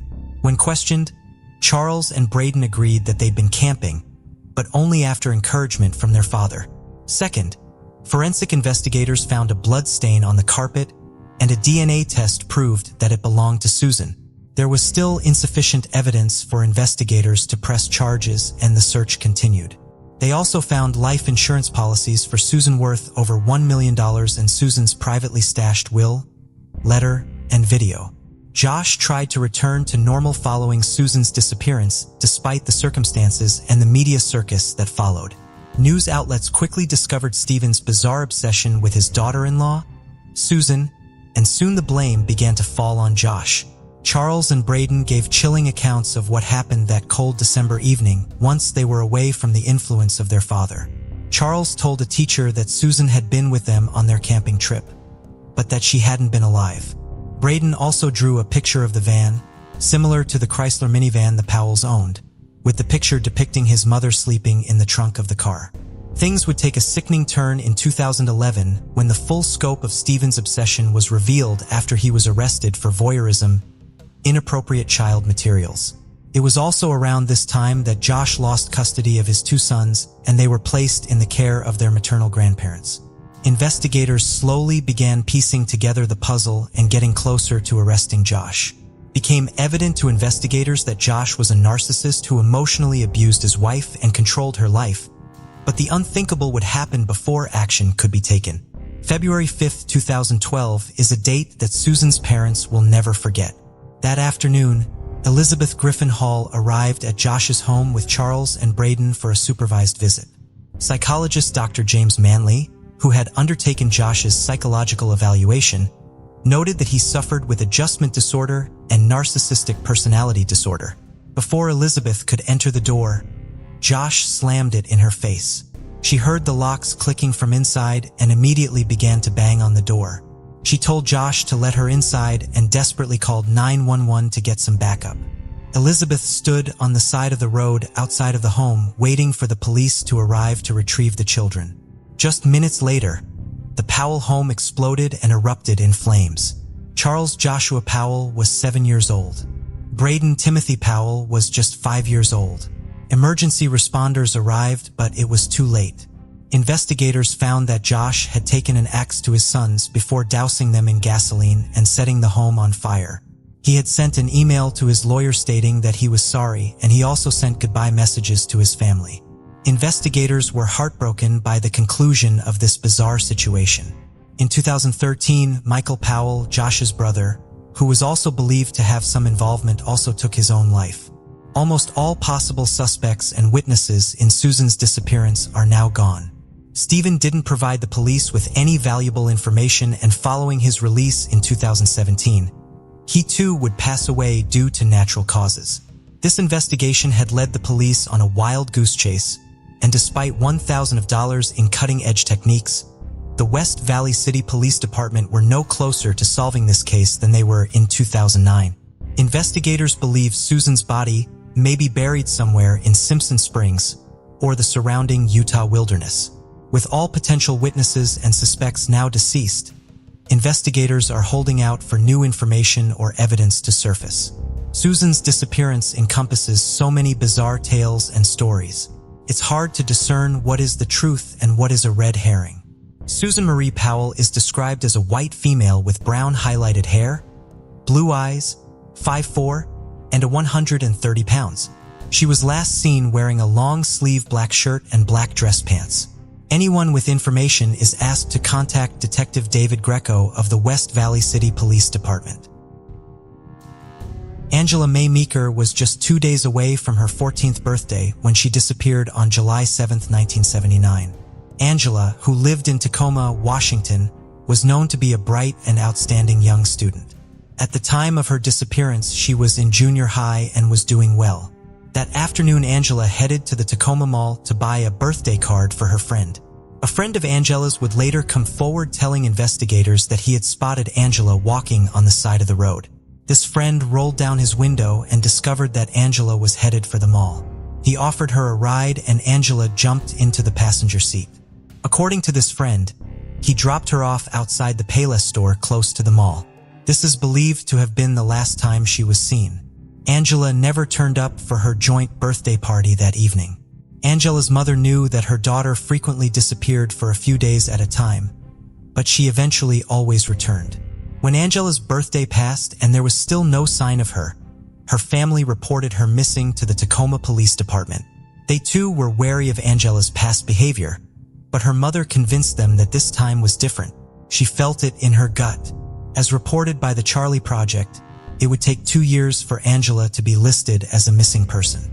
Not much is known about the subsequent investigation, but at one time it was believed that she was another victim of the Green River Killer, Gary Ridgway. However, there's no concrete evidence to back up this theory. A local news reported that 6 months after Angela's disappearance, another 13-year-old went missing. This girl was found murdered 12 days later. Angela was known to hitchhike, and her mother believes that she may have hitchhiked on the day that she disappeared. Until Angela's body is found, it's almost impossible to speculate what happened. As the years have passed, Angela's case has grown colder and colder. Very few leads and tips come into the Tacoma Police Department, but they believe someone out there knows something.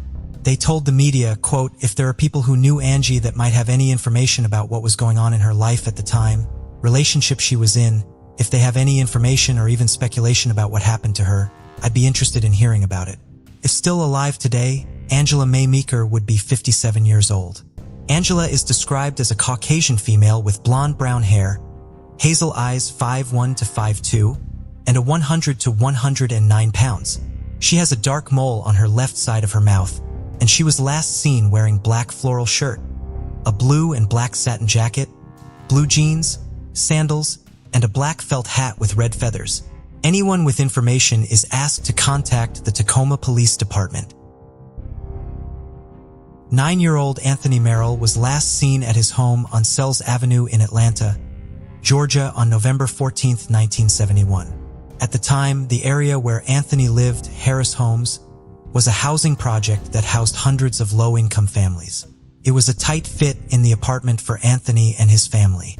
It had been reported that he shared a room with his 13-year-old brother, and the two had bunk beds. Also in the home were Anthony's mother and stepfather.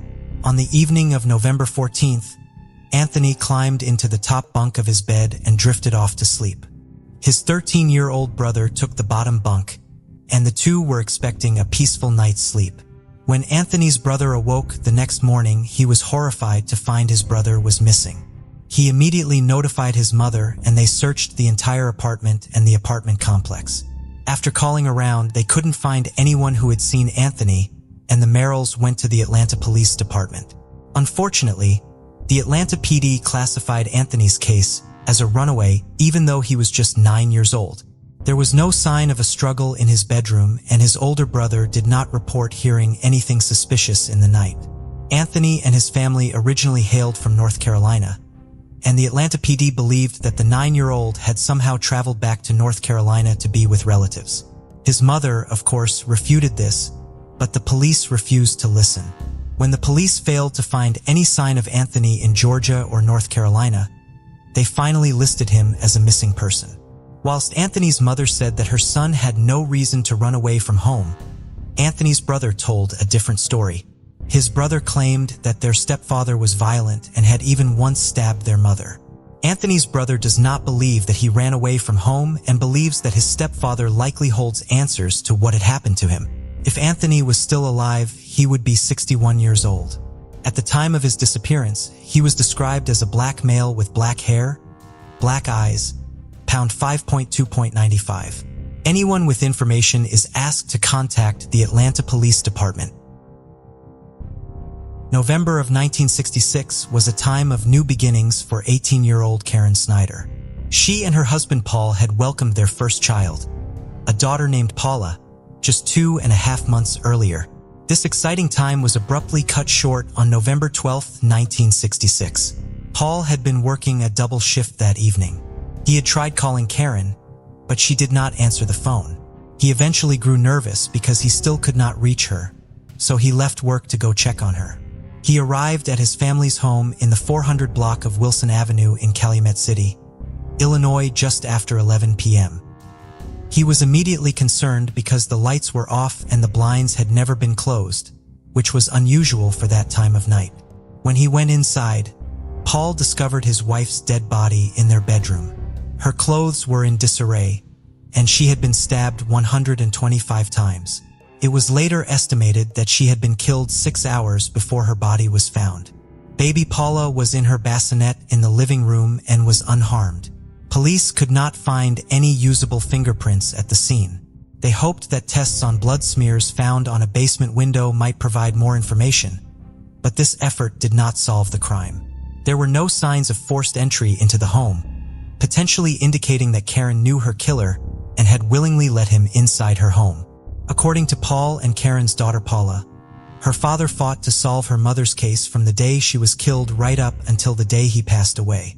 She says he suffered greatly, not only because he lost his wife, but also because police had initially believed he was their prime suspect. He was questioned numerous times, underwent 4 polygraph examinations, and gave samples of his hair and blood. His blood type was not a match to either of the 2 blood types found on the bloody bedsheets and clothing from the crime scene. Paula believes her father's early death in 1989 at the age of 45 was a result of the stress caused by her mother's murder and the lack of justice for her. Even though Paul was almost positive that he knew who the killer was, Paul would finally be proven correct almost 35 years after his death when, on April 29, 2024, 79-year-old James Barbier was taken into custody at his home outside of St. Louis to be taken to Illinois to be charged with Karen Snyder's murder. Barbier was no stranger to the Snyders or to police. He had been friends with Karen and Paul and had been one of Paul's co-workers at a local railroad. He had even been a pallbearer at Karen's funeral. During an interview with police after he was taken into custody in 2024, Barbier allegedly told them that he knew this day would eventually come. Barbier had been an early suspect in the case. According to his wife, he had appeared nervous when he had returned home on the evening of Karen's murder. He had arrived later than expected, making him late for his own anniversary party, which was being thrown that evening. He immediately took off his clothes and put them in the washing machine. His wife saw that he had a head wound and multiple cuts on his hands. He also had blood on him. He claimed he had gone to a few taverns and then tripped over a tree stump on his way out of the last one, necessitating a trip to a local clinic. The cuts she saw that night were still visible and observed by others when Barbier attended Karen's funeral a few days later. He was arrested for the murder in late 1966, but police had to release him because they did not have enough evidence to charge him. Karen's daughter, now Paula Larson, had approached the Calumet City Police in 2009, trying to get them to reopen her mother's case. The effort left her feeling defeated. The detective she spoke with, who has since retired, told her the evidence was unavailable, and Paula was left feeling as though she had no other means of getting the case solved. It would be a call from someone far more distantly connected to Karen that finally launched the effort that would ultimately lead to Barbier's arrest. Kevin Seeley is a 4th cousin of Paula Snyder Larson, who had never met her prior to the press conference announcing Barbier's arrest. Growing up, he had heard the story of Karen's murder from his grandmother, Dee. Dee's husband was one of Paul Snyder's cousins. She would tell her grandson about the tragic death of a poor young woman and how it still troubled her even decades later. In December of 2022, Kevin contacted the police in Calumet City to inquire about the case. This time, the detective he was able to get in contact with was far more thorough in looking into the cold case. Calumet City detectives learned about Barbier after reviewing the case file and obtained a warrant for his DNA. They traveled to Missouri to serve it in April of 2023 and also interviewed Barbier for over an hour and a half. He told them the same story about his activities that night that he had given in 1966. A DNA profile was then developed from one of the pieces of clothing Karen had been wearing when she was killed and found to be a match to Barbier, which led to his arrest. Because of his age and poor health, Barbier is not in custody as a legal case against him proceeds.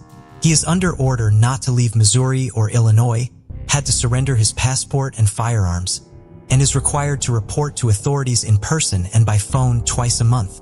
Karen's family is understandably upset that he is not still in custody. Judy Weaver was born and raised in Everett, Washington. At 17, she was the winner of a local beauty pageant. In 1984, 42-year-old Judy was the co-owner of the Bell Nest Cafe on Hewitt Avenue in Everett. She had two grown daughters, Kathy, who lived in Washington, and Colleen, who was living in North Pole, Alaska. Kathy, as well as Judy's mother, Edith, worked at the cafe with her. Judy had recently become a grandmother and displayed signs reading, "It's a boy," all over her cafe to proudly announce her grandson Levi's birth. On the evening of June 1, 1984, the local Salty Sea Days festival was ending in Everett. Judy left the Bell Nest to walk home after work. A witness saw her at the Dairy Queen half a block away from her apartment. She regularly stopped there to buy vanilla ice cream on her way home from work. The Dairy Queen would be the last place Judy was seen alive. Just after midnight on June 2nd, a passerby used a payphone to call 911 to report a fire at the one-story, 5-unit brick apartment building on the corner of 35th Street and Rucker Avenue. Smoke was pouring out of one of the apartments, Judy's. When the firefighters were able to enter the unit, they were horrified to find Judy's dead body. She had been tied up, bound with phone cord, pantyhose, and fabric. Judy had been strangled to death and her clothes had been cut away with a knife. The fire had been contained to her bedroom, and firefighters determined that it had been started on Judy's bed using paper towels and a jar of Pond's cold cream. The apartment's back door was unlocked. The case remained unsolved for decades.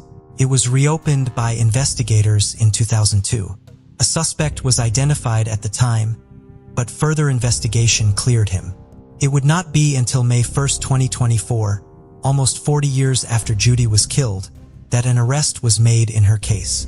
That day, 66-year-old Mitchell Gaff was taken into custody in Olympia, Washington to face charges of first-degree murder, first-degree arson, first-degree burglary, first-degree rape, and first-degree kidnapping in connection to Judy's case. Gaff was identified using DNA evidence. In 2023, a fabric ligature that had been used to tie Judy's hands had been re-examined. A DNA profile was found, and after it was run through the combined DNA index system, Gaff was identified as a potential match.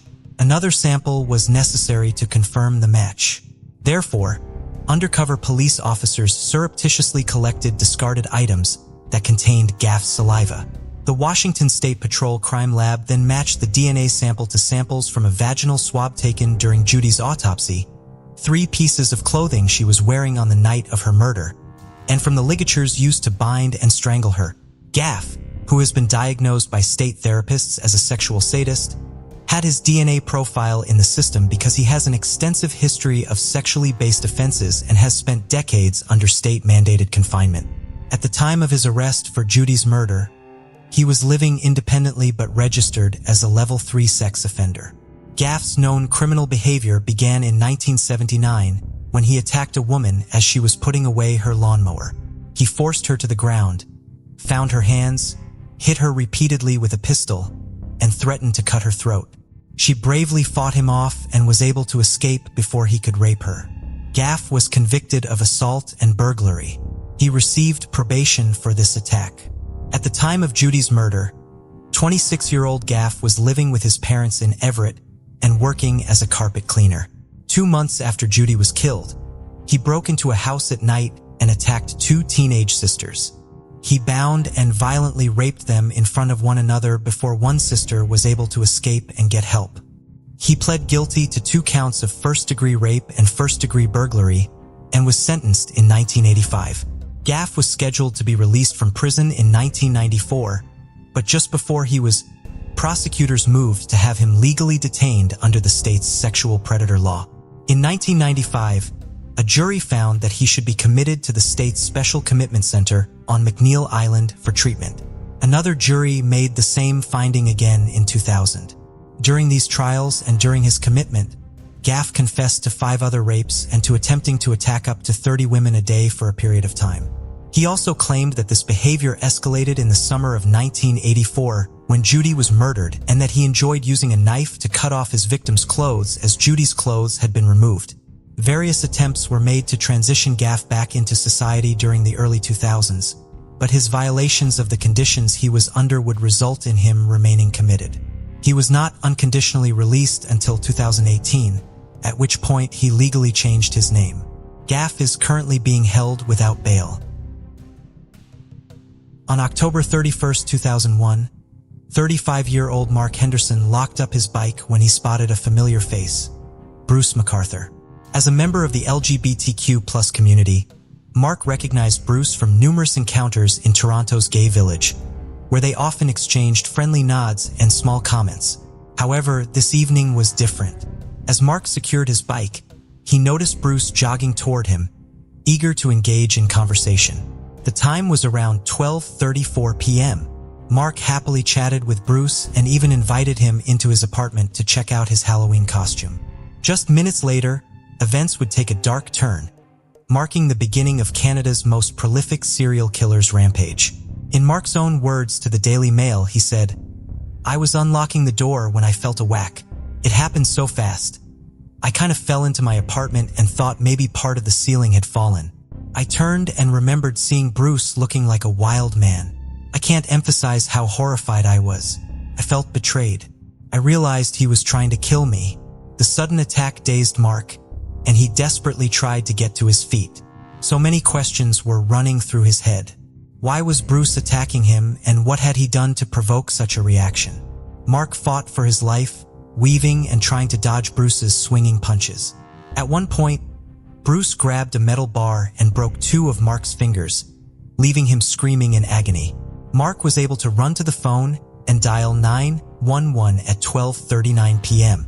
Operators immediately dispatched the police to his Toronto apartment, and Mark hid from Bruce, who was trying to pull out the phone from the wall. When emergency services arrived at Mark's apartment, Bruce had already fled. Mark described that he was laughed at by paramedics who asked whether he had invited him into his apartment for an intimate time together. Shortly after the attack, Bruce handed himself into the Toronto police, bringing some relief to Mark, but his ordeal was far from over. Instead of taking the attack seriously, Mark alleges that the media brandished him as a street worker and that he deserved what had happened to him. Bruce had also tried to spin the narrative, telling police that it was a private matter between the two. The fierce media campaign to portray Mark in a negative light worked. Bruce was sentenced to 1 year of house arrest followed by 3 years of probation. He was also banned from Toronto's gay village. As law enforcement would find out, this ban was wholly unenforceable, and the sentence of house arrest and the undertaking of psychological assessment did little to dissuade Bruce MacArthur's murderous plans. This first attack in 2001 should have sent alarm bells ringing for the police. Instead, it would later become a case study for the major failings of the Toronto police and their inability to keep LGBTQ+ people safe in Toronto and Canada. To Bruce, this light punishment signaled that he could do whatever he wanted to whomever he wanted, as it was clear that marginalized communities were not cared about. Bruce MacArthur, born October 8, 1951 to parents, Isley and Malcolm, was said to have lived a happy and humble life on his family's farm in Woodville, Ontario. Bruce and his sister had miles of land to explore and play, and it was clear from a young age that Bruce was not a rule breaker. His parents were strict and also religious. One of his former classmates recalled that kids called Bruce the teacher suck and never once saw him get into trouble. Starting in grade 9, Bruce attended Fenelon Falls Secondary School and was enrolled in a 4-year program. He got good grades and kept his head down, and those around him believed that he would have a happy and successful career ahead of him. At Fenelon Falls, he met Janice Campbell, the woman everyone thought was the love of his life. The two got married, moved to the big city of Toronto, and by 1986, they had given birth to 2 children, but not all was well. Bruce had a battle raging inside him. Whilst he cared for Janice, he did not have romantic feelings for her. He was gay, but within his community and his church, he wouldn't be able to come out for years.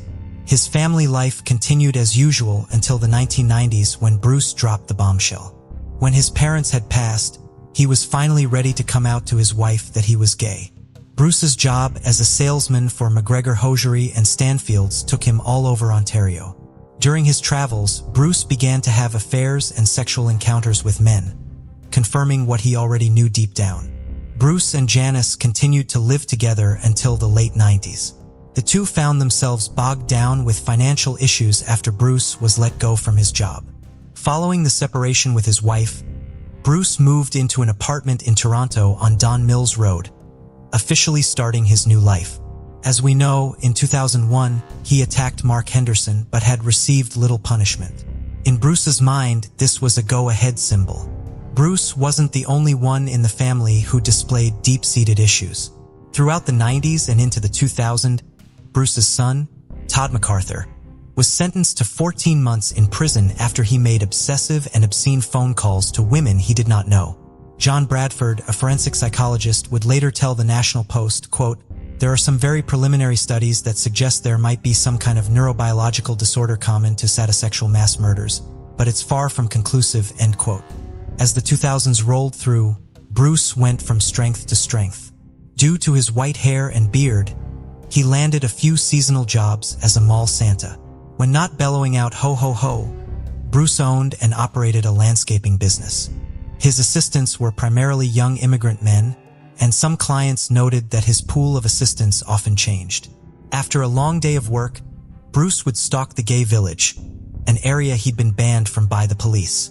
Unfortunately, there was no way for this rule to be enforced, and Bruce was free to roam around as he pleased.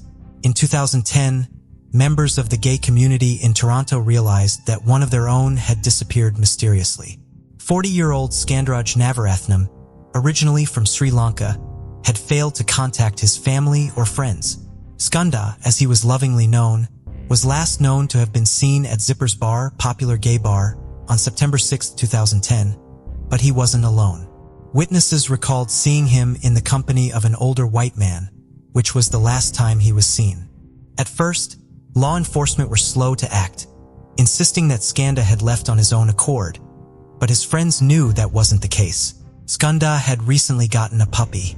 He had saved up for months looking for a French bulldog and was extremely devoted to his new pup. Those close to him also knew that if he'd planned to go away for a bit, he would have arranged care for the puppy. When his apartment was searched, the dog had been alone for a while. It would take Toronto PD months to take the case seriously, and then on December 29, 2010, 42-year-old Abdul Basir Fazi also disappeared after last being seen in church in Wesley Street. Abdul left behind a wife and children who knew he would never walk away from them. The Toronto police found themselves under mounting pressure from the LGBTQ+ and Muslim communities to do something. Months after his disappearance, Abdul's car was found abandoned kilometers away on St. Clair Avenue and Mount Pheasant Road. 2 years later, on October 14, 2012, 58-year-old Majid Kayhan, an immigrant from Afghanistan, disappeared. Like Skunda and Abdul, Majid's gay life was a well-hidden secret from his family and friends. The police now had 3 missing men, all connected to the gay village, and it was time for something to be done. The Toronto police put together Project Houston, which saw 100 hours put into investigating these 3 disappearances. According to reports, Bruce MacArthur was questioned as he was known to frequent many of the same places the men had last been known to frequent, and officers also learned that Skunda and Majid had worked for him. The Toronto PD failed to uncover any evidence to implicate Bruce, and months later, the task force was disbanded in 2014, much to the community's dismay. Just a year after the task force had been disbanded, another man would disappear, 50-year-old Soroush Mahmoudi. Soroush and his wife had fled from Iran to Canada as refugees and landed in Toronto. Unfortunately, Soroush would face many horrors shortly after his arrival. The Toronto police had a lot of cases on their plate. With the disbandment of Project Houston, they assumed that there would be no more disappearances linked to the gay community, and they were wrong. Just because no missing person reports were made doesn't mean that no one with connections to the community went missing. The Toronto police would uncover these unreported victims much later down the line. On April 30th, 2017, 44-year-old Salim Eason was reported missing. Like many other victims, Salim was last seen in the downtown Toronto area and had dropped off the map. Whilst the Toronto PD did investigate these disappearances, many would later say that their judgments and investigations were clouded by systematic and institutionalized racism. On June 26, 2017, Pride celebrations would take place in Toronto, and people from the LGBTQ+ community and their allies would gather in the streets to celebrate how far the community had come and what they had achieved. Amongst some was 49-year-old Andrew Kinsman, a well-established member of the Toronto gay community. 3 days after he had attended Pride celebrations, Andrew was reported missing. Upon receiving this report, the Toronto PD stormed into action. Andrew was a white man, and the disappearance of a white gay man was the catalyst for the investigation that followed. Many would later criticize the Toronto Police Department decision and the fact that it was Andrew Kinsman's disappearance that triggered a full investigation. This time, the Toronto PD set up Project Prism, which aimed to uncover the mystery behind Andrew's disappearance and the disappearance of other gay men in the area. Investigators also discovered that the disappearances from Project Houston carried many similarities to those from Project Prism. For the first time, the disappearance of all of these men who had been sidelined were taken seriously, and it didn't take long for investigators to get their first breakthrough. In many missing persons cases, the first move is to examine the victim's personal life, and after searching Andrew's apartment, they uncovered a vital clue.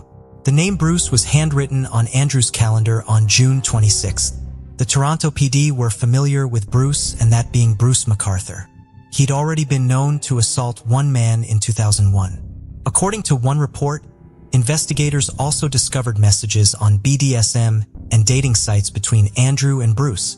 Bruce had been using a screen name, but just weeks into their investigation, they discovered the smoking gun. CCTV footage captured outside of Andrew's apartment showed him getting into a red 2004 Dodge Caravan on June 26, 2017, after he'd been to the Pride celebrations. Investigators began digging through records of all red Dodge Caravans and eventually found 5 men named Bruce who owned one. Using the specific parameter of 2004, the Toronto PD discovered that there was just one Bruce who owned a 2004 model, and that was Bruce MacArthur. The Toronto police quickly searched the name Bruce MacArthur and found that in 2016, a surviving victim had reported him for choking them. After a record of violence and evidence, and he was the last person to see Andrew alive, the Toronto PD were granted permission to seize his van as evidence, but there was one problem: it wasn't at his home. Luckily, investigators found it weeks later in a wrecking yard in Cortez, Ontario. It appeared that Bruce had attempted to destroy the evidence by selling the vehicle.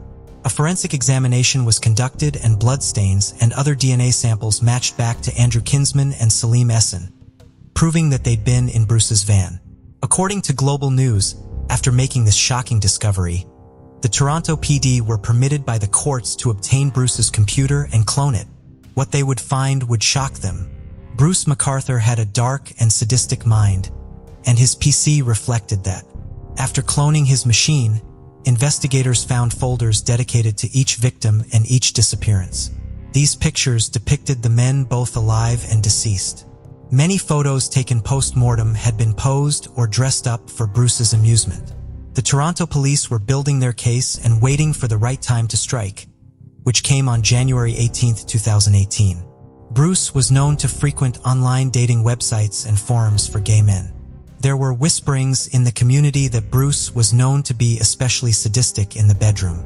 Many victims would later say that Bruce had choked them into unconsciousness, and they were terrified for their lives.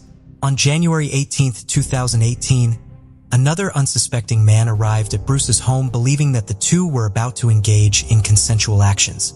Without warning, the Toronto PD burst through the doors of Bruce's home and discovered the man who had entered just moments earlier.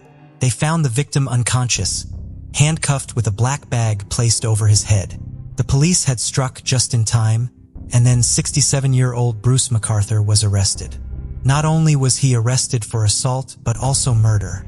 At this point in time, detectives did not know how many victims they would uncover. The Toronto PD focused their efforts on 53 Mallory Crescent, where Bruce had worked as a landscaper for years.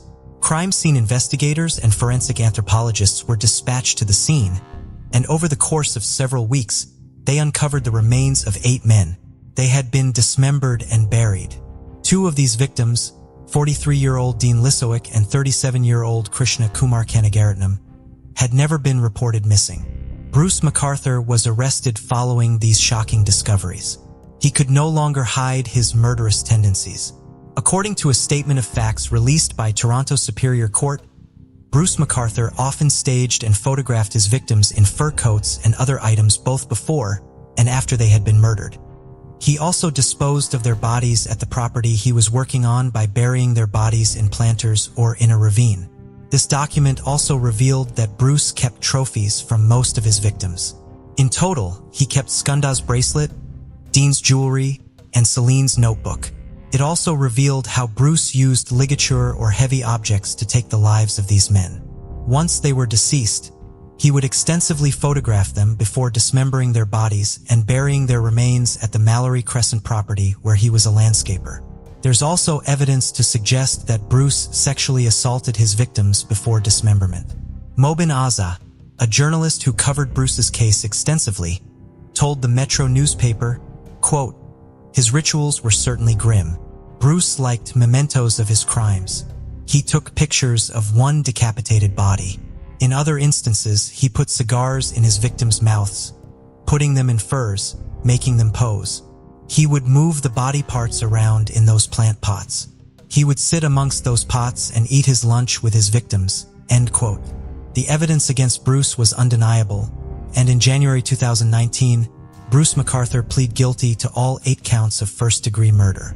As Bruce had entered a guilty plea, the families of the victims were spared a long and difficult trial where they would have to hear the cruelty that Bruce had inflicted upon their loved ones. Bruce MacArthur was sentenced to life in prison without the possibility of parole for 25 years. Bruce has never told the police why he committed these crimes or why he began his serial killer career at the age of 61. He is now 71 years old and won't be eligible for parole until he is 91.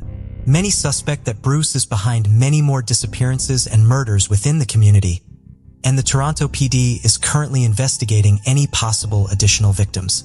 The LGBTQ+ community have been very vocal about the mishandling of the Bruce MacArthur case. Mark Henderson, one of the first known victims and possibly sole survivor of MacArthur, joined the Toronto PD in a bid to be the officer both he and the community needed. He left in 2009 and returned to modeling. In the aftermath of the Bruce MacArthur case, retired Ontario Court of Appeal Justice Gloria Epstein penned an independent review of how Mark's case was handled. She has made over 151 recommendations, noted that the dismissal of Mark's report was particularly troubling. Stephen Davis was born in Montgomery, Alabama, in 1952 and relocated to Pensacola, Florida, the following year. He graduated from high school there in 1970 and later attended Pensacola Junior College, where he graduated in 1985. Stephen never married or had children, but he maintained a close relationship with his family, including his mother and 2 sisters, visiting them often. Known for his friendly demeanor, he was always willing to help anyone in need. He showed great compassion for others and assisted many people in overcoming drug addiction. He liked spending time with people, which led to him becoming a cab driver. Just before 4 a.m. on August 26, 1998, Stephen had just finished a 12-hour shift driving his cab. He pulled into the parking lot of a Winn-Dixie grocery store on Navy Boulevard in Pensacola. As he was getting ready to leave, someone came up to his cab and shot Stephen 3 times, striking him once in the jaw and twice in the back. Stephen got out of the vehicle, tried to call for help, and collapsed. He died where he fell. Stephen's yellow station wagon was taken and then later recovered nearby. The driver's window had been shattered, and the driver's door and the rear passenger door were left open. Police found a single fingerprint in a globule of Stephen's blood at the scene, but were not able to match it at the time because they were not able to see the print in clear enough detail. They tried examining it multiple times over the years, and investigators held multiple cold case symposiums before technology advanced to the point where the fingerprint could be properly examined and identified. On March 5, 2024, Escambia County Sheriff Chip Simmons announced that 44-year-old Donald Holmes II is being charged with Stephen's murder after his fingerprint was matched to the one found at the crime scene. Holmes is currently incarcerated at Mayo Correctional Institution Annex in Mayo, Florida. He is serving a 20-year sentence after being found guilty of robbery, fleeing and eluding, and aggravated assault in 2014. He had previously served 17 months in prison for felony fleeing and eluding law enforcement. He was previously set for release on July 31, 2032, but could receive life without parole if he is convicted of Stephen's murder. He was just 18 years old at the time of Stephen's murder. Stephen's mother, June Wilburn, passed away in 2007 without ever learning who killed her son. His sisters, Ruby Kastner and Julie MacArthur, were both present at the press conference announcing that Holmes is being charged with their brother's murder. 24-year-old Kelly Workman was over 6 feet tall and had a slight but athletic frame. She kept very close to home, very rarely straying too far from her family's dairy farm in rural Douglas County, Missouri. According to Kelly's family, she was extremely shy, naive, and had trouble socializing. In recent years, now that the disorder is more widely understood, they have come to believe that Kelly may have had some form of autistic spectrum disorder.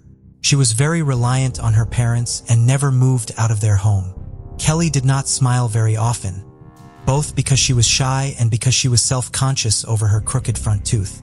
Kelly was wary of people she did not know but enjoyed helping others so long as she was familiar with them. Kelly was hardworking and meticulous and independent enough to work outside of the house. She worked Sundays at a small country store, and she did yard work and cleaned houses for various family friends who lived in the small community of Dogwood. On the evening of June 30, 1989, Kelly was mowing a lawn at the Dogwood Cemetery near the Pleasant Southern Baptist Church. This job had been passed down through several generations of her family, and Kelly had performed it for the past 3 years.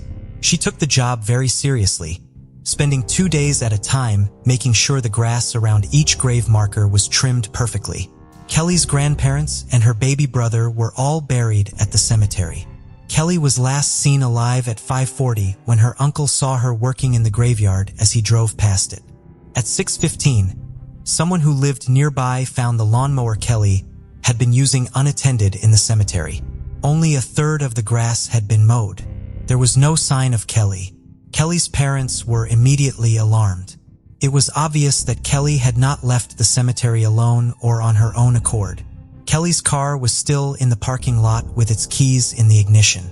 Her purse with $100 in cash was at home. Kelly was very wary of strangers. She did not even like talking to motorists who pulled off of the highway to ask for directions at the church. She would not have willingly left the cemetery with anyone she did not know. The search for Kelly, therefore, began that evening with 50 people quickly joining the effort, searching for her on foot, on horseback, and by helicopter. Extensive searches continued for nearly a week. Then, on July 7th, Kelly's body was discovered in a creek in the Mark Twain National Forest near Oldfield, more than 10 miles away from where she was last seen. 2 of Kelly's uncles were with the search party that located her body, and even decades later, they cannot bring themselves to talk about the experience. Investigators believe that Kelly was killed on the night of her disappearance, June 30th, or early in the morning of July 1st. However, since her body had been submerged in water and temperatures had been so warm, her remains had decomposed very quickly, making it difficult to see any injuries or conclusively determine her cause of death. She also had to be identified by her dental records. More than 400 people came to Kelly's funeral, with 300 of them crammed into the wooden pews of the funeral chapel and 100 others who could not fit inside sitting or standing in the lobby for the service. Kelly was then buried at the cemetery where she had last been seen alive. On February 21, 2024, the Douglas County Sheriff's Department and Christian County Sheriff's Department had a press conference at the church near that cemetery. There, they announced the three men, Bobby Lee Banks, Leonard Dwight Banks, and Wiley Belt, had been arrested after being indicted on charges of first-degree murder, forcible rape, and first-degree kidnapping in connection to Kelly's case. According to Douglas County Prosecuting Attorney Matthew Weatherman, the arrests were finally made after a witness came forward with rock-solid testimony that tied their case together.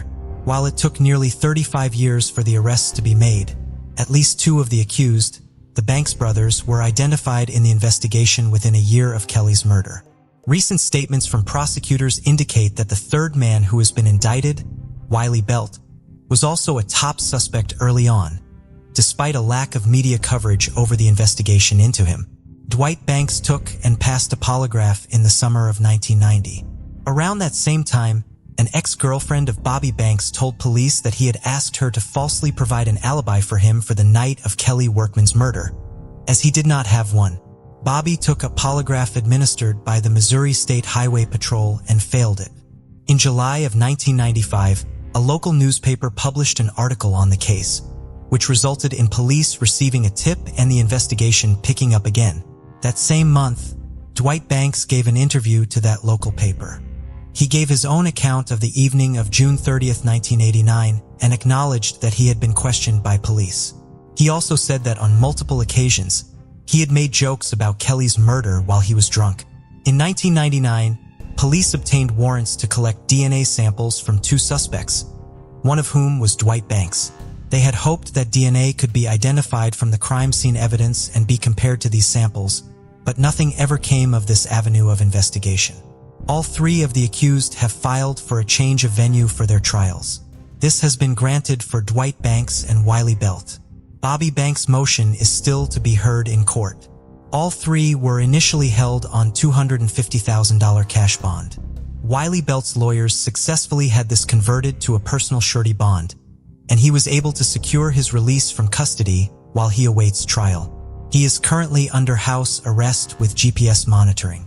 Dwight Banks is attempting to also secure pretrial release on the basis of his medical needs. Belt is next due in court on June 4th, and the Banks brothers both have motion hearings scheduled for April 17th. 31-year-old Valerie Ames loved spending time outdoors, mainly camping and riding horses. She loved her 2 young daughters, Pamela and Michelle, even more. The last memory Michelle has of her mother was sitting on her lap at her 5th birthday party, a Barney the Dinosaur-themed celebration. Michelle and 9-year-old Pamela then went on a trip to England with their grandmother and never saw their mother again. Valerie's body was discovered on August 10, 1996, in a pool of blood. She had been beaten and stabbed to death. Her body was found inside of an apartment at the Courtyard Apartments on King Street in Jacksonville, Florida. However, it was not Valerie's apartment. The man who lived there had been arrested the previous night. His daughter had come to check on his apartment and discovered Valerie's body.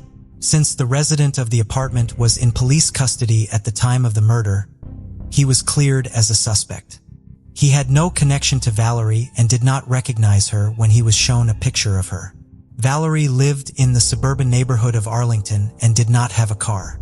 There was no known reason for her to have been in that area of Jacksonville or obvious means by which she had gotten there, indicating that her killer had brought her to the temporarily vacant apartment, which had been left unlocked following its occupant's arrest. One of Valerie's daughters told investigators that 3 months before her mother was killed, she had reported being assaulted by a police officer. Nothing ever came of the charge, and nothing ever came of the lead. Valerie's case went cold. Her daughters grew up, and Valerie eventually had 6 grandchildren who never got the chance to meet her. On April 2, 2024, just over 10,000 days after Valerie was killed, Jacksonville Sheriff T.K. Waters announced that 69-year-old Jerry Phillips of North Carolina had been arrested and was being accused of second-degree murder and sexual battery in connection with Valerie's case. He was facing prosecution by the Florida State Attorney's Office. Because of the ongoing criminal proceedings, the sheriff's office is unable to release many details about how Phillips came to be identified. According to State Attorney Melissa Nelson, more information will be made available to the media once Phillips has been indicted and their evidence against him has been formally filed in discovery, making it available to Phillips' attorneys. Sheriff Waters did say that the identification was made due to both the dedicated investigative efforts of the detectives in the Jacksonville Sheriff's Office Cold Case Unit, as well as advances in technology. He also stated that Phillips was not a total stranger to Valerie, although he could not comment on how exactly she knew him. Valerie's mother, June, was still alive to see the arrest made in her daughter's case and sent a statement to be read at the press conference where it was announced. Valerie's daughter, Michelle, was present at the press conference and gave a statement that said in part, "These long years have done nothing to numb the pain of her non-existence. Her pain and her torture have all become our pain and torture daily. Standing here today, almost 28 years later, we now have some answers on our beautiful mother, Valerie, and she has finally reached her chance to have justice. May our mom finally rest in peace." 34-year-old Ian Snider is a travel blogger and father of 3 from Ferndale, California. He is also an active hiker. At the beginning of December 2023, Ian was in Hawaii, and on December 4th, he set out on a hike. By his own later admission, he made numerous mistakes when it came to this hike. They began when he started planning it. He did not tell anyone where he was going to be hiking. He had mentioned to his father on the phone the day before that he would be taking a hike that day, but his father was not even aware that Ian was in Hawaii because he traveled so frequently. Ian also just used Google Maps to plan out the trails he would be taking.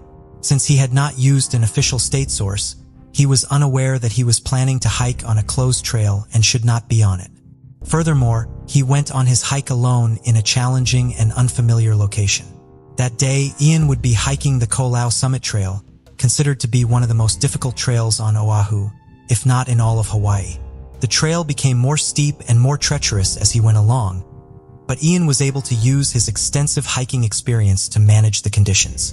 Ian then made another error in judgment when he made a split-second decision to deviate from his planned route. At some point, Ian fell more than 1,000 feet off of the mountain. He does not have a clear memory of the actual fall. When he came to, he was not sure of what had happened to him or how long he had been unconscious. He was, of course, lucky to have survived such a long fall at all, but he was also fortunate in that the spot where he landed was near the base of a waterfall. He was able to drag himself over to a small stream that flowed from the waterfall so that he had access to water. He was also able to situate himself between 2 large rocks by the stream so that he was sheltered from the wind. Ian's family was unaware that anything was wrong until they had not heard from him for a few days. On December 6th, one of Ian's friends told him about a video he had posted on social media showing the area where he was before beginning his hike. This helped them determine that Ian was in Hawaii. They contacted officials there, and the following day, December 7th, the Honolulu Police Department contacted the Honolulu Fire Department requesting assistance in the missing persons case. The video Ian had posted to social media had been shown to members of the local hiking community. They were able to help identify the location shown in the video and began organizing searches for Ian. Honolulu police were able to use the last signal from Ian's cell phone to help narrow their search area. Rescue personnel from the fire department flew over the area and spotted Ian. They had been expecting the worst and were surprised to see Ian awake and aware enough to wave one arm to them as he heard them approach.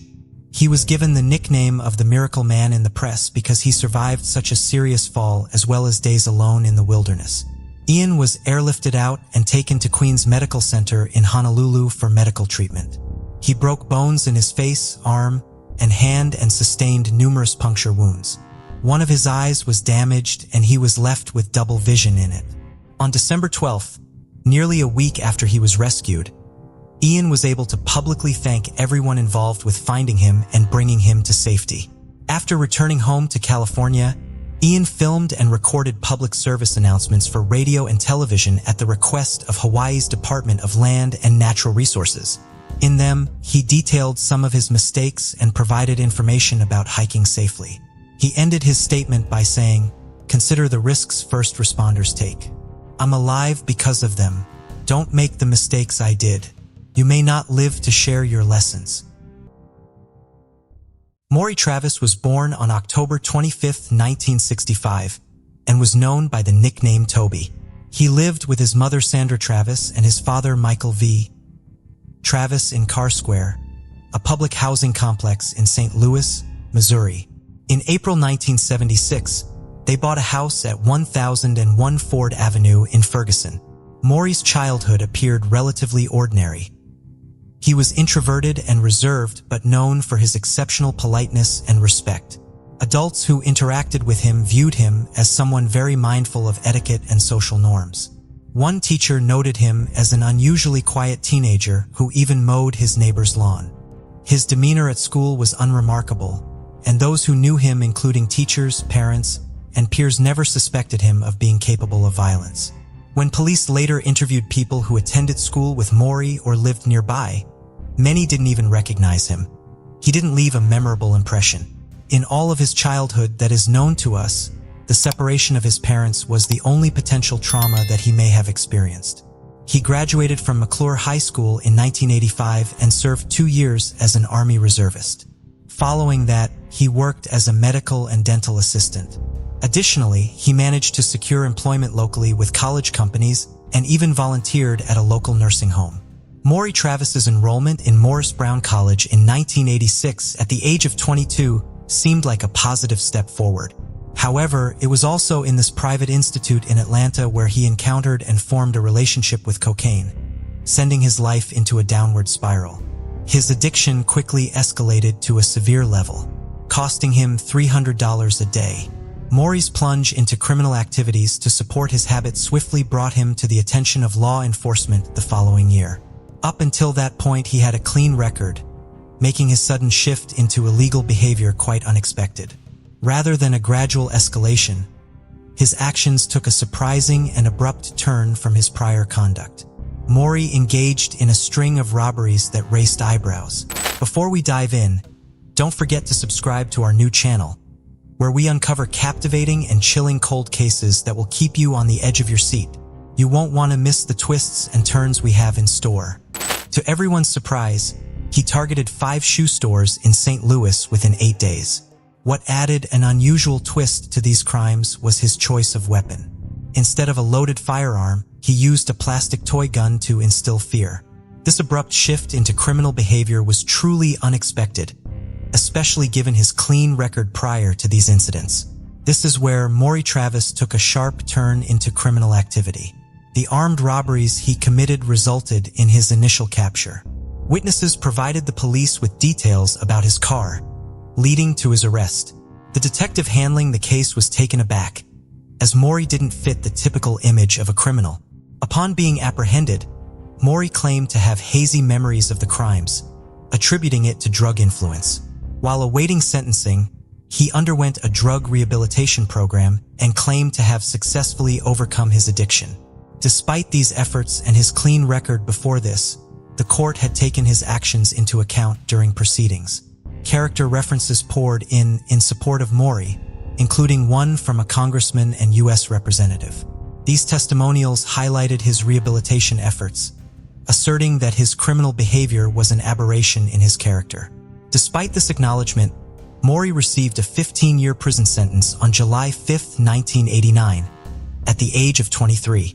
This marked the start of his time behind bars for his criminal actions. From the outset, Mory realized that his time in prison wouldn't be easy. He attested to the inhospitable conditions, citing frequent assaults and an abundance of drugs that posed a significant threat to his rehabilitation. Having successfully addressed his dependency issues, he found himself surrounded by drugs in this challenging environment. In a desperate plea to the judge, Mory wrote a letter, urging him to reconsider his sentence, pouring his heart out in the hope of a more lenient outcome. In his plea to the judge, Mory wrote on how he was constantly thinking of taking his own life. due to the horrible conditions he is living in. He ended by asking the judge to give him another chance in society. Mory was granted parole in 1994, serving only 5 years and 3 months of his sentence at the Farmington Correctional Center. His early release was primarily attributed to his exemplary behavior. Although he had 13 conduct violations, they were minor infractions. He moved into a duplex where neighbors regarded him as an excellent resident who didn't cause any disturbances. After serving time initially from March 1989 through June 1994, Mory faced additional prison stays due to drug-related charges from February 1998 to January 1999 due to repeatedly violating his parole. Once outside prison, he worked in various restaurants, keeping to himself mostly. He also displayed an unusual fixation for his 2000 black Mitsubishi Eclipse, spending considerable time cleaning and maintaining it. Although neighbors and classmates of Mory didn't have any suspicious information about him, one of his former girlfriends had something different to say. In March of 2001, Mory's girlfriend left him, and this was when bodies of women began to turn up around town. Mory would actively pick up sex workers along the extended stretch of Broadway, known as the Stroll north of St. Louis. In fact, 4 suspected victims of Mory were later discovered in this area. It gained notoriety for its numerous crack houses and the availability of such workers. Mory would pick them up and then bring them back to his home in Ferguson.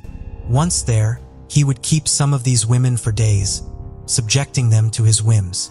However, it wasn't solely for his personal satisfaction. He recorded the horrifying events taking place in the basement. Videotapes documenting these acts were later discovered, concealed within a wall. Some of the video clips showed Mory engaging in consensual but rough roleplay, involving bondage with women. There were also instances when he was seen using drugs, yet he would let them go unharmed.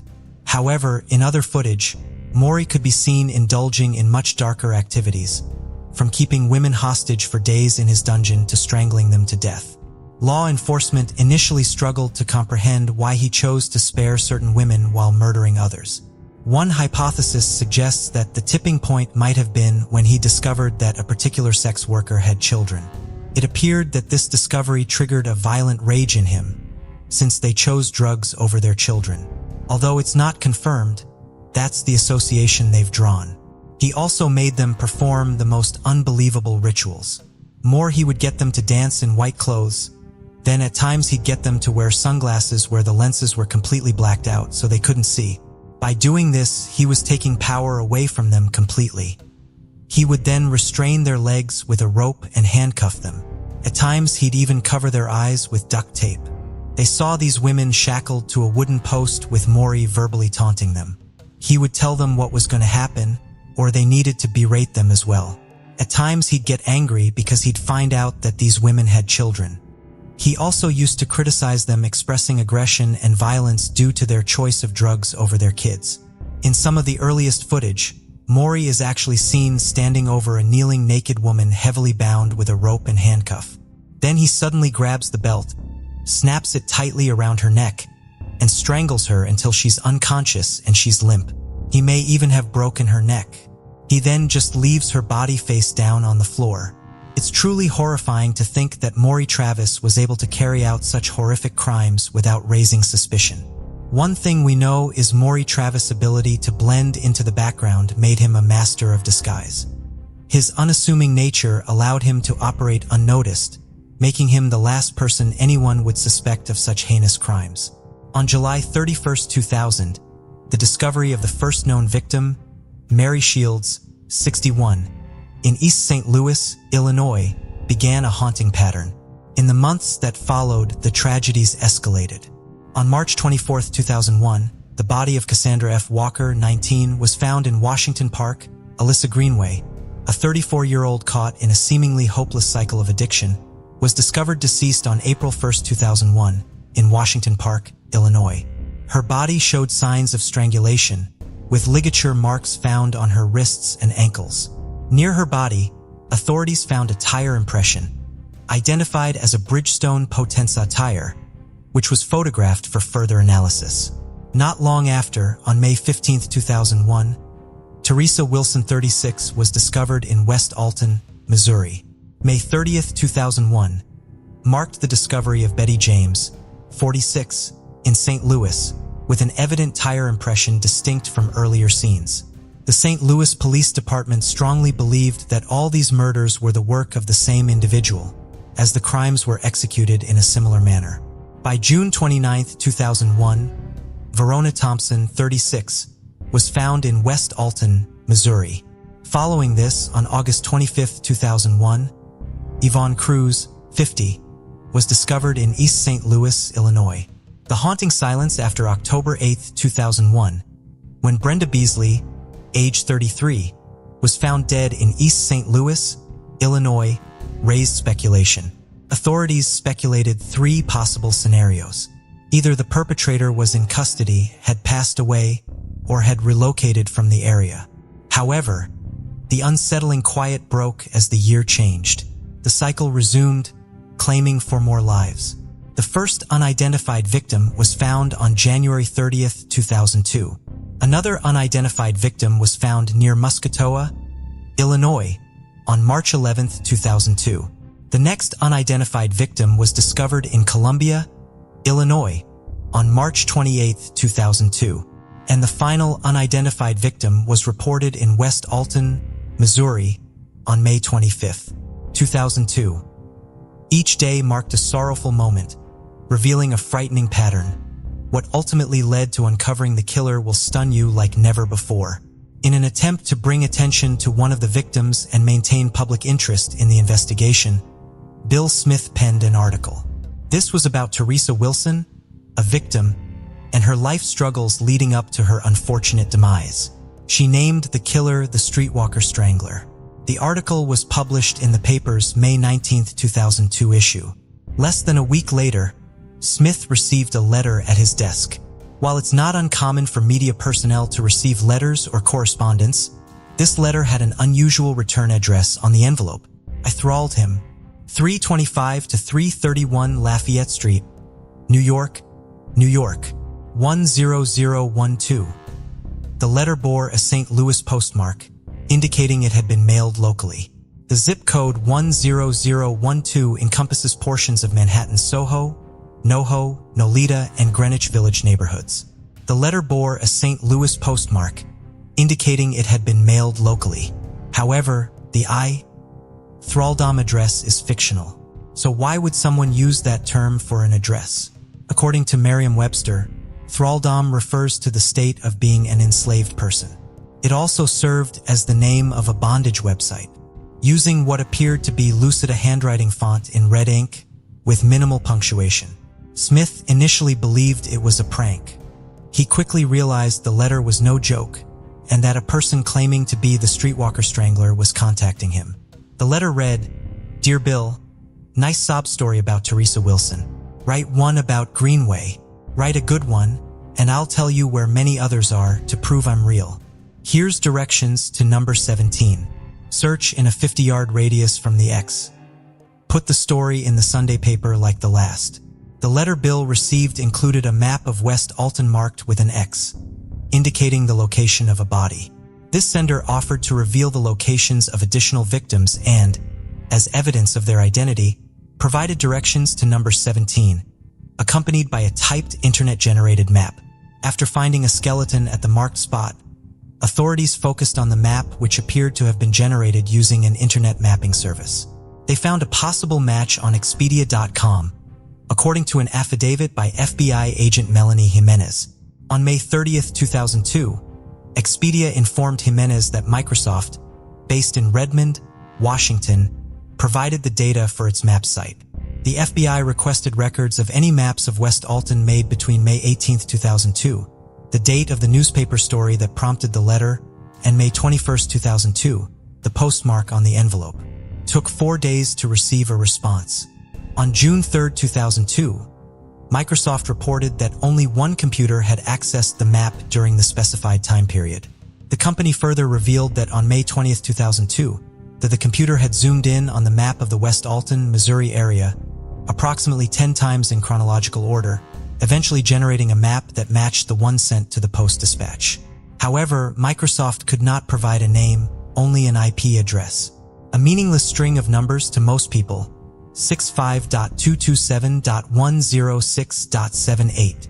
To translate the IP number into a name, the FBI turned to WorldCom Incorporated, which provided local telephone numbers to connect internet services to their dial-up customers. WorldCom assigns a temporary IP address to each customer for each internet session.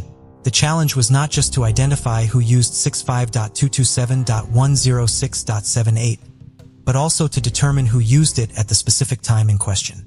WorldCom's Internet Division, UUNet, identified the user as MSN/Mory Travis.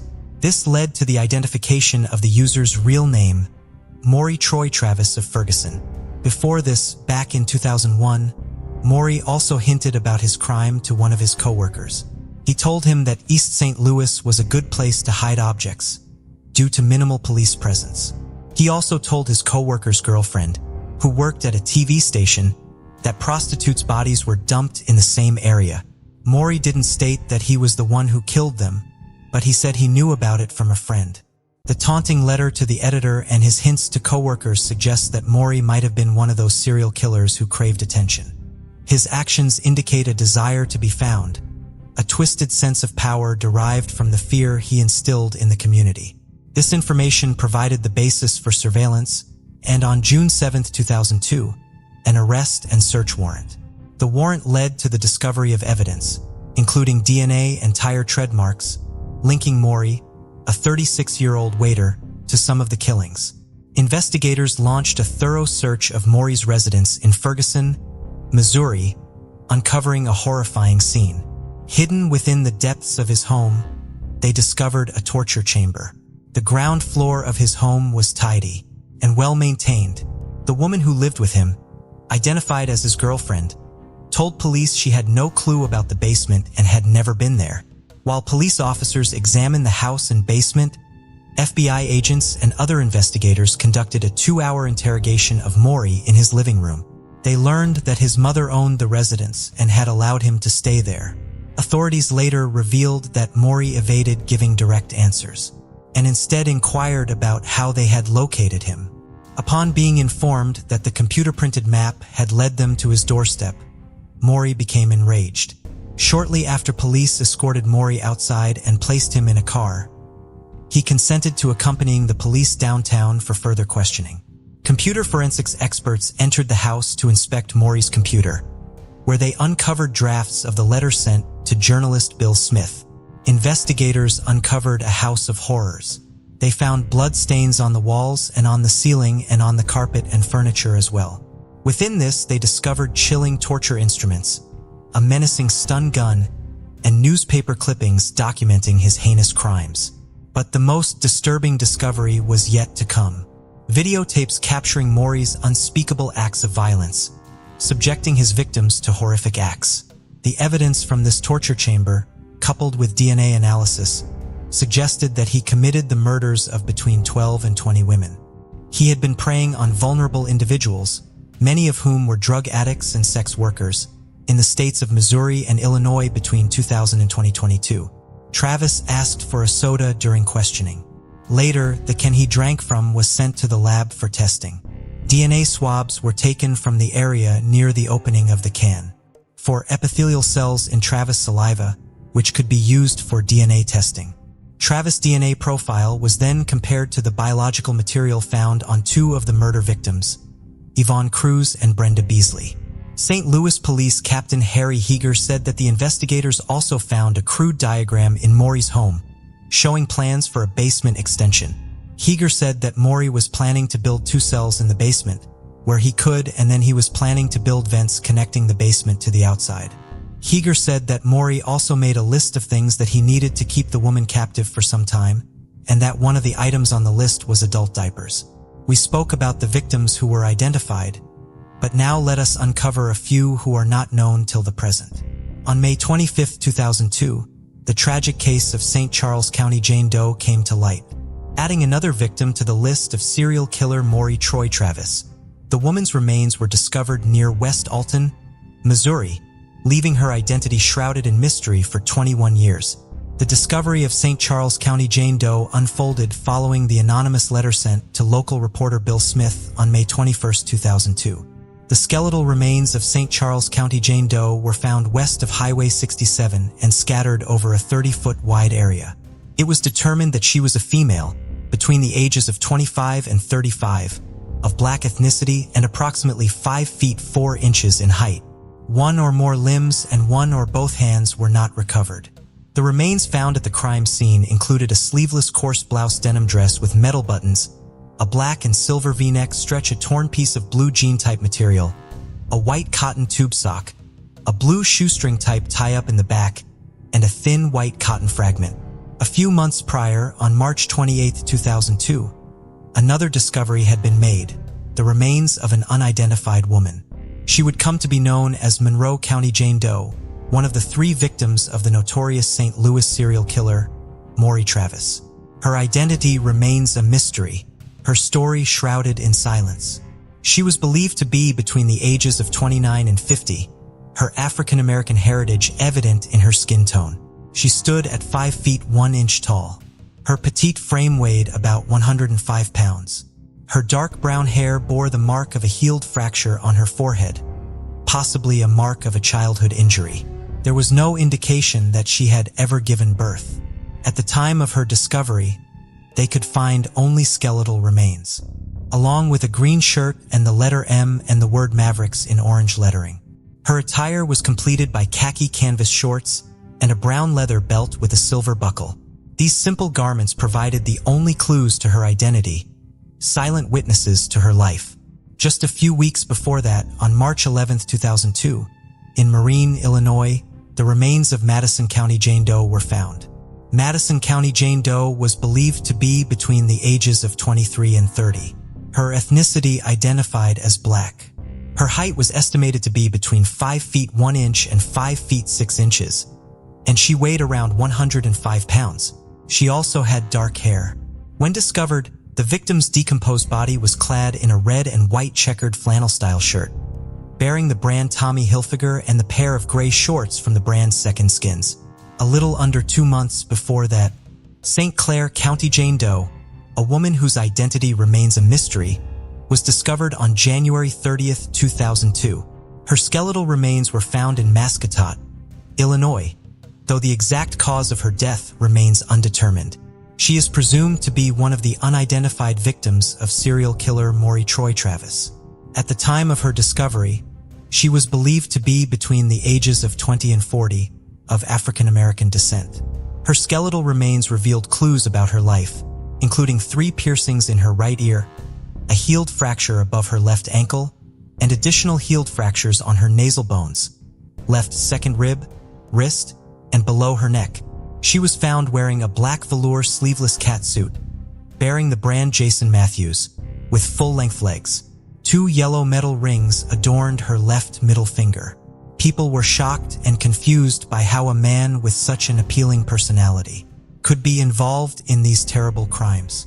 The mother of one of his ex-girlfriends from Pagedale expressed her shock and disbelief over the news of Mory's arrest. Her daughter had dated him back in 2001, and she described him as a perfect gentleman who always seemed happy and laid back. She couldn't believe that the man she knew could be different from the person now accused of such heinous crimes. Mory was suspected of being involved in and he was also charged with 2 counts of kidnapping. Federal court documents linked him to these crimes.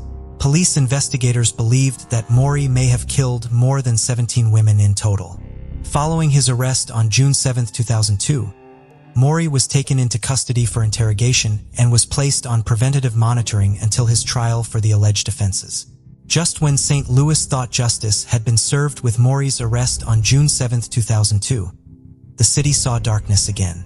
3 days later, on June 10, 2002, Mory planned to escape his sentence. He did that in the most unthinkable way possible. Mory Travis reportedly wrote a brief note on a sheet of paper in his 8th floor jail cell in Clayton. Outside the cell, another inmate tasked with monitoring Mory attempted to keep watch through a window. Mory had no desire to spend the rest of his life in prison or face execution by injection. He conveyed to those who would read his final words, Instead, he decided to end his life on his own terms. He explained that he left a note to demonstrate, "You guys didn't kill me." His note read, "Dear Mom, I'm sorry for the pain this caused you and the family. My death seems to be the only way out and a fast end to all the publicity. You were the best mother a man could have. But I've been sick for a long time, sick in the head, since I was about 14. I don't know why, I was just sick. I've never felt normal or happy at any time in my life. I think about the life I lead and what's ahead of me. This seems the best solution for all involved, especially me, because I won't spend the rest of my life locked up, or worse, let them kill me with a needle. Tell Grandma, Marina, James, and everybody, I love them dearly. I love you the most, but you know that. Forever your son, Toby Travis." Jail regulations prohibited the inmate assigned to the anti-self-harm vigil from maintaining a clear view of what was to transpire, and the guards, violating jail rules, skipped 2 15-minute checks, providing Mory with 45 minutes of privacy to carry out his plan. According to Clayton police, Mory meticulously threaded a torn strip of bedsheet through small holes in a jail wall vent 6 feet from the floor, and looped the other end around his neck. He placed a pillowcase over his head, stuffed additional cloth into his mouth, and somehow managed to tie his hands behind his back. 12 years after Mory himself died in prison, his mother, Sandra Travis, still owned the home where he committed his horrific acts in 2014. She rented the home to Katrina McGaw without mentioning the house's dark past. McGaw learned about the house's history from a television documentary and requested to break her lease, but Sandra refused. News 4 contacted Sandra, who claimed she had informed McGaw about the house's past. McGaw denied this, stating she would have remembered the murders if Sandra had told her. Technically, landlords are not obligated to disclose information about a home's past. In this country, landlords are only required to report physical defects. The St. Louis Housing Authority intervened, allowing McGaw to move out at the end of the month, despite Sandra's objections. This situation was complex.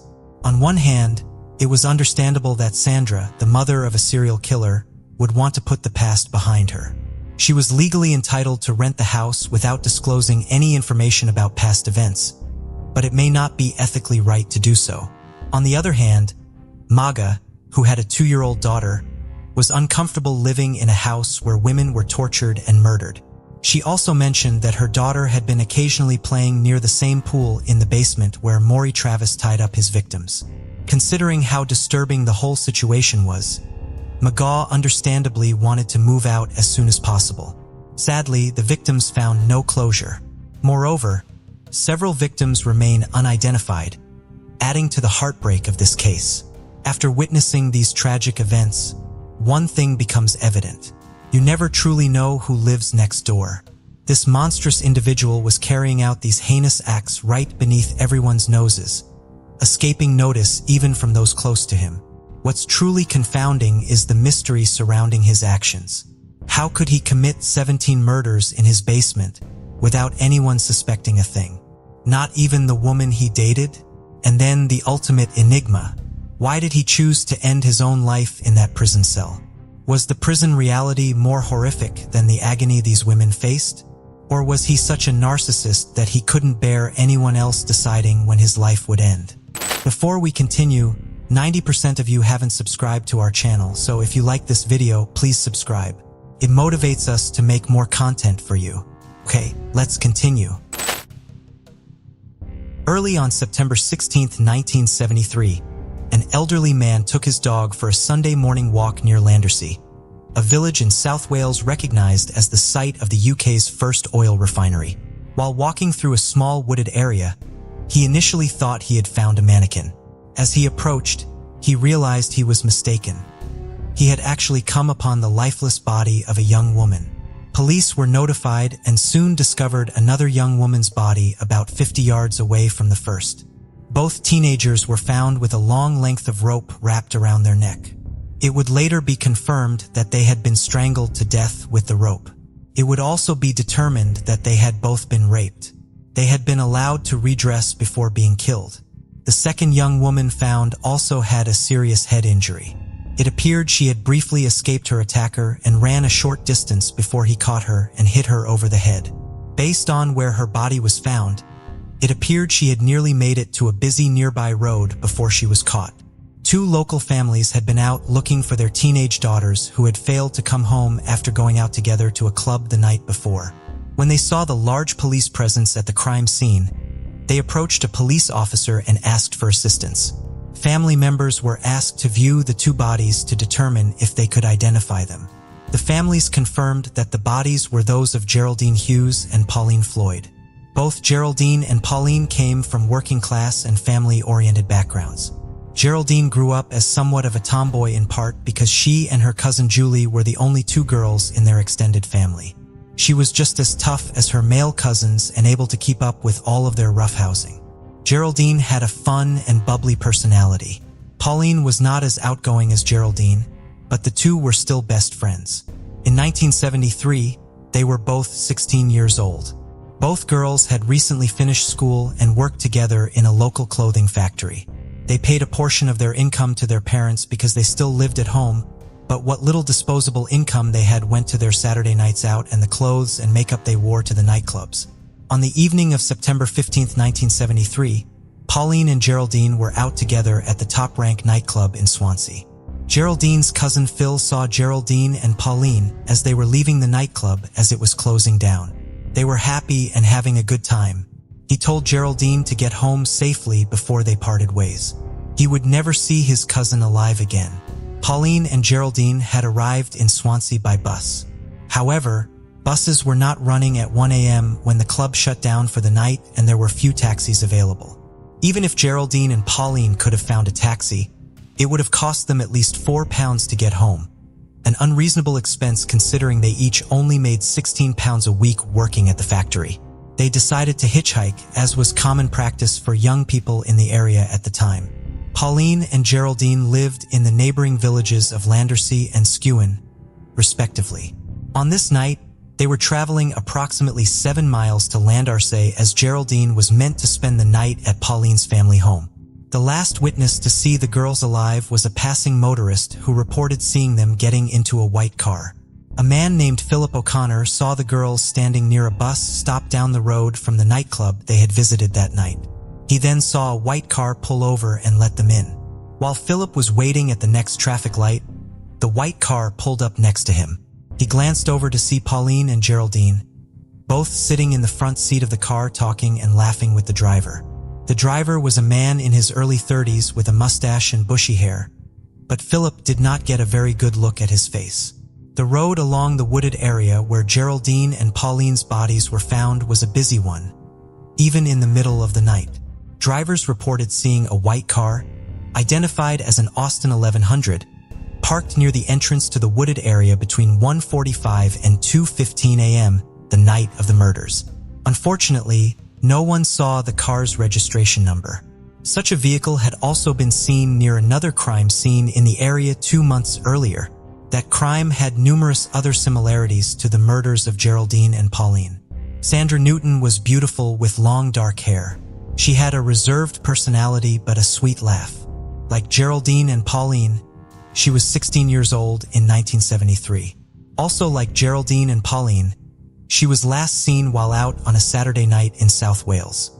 Sandra was out in the village of Britton Ferry on the night of July 14, 1973. She went to the Traveller's Rest pub and, later, the Baron nightclub. She left the club at 1 a.m. with her boyfriend. The couple found an abandoned van on a side street and had sex.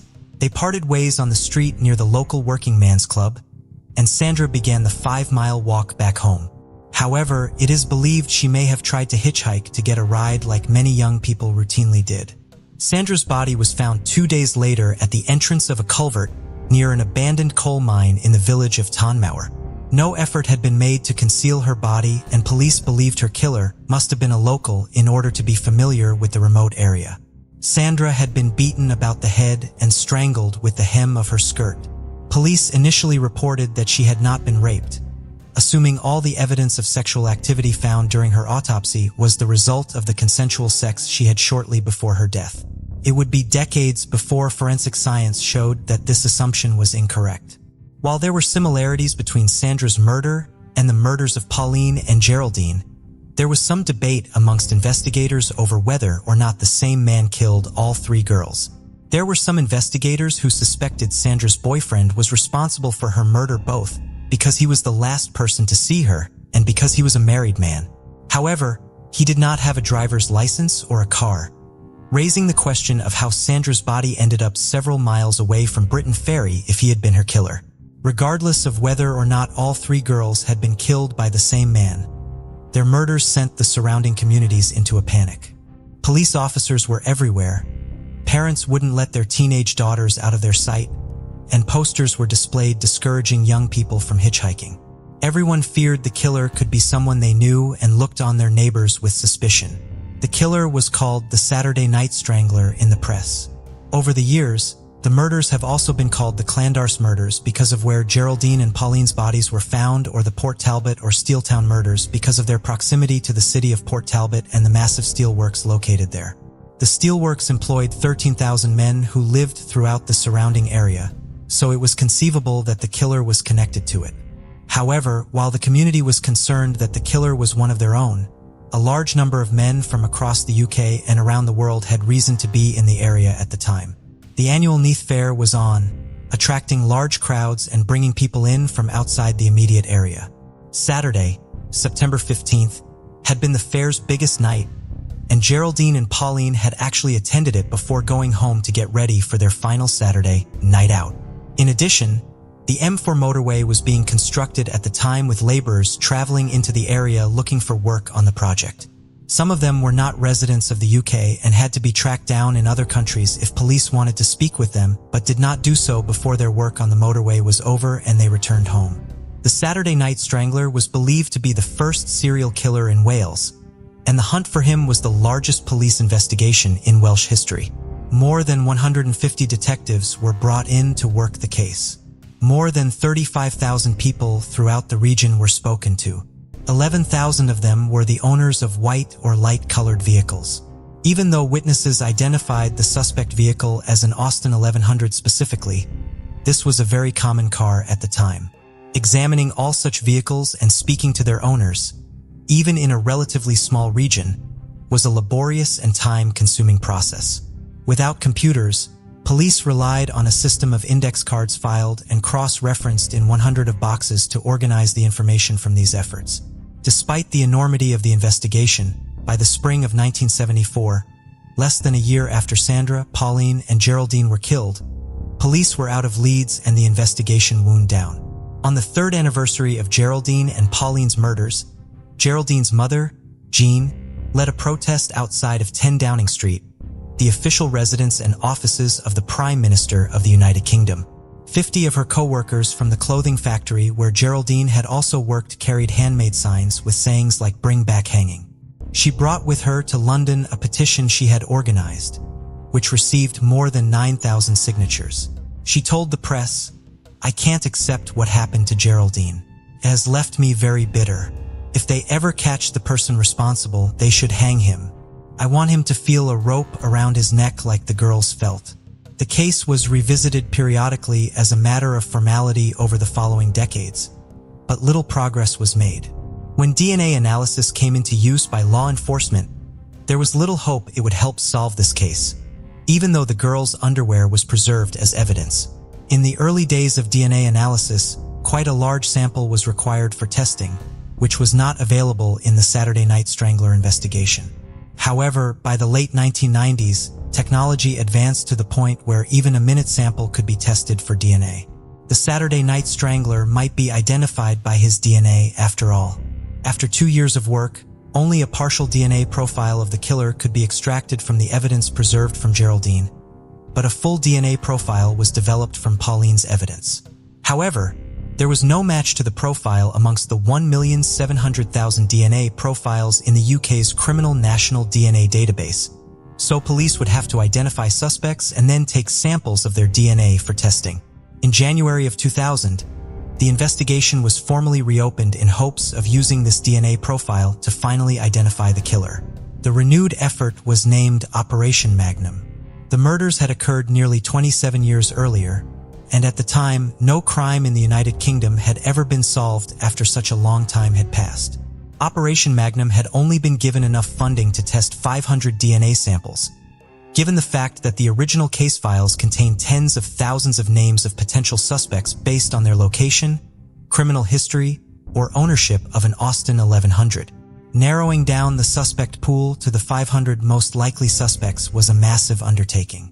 Rupert Heritage, former chief of the Behavioral Science Unit of Surrey Police, created a 14-point criminal profile to help identify the killer, which stated that the Saturday Night Strangler would have a history of minor property crimes, live in the region where the murders occurred, and would have started his criminal career at an early age.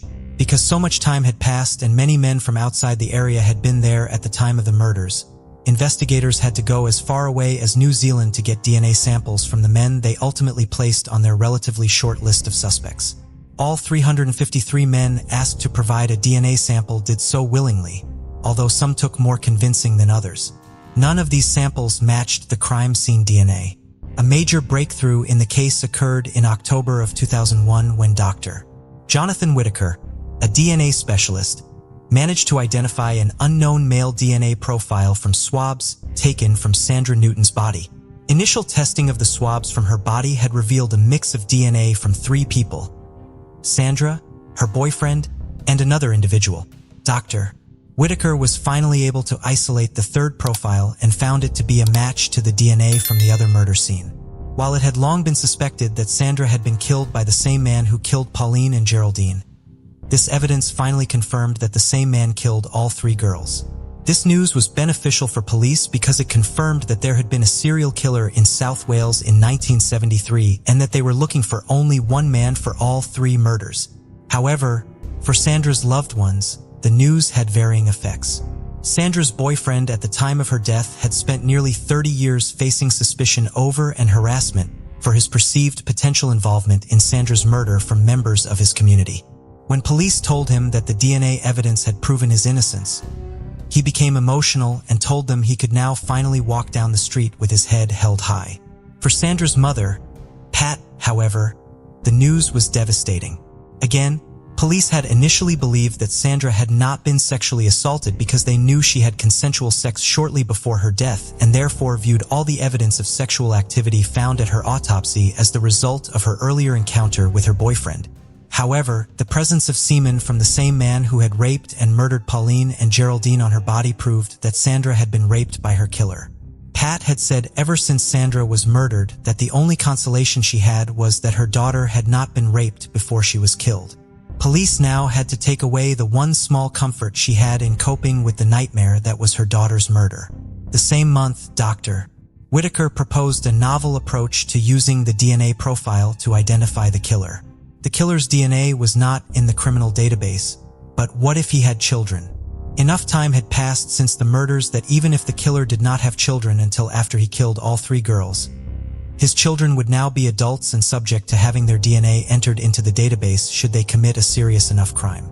Searching for an exact match in the criminal database had not revealed the killer, but what if they looked for partial matches? Dr. Whitaker did ultimately find a DNA profile in the database that could have been from the son of the killer. It belonged to Paul Capin, a local car thief. Capin was a name known to investigators. Joseph Capin, Paul Capin's father, had been suspect number 200 on their list of the 500 most probable suspects based on information from the original investigation. However, when they had tried to collect a sample of his DNA, they had learned that he was dead. Capin was a native of Port Talbot and lived in the sand fields that stayed there at the time of the murders. He was sometimes employed as a bouncer or a bus driver and was in and out of jail. His criminal career began when he was just 12 years old and he racked up more than 30 documented minor offenses, ranging from stealing from gas meters to burglary to assault. Capin was a violent man who severely abused and terrorized his wife and 2 children. He also was known to pursue young girls, using his various jobs as a bouncer to meet and try to get close to them. Capin had been interviewed on October 13, 1973 because he owned a white Austin 1100 and his name had been given to investigators by a police officer who routinely had to deal with him. Capan told police he had gotten home from the Neath Fair around 9:30 on the night of Pauline and Geraldine's murders and had been home with his wife the rest of the night.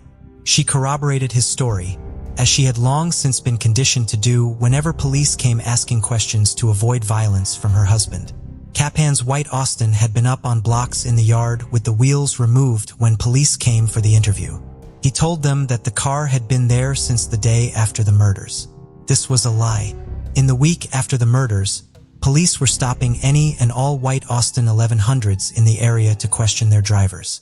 Capan had been stopped while driving the vehicle during this effort, meaning the car was still in use long after he said it was out of operation.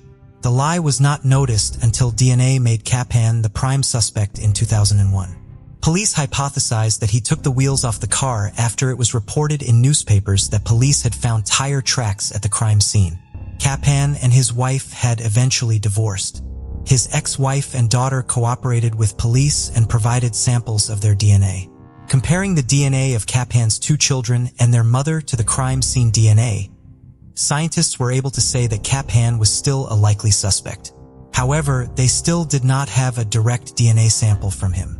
While it appeared that Capan was a Saturday night strangler, investigators wanted to be able to say with certainty that his DNA was a match to that from the crime scenes. On Christmas Eve of 2001, investigators submitted an application to the Home Secretary of the United Kingdom requesting permission to exhume the body of Joseph Capan. They used all of the familial DNA testing as evidence supporting the exhumation. The application was approved and the exhumation was scheduled for May of 2002. Investigators and a forensics team set up a tent over Capan's grave on May 15, 2002, so that they were prepared to begin the exhumation rite at midnight. There had been good weather for most of the day, but as the exhumation grew closer, a storm rolled in. Capan had been buried in a family plot when he died in 1990 at the age of 49, and his coffin was between those of his grandfather and stepfather. Right when the team reached Capan's coffin, a huge clap of thunder sounded. Multiple members of the team reported feeling uneasy, as if something evil was being brought up to the surface. Capan's remains were taken to Morrison Hospital in Swansea for examination. A tooth and one of his femurs were taken into evidence so that scientists could attempt to extract DNA from them before the remains were re-entered. DNA was successfully extracted from the remains and the profile was a match to that from the crime scenes. Nearly 30 years after Sandra Newton, Geraldine Hughes, and Pauline Floyd were murdered, Joseph Capan was identified as their killer and their cases were closed. Familial DNA and the related technique of investigative genetic genealogy developed later in the age of commercial DNA sites have become common investigative techniques. In 2002, such techniques were groundbreaking. The Saturday Night Strangler case is believed to be the first case in which familial DNA was ever used, as well as the first case to be solved by it. Solving this case after so much time had passed was an extraordinary achievement, especially for the time period. However, investigators were somewhat disappointed in the outcome of the case. They had been working in hopes of arresting and prosecuting the killer so that he could be punished for what he had done. Capan had avoided conviction and incarceration. They had found answers in their investigation, but no justice for Sandra, Pauline, and Geraldine. Once Capan's name was made public, multiple women came forward saying they believed he was the man who had assaulted or attempted to abduct them back in the 1960s or 70s. He is the main suspect in 2 rapes that involved ropes and took place in the months before Sanders' murder. However, the evidence in those cases was destroyed, so it cannot be tested for DNA.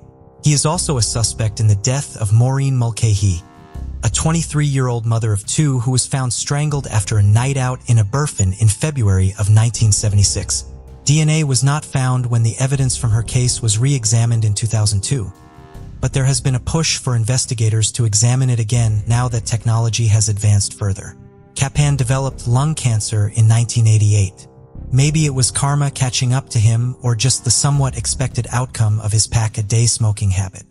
He wasted away over the next 2 years and needed a wheelchair in the end.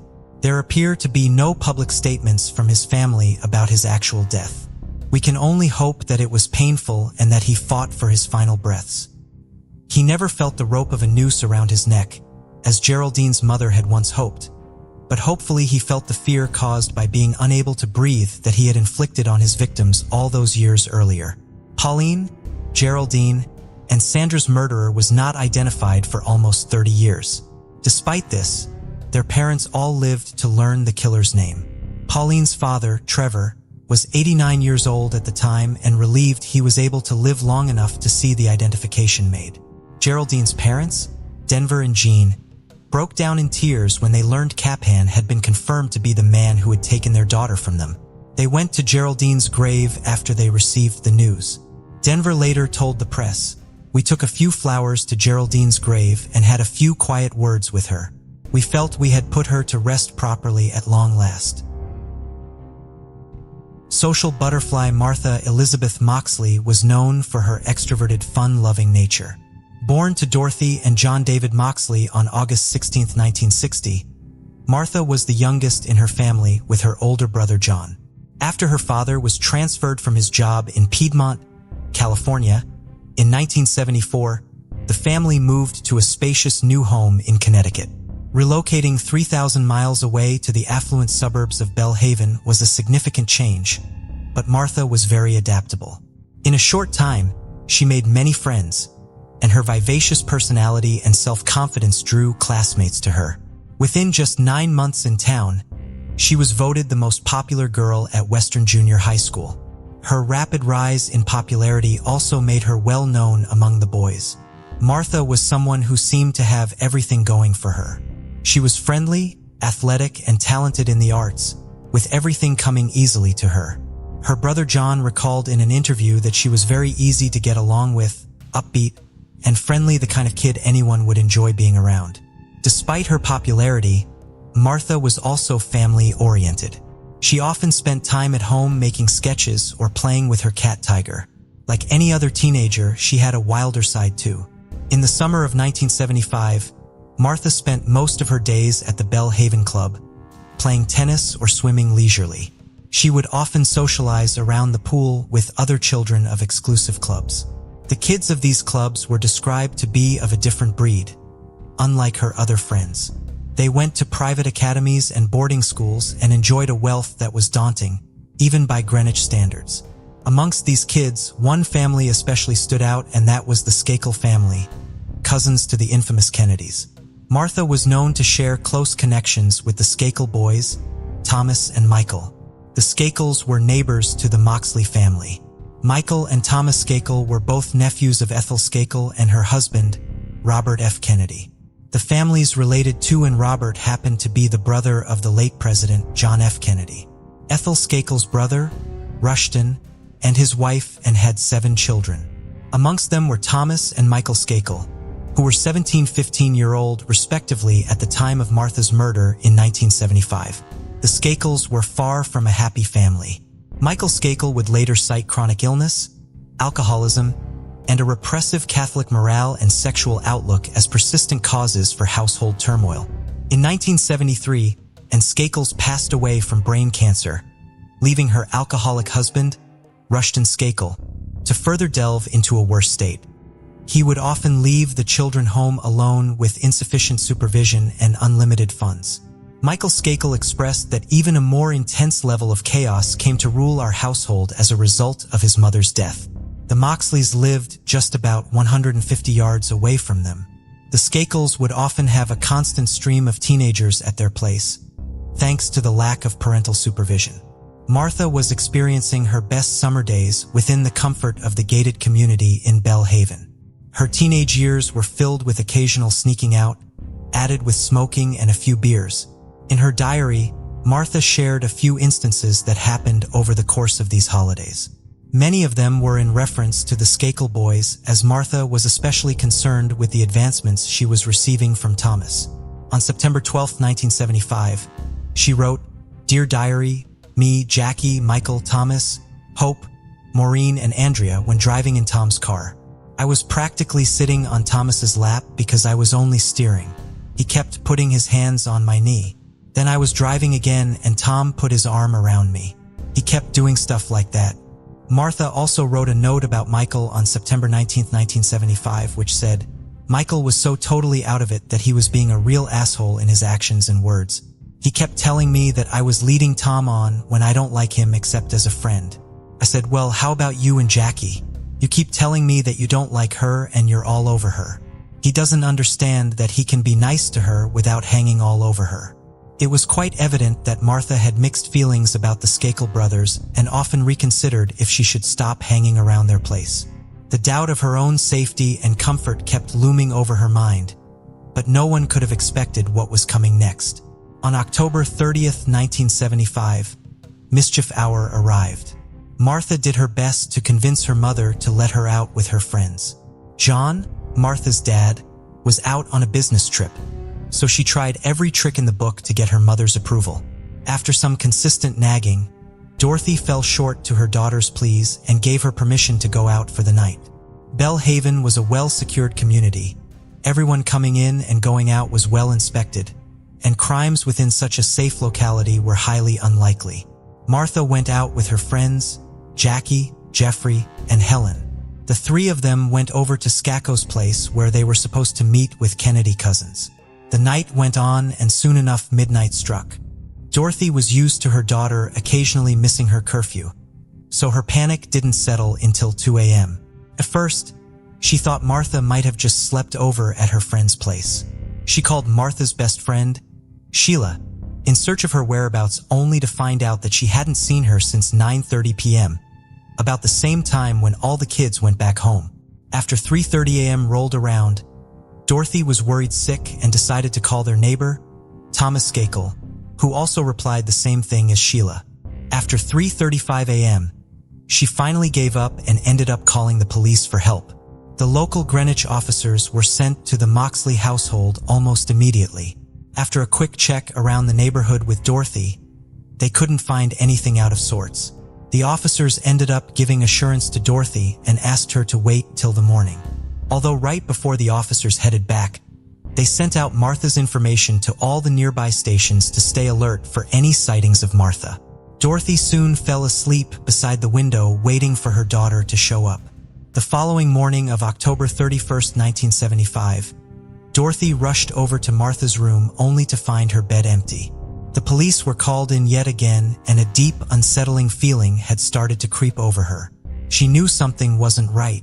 Dorothy couldn't just sit back and wait, so she decided to go around the neighborhood with her son, John, and the first place she went to look was the Skakel household. Over the course of 15 months of them living here, Dorothy had never been over to her neighbor's house, and the first thing she was greeted with was their aggressive dog. Pretty shaken up from the frightening encounter, she knocked on the door and the younger Skakel brother, Michael, opened it soon after. In spite of that, Dorothy was adamant to find something, so she asked to take a look over at the camper parked outside. She assumed that Martha might have just fallen asleep in the back of the camper, but after checking inside, her hopes were crushed as it was empty as well. The word of Martha's disappearance had gone around the locality by this time, and friends and neighbors had come along with the police to inspect the grounds of Bellhaven. Not long after noon, Martha's friend Sheila rushed over to the Moxley household. Shivering in fear, she fumbled to come up with the words to describe what she just witnessed. Through her tears, Sheila pleaded with Martha's mom to call 911 for help. She said something terrible had happened and Martha's not moving. Someone had attacked her and they needed to get help. Dorothy's friend, Jean, who was with her at the time, asked her to stay put as he went back to check on what had happened. As soon as Jean reached the site, he made a gruesome discovery. 200 feet away from her house, lying face down under a large pine tree at the edge of the Moxley property, was the missing teen. The back of her head was bludgeoned and the broken golf club was sticking right out through the back of her neck. Martha's clothes were blood-stained and her jeans and underwear were pulled down to her ankles. Near the teenager was a broken 6-iron golf club, which was used to strike Martha repeatedly in the head. The impact was so forceful, the club was found broken into 3 pieces. The broken golf club pieces were laying all over the ground near her body, everything except the grip of the handle. The law enforcement officers were stunned at the discovery of the body. Greenwich hadn't experienced a violent crime case in the last 30 years, let alone something as heinous as this. The local police were highly unprepared to handle the severity of the given situation. For further thorough investigation, A team from Connecticut County Station was assigned. Forensics at the scene did their best to gather as much evidence as possible, and Martha's body was sent out for autopsy. There was no evidence of sexual assault traced during the autopsy, and the blunt force of her head was found as the initial cause of death. It was later discovered that young Martha Moxley remained a virgin till the end of her life. Whilst the investigation was ongoing, Greenwich local police officers started gathering alibis from every witness they knew to figure out the exact timeline of the homicide.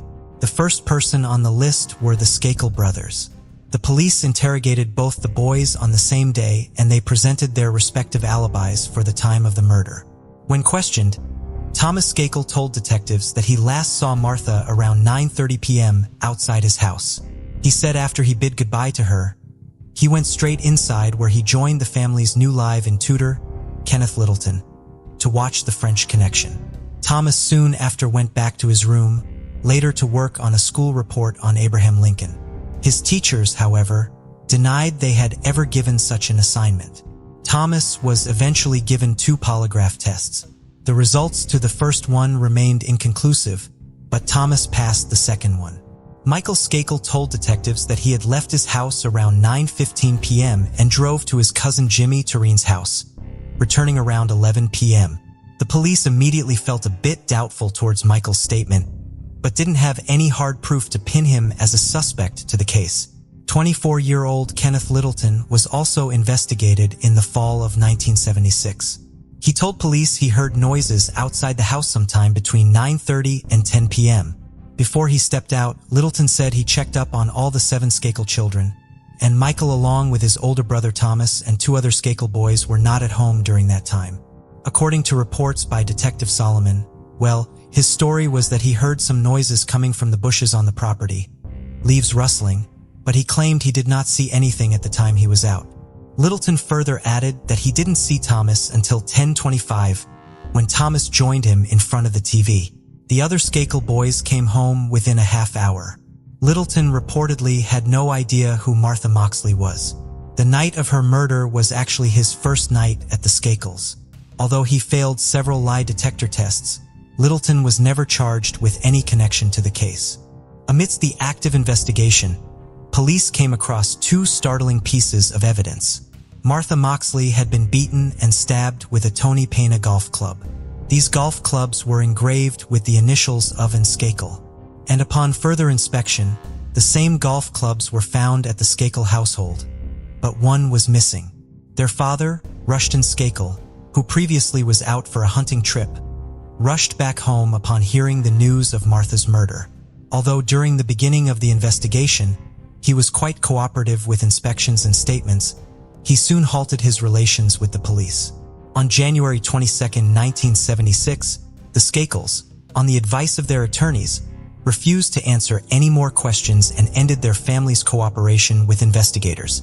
The second thing which raised quite a few questions were the alibis given by Martha's friends. On the evening of October 30, 1975, Martha Moxley left with her friends to participate in mischief night, in which the neighborhood youths would ring bells and pull pranks such as toilet papering houses. According to her friends, Martha was seen flirting with the oldest Skakel brother, Thomas, and was eventually found kissing him moments later. One of her friends later mentioned that they had last seen Martha falling behind the fence with Thomas near the pool in Skakel's backyard at around 9:30 p.m.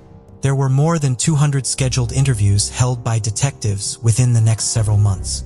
All of them were given several polygraph exams to complete the process. Donald Brown, who was the state's attorney for Fairfield County at the time of Martha's murder, said, "No one has an obligation to cooperate with the police, but in most instances, individuals who have some knowledge that may lead to the identification of an individual who has committed a violent crime are more than pleased to contribute that information to the police. So it's most unusual when an individual possessing information decides that he does not want to give that information to investigators." Initially, the case turned cold for almost 2 decades due to lack of information. In 1991, Martha Moxley's case was reopened after a rumor that another Kennedy family member, William Smith Kennedy, may have been involved in the murder. William was on trial for assault charges, and though his connections to the Martha Moxley case were later closed off, This whole ordeal ended up getting the case restarted with new leads. Within the same year, the police brought in the well-known forensic pathologist, Dr. Henry Lee. Dr. Lee was able to utilize technology that was unavailable in 1975. Among the items examined by Dr. Lee were clothes found discarded in the Skakel's garbage shortly after the murder. We found some hairs and fibers. Some of the hair is microscopically similar to hers. Other hair is dissimilar to hers. Dr. Lee determined that the hair belonged to a Caucasian male. The problem was he didn't have any hair sample from any of the possible suspects and was unable to make a match. However, after studying the crime scene photographs, Dr. Lee was able to provide a possible motive for Martha's murder. The blood smear on her body indicates somebody tried to use force.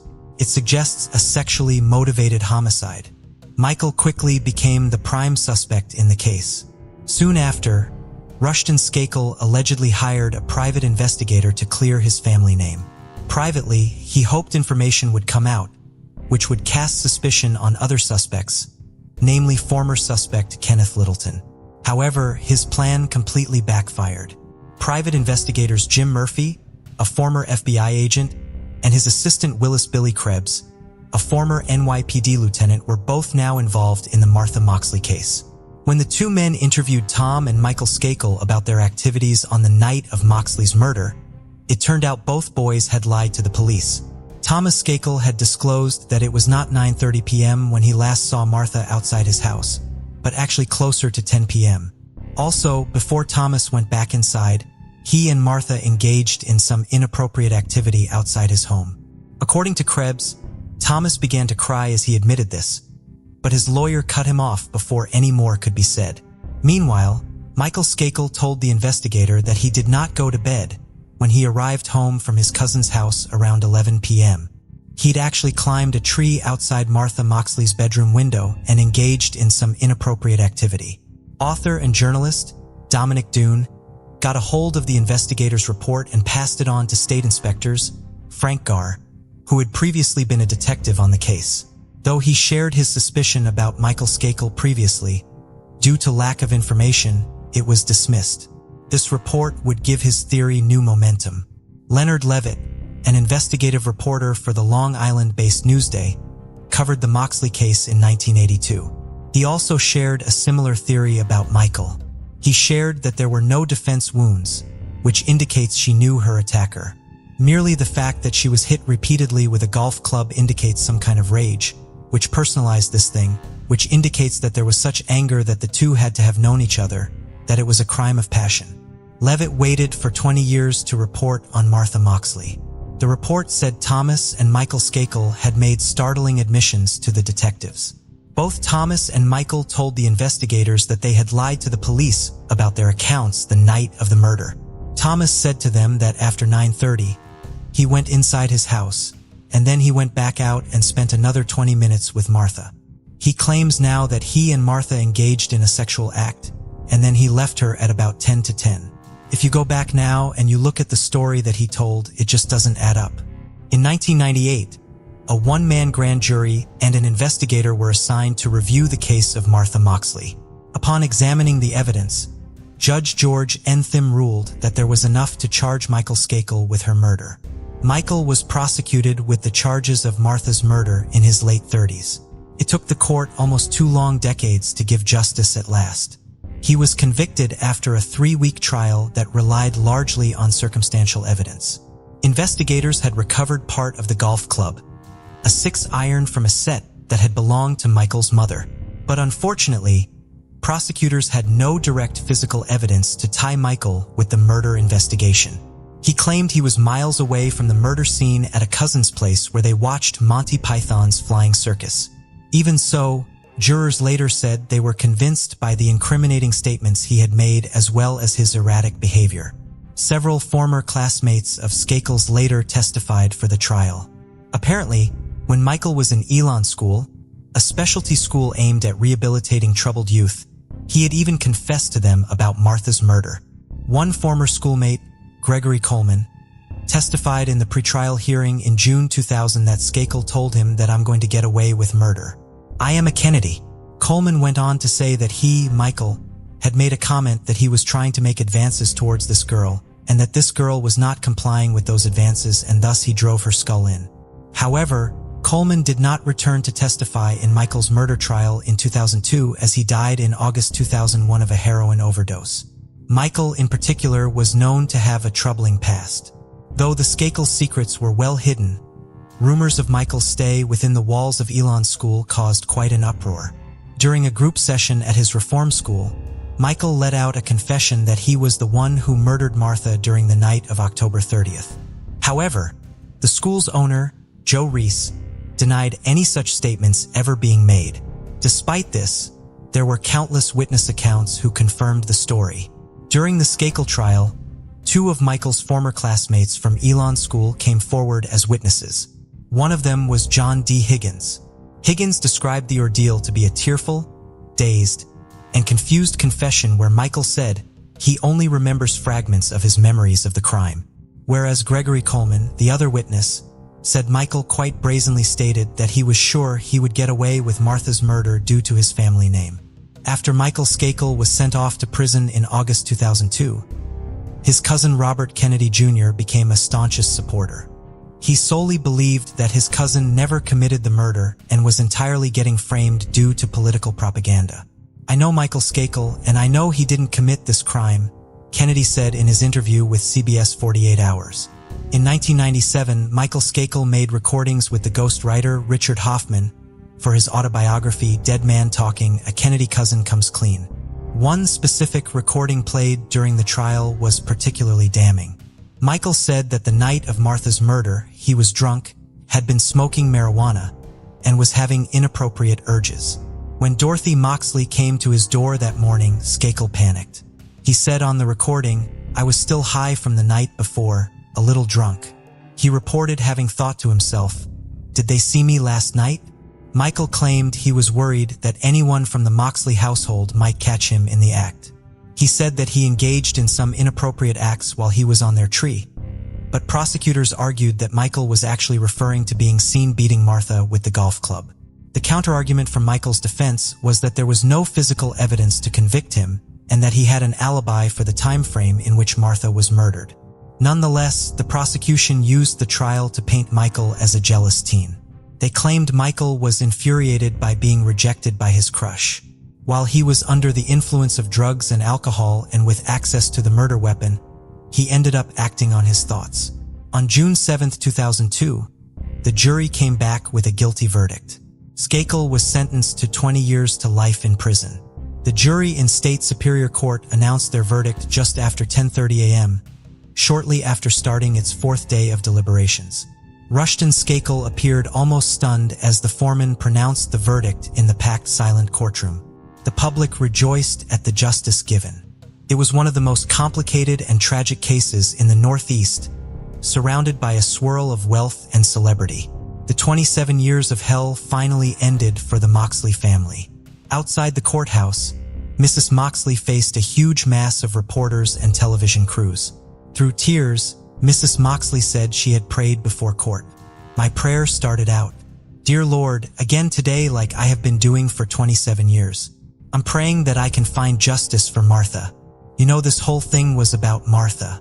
She added, "This is Martha's day. This is truly Martha's day." While Michael was in prison, his lawyers and supporters fought for his conviction to be overturned. For appeals were filed, all of which were denied. Then on October 23, 2013, Michael was granted a new trial on the basis that his defense attorney, Mickey Sherman, provided him with constitutionally deficient representation. As a result, Skakel was released on $1,200,000 bail on November 21, 2013. Prosecutors fought their best to get Skakel's conviction reinstated. They succeeded years later in December 2016.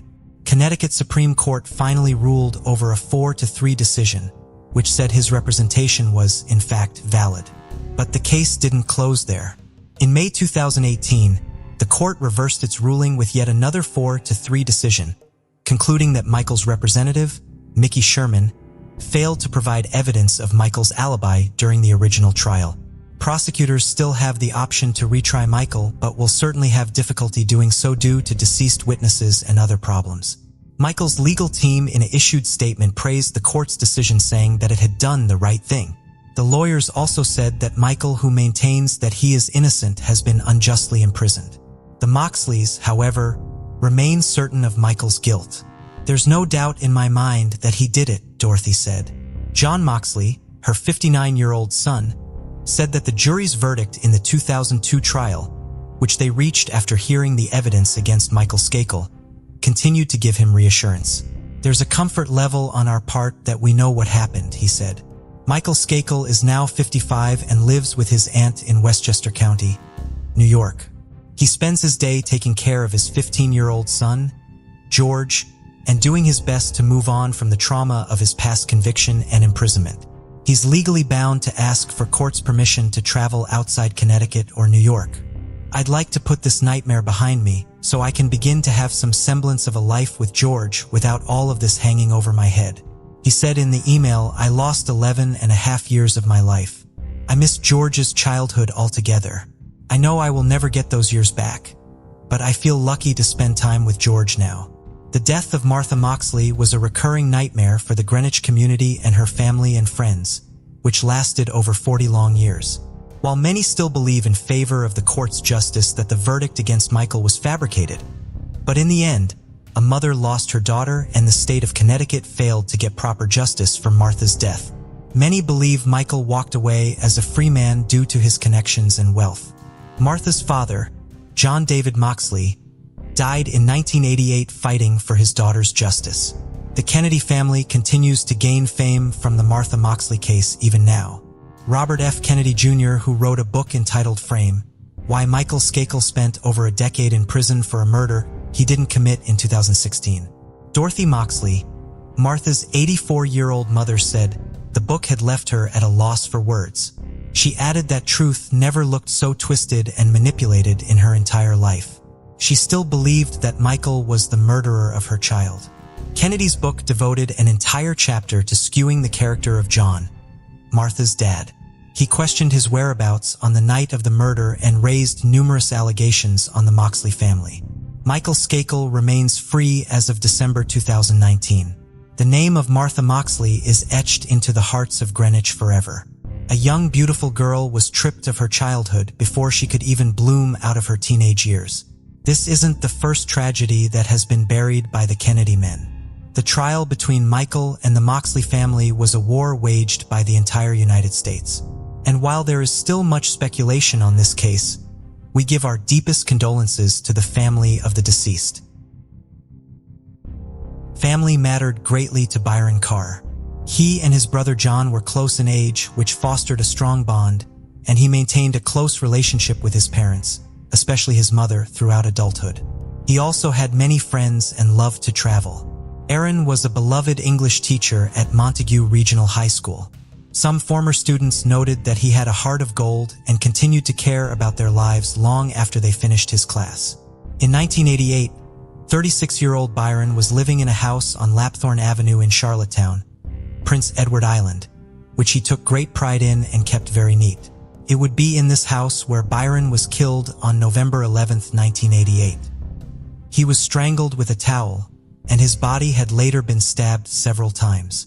The killer had written "I will kill again" on Byron's wall, which obviously raised concerns that more victims would follow. Byron's wallet was also missing.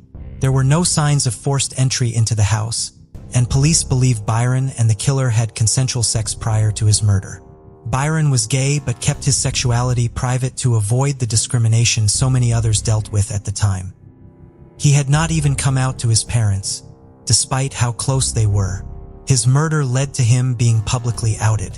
Decades later, investigators would say that Byron's sexuality led to a lack of public interest and cooperation in the case. Byron's family felt this was the case as well. In 2024, Byron's brother John would say, "People were afraid for their jobs just because they were gay at the time. Being gay wasn't a great thing back in 1988 in the public eye. I can remember public officials that were very lukewarm to taking part in the investigation." Other members of the LGBTQ community in the area feared that they may be targeted by the killer as well, and the wider community's cold response to the murder of a gay man only added to their fears that they were not safe on Prince Edward Island. Jeffrey Haight is one of Byron's former students and a gay man who left Prince Edward Island for many years because he felt safer living in a big city. In 2024, he spoke to the CBC about Byron and his murder, saying, "Why was this situation created? Well, it was because society didn't let us be us and we had to live in the shadows. And when you live in the shadows, you meet certain people you should not be around." Police believe the killer was bisexual, a conclusion they came to following the examination of the most important piece of evidence they had, the killer's underwear, which had been left behind at the scene. Police cut out a section from the front of the underwear to test it for DNA and found both male and female DNA, believed to be from the owner of the underwear and a woman he had sex with. The size of the underwear indicated that the killer had a small build, as it fit very tightly when displayed on a mannequin with a 29.5 inches waist. Despite the societal unease around Byron's sexuality and murder, police did preserve evidence and investigate the crime. Hundreds of interviews were conducted over the ensuing decades. Police went to see Byron's parents every few years about the investigation, even though they rarely had substantial progress to report. Byron's case was formally reopened in October of 2007. Investigators hoped that since the LGBTQ community was becoming more accepted, witnesses who may have been scared to come forward in 1988 because it would involve disclosing their own sexuality would now be willing to speak with them. The Charlottetown Police Service also released a composite image of a suspect who attacked a gay man in Charlottetown just 2 months after Byron was killed and was considered a person of interest in the murder. The case would remain unsolved until 2024. That January 26th, Chief Brad McConnell announced that the day before, 56-year-old Todd Joseph Gallant, also known as Todd Joseph Irving, had been arrested and charged with 1 count of first-degree murder and 1 count of interfering with human remains in connection with Byron's murder. A second person had also been arrested but then released, although their potential involvement in the case is still being investigated. Police had long believed that at least 1 other man had come back with the killer to try to remove incriminating evidence from Byron's house after he was killed. In 2013, they revealed that 2 unconnected witnesses had come forward saying that a man had confessed to them that the killer had taken him back to Byron's house after the murder to get rid of evidence. The 2 witnesses came forward in 2008 and 2012 and knew details that had not been made public. The individual they reported, whose name has not been released, had been released on parole shortly before Byron was killed, had a violent criminal history, and had been a potential suspect in the murder early on in the investigation.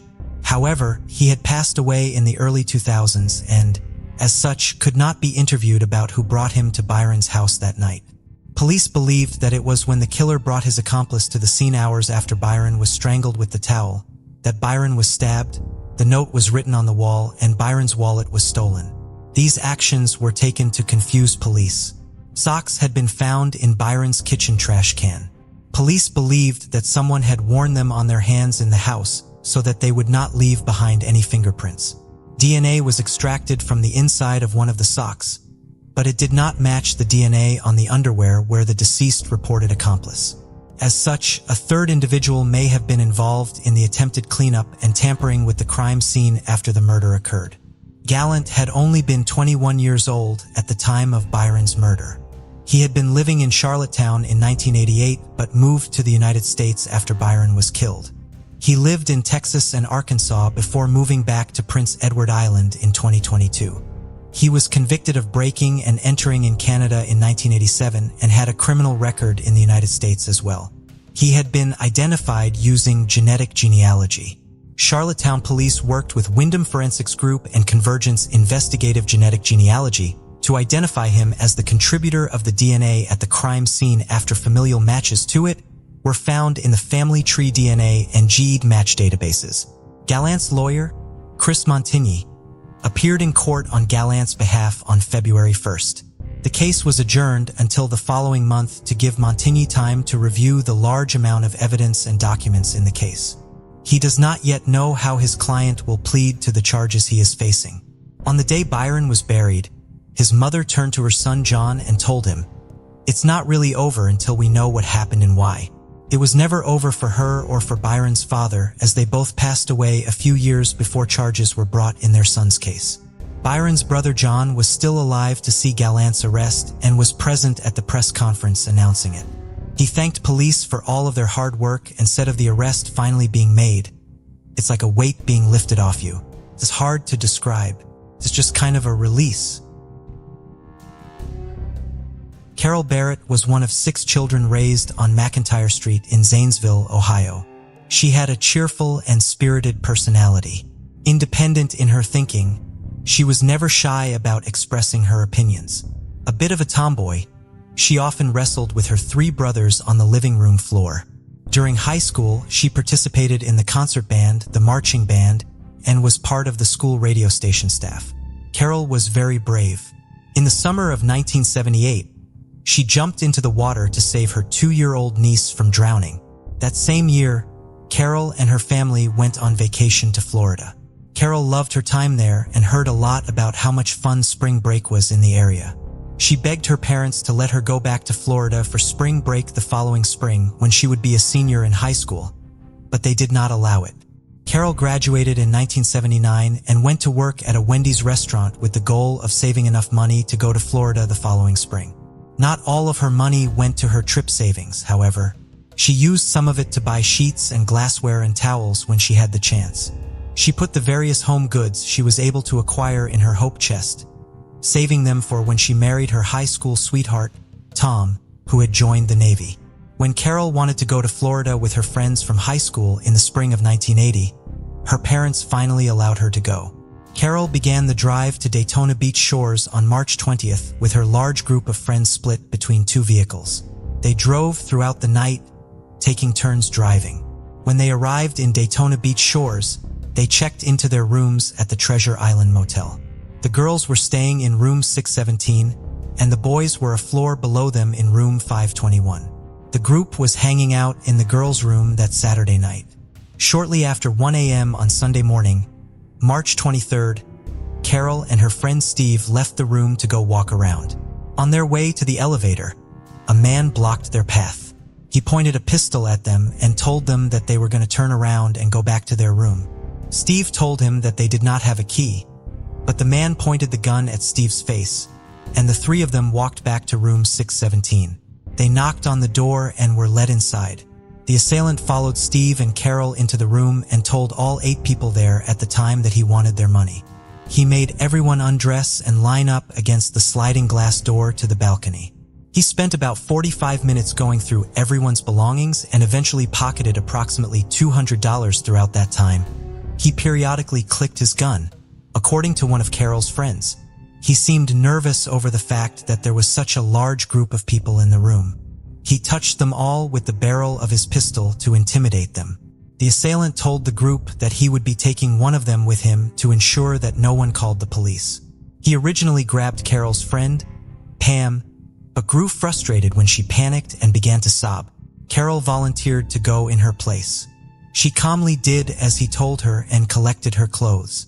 He forced the others in the room out onto the balcony and told them to stay there until 4 a.m. He would let Carol go if they did not call the police. He locked the sliding glass door and forced Carol out of the hotel room in front of him. Carol's friends did not listen to the instructions and quickly tried to get her help. Carol's friend, Chris, was able to climb around the block wall separating their balcony from the neighboring one and wake up the people sleeping inside that room.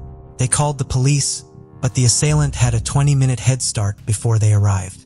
On Monday morning, a passerby discovered Carol's body in a ditch line along I-95 near Jacksonville International Airport. Her white sweater had been pulled up over her head. She had been shot execution style, according to police. There were no other marks indicating that there had been any kind of struggle. 2 of Carol's friends identified her body, which was returned to Ohio and buried in the Mount Olive. Carol's friends helped develop a sketch of what the killer looked like.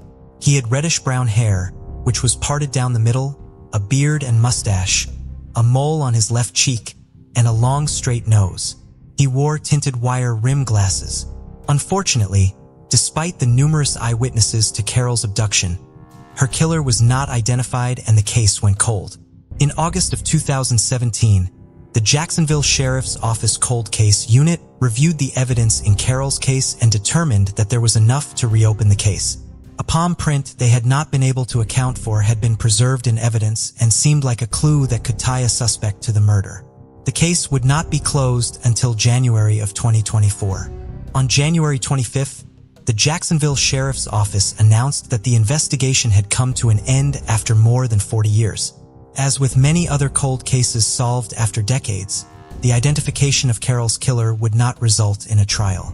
However, while most of these cases never go to court because a suspect died before their identification, in Carol's case, the man who confessed to her murder was still alive but already serving life in prison. That man was serial killer Billy Mansfield Jr. Mansfield had an extensive history of sexual crimes. His crimes eventually progressed to murder, with him killing 3 young women and 2 teenage girls. He killed 4 of his victims in Florida and buried their bodies in his backyard. He then went to California, where he killed a 5th woman.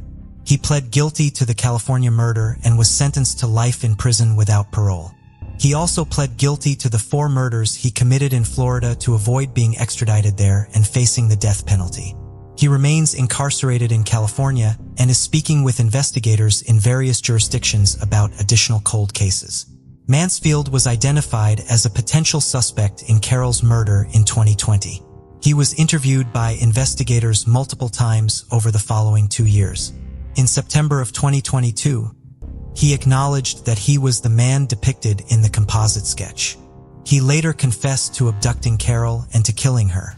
Investigators continued working on the case and consulted with the state attorney's office in the 4th Judicial Circuit about how to proceed.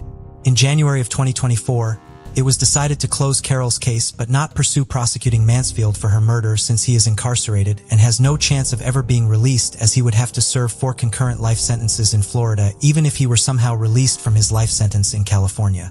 Carol's parents, one of her sisters, and 2 of her brothers passed away before her case was closed.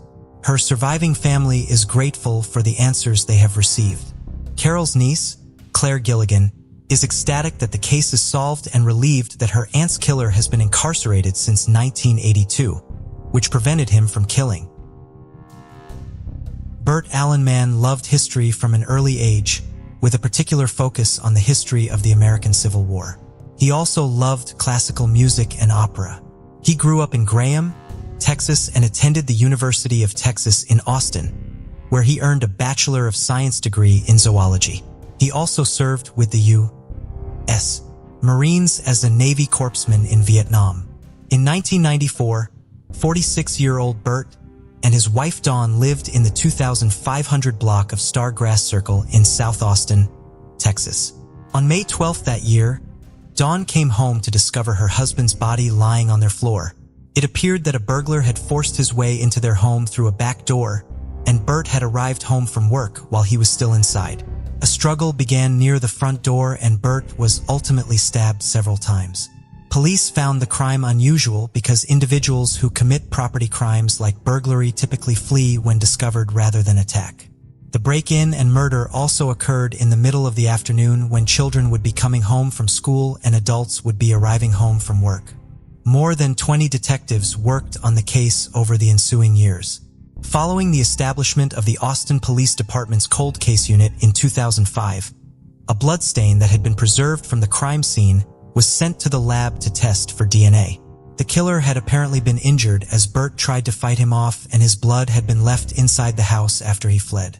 A DNA profile was successfully developed from the bloodstain, but no match to it was found in the combined DNA index system. In March of 2023, the unknown profile was sent to Bode Technology in hopes that they could use genetic genealogy to identify a suspect. In June of that year, they did just that. The man they believed could have been Burt's killer had never been a suspect in the case.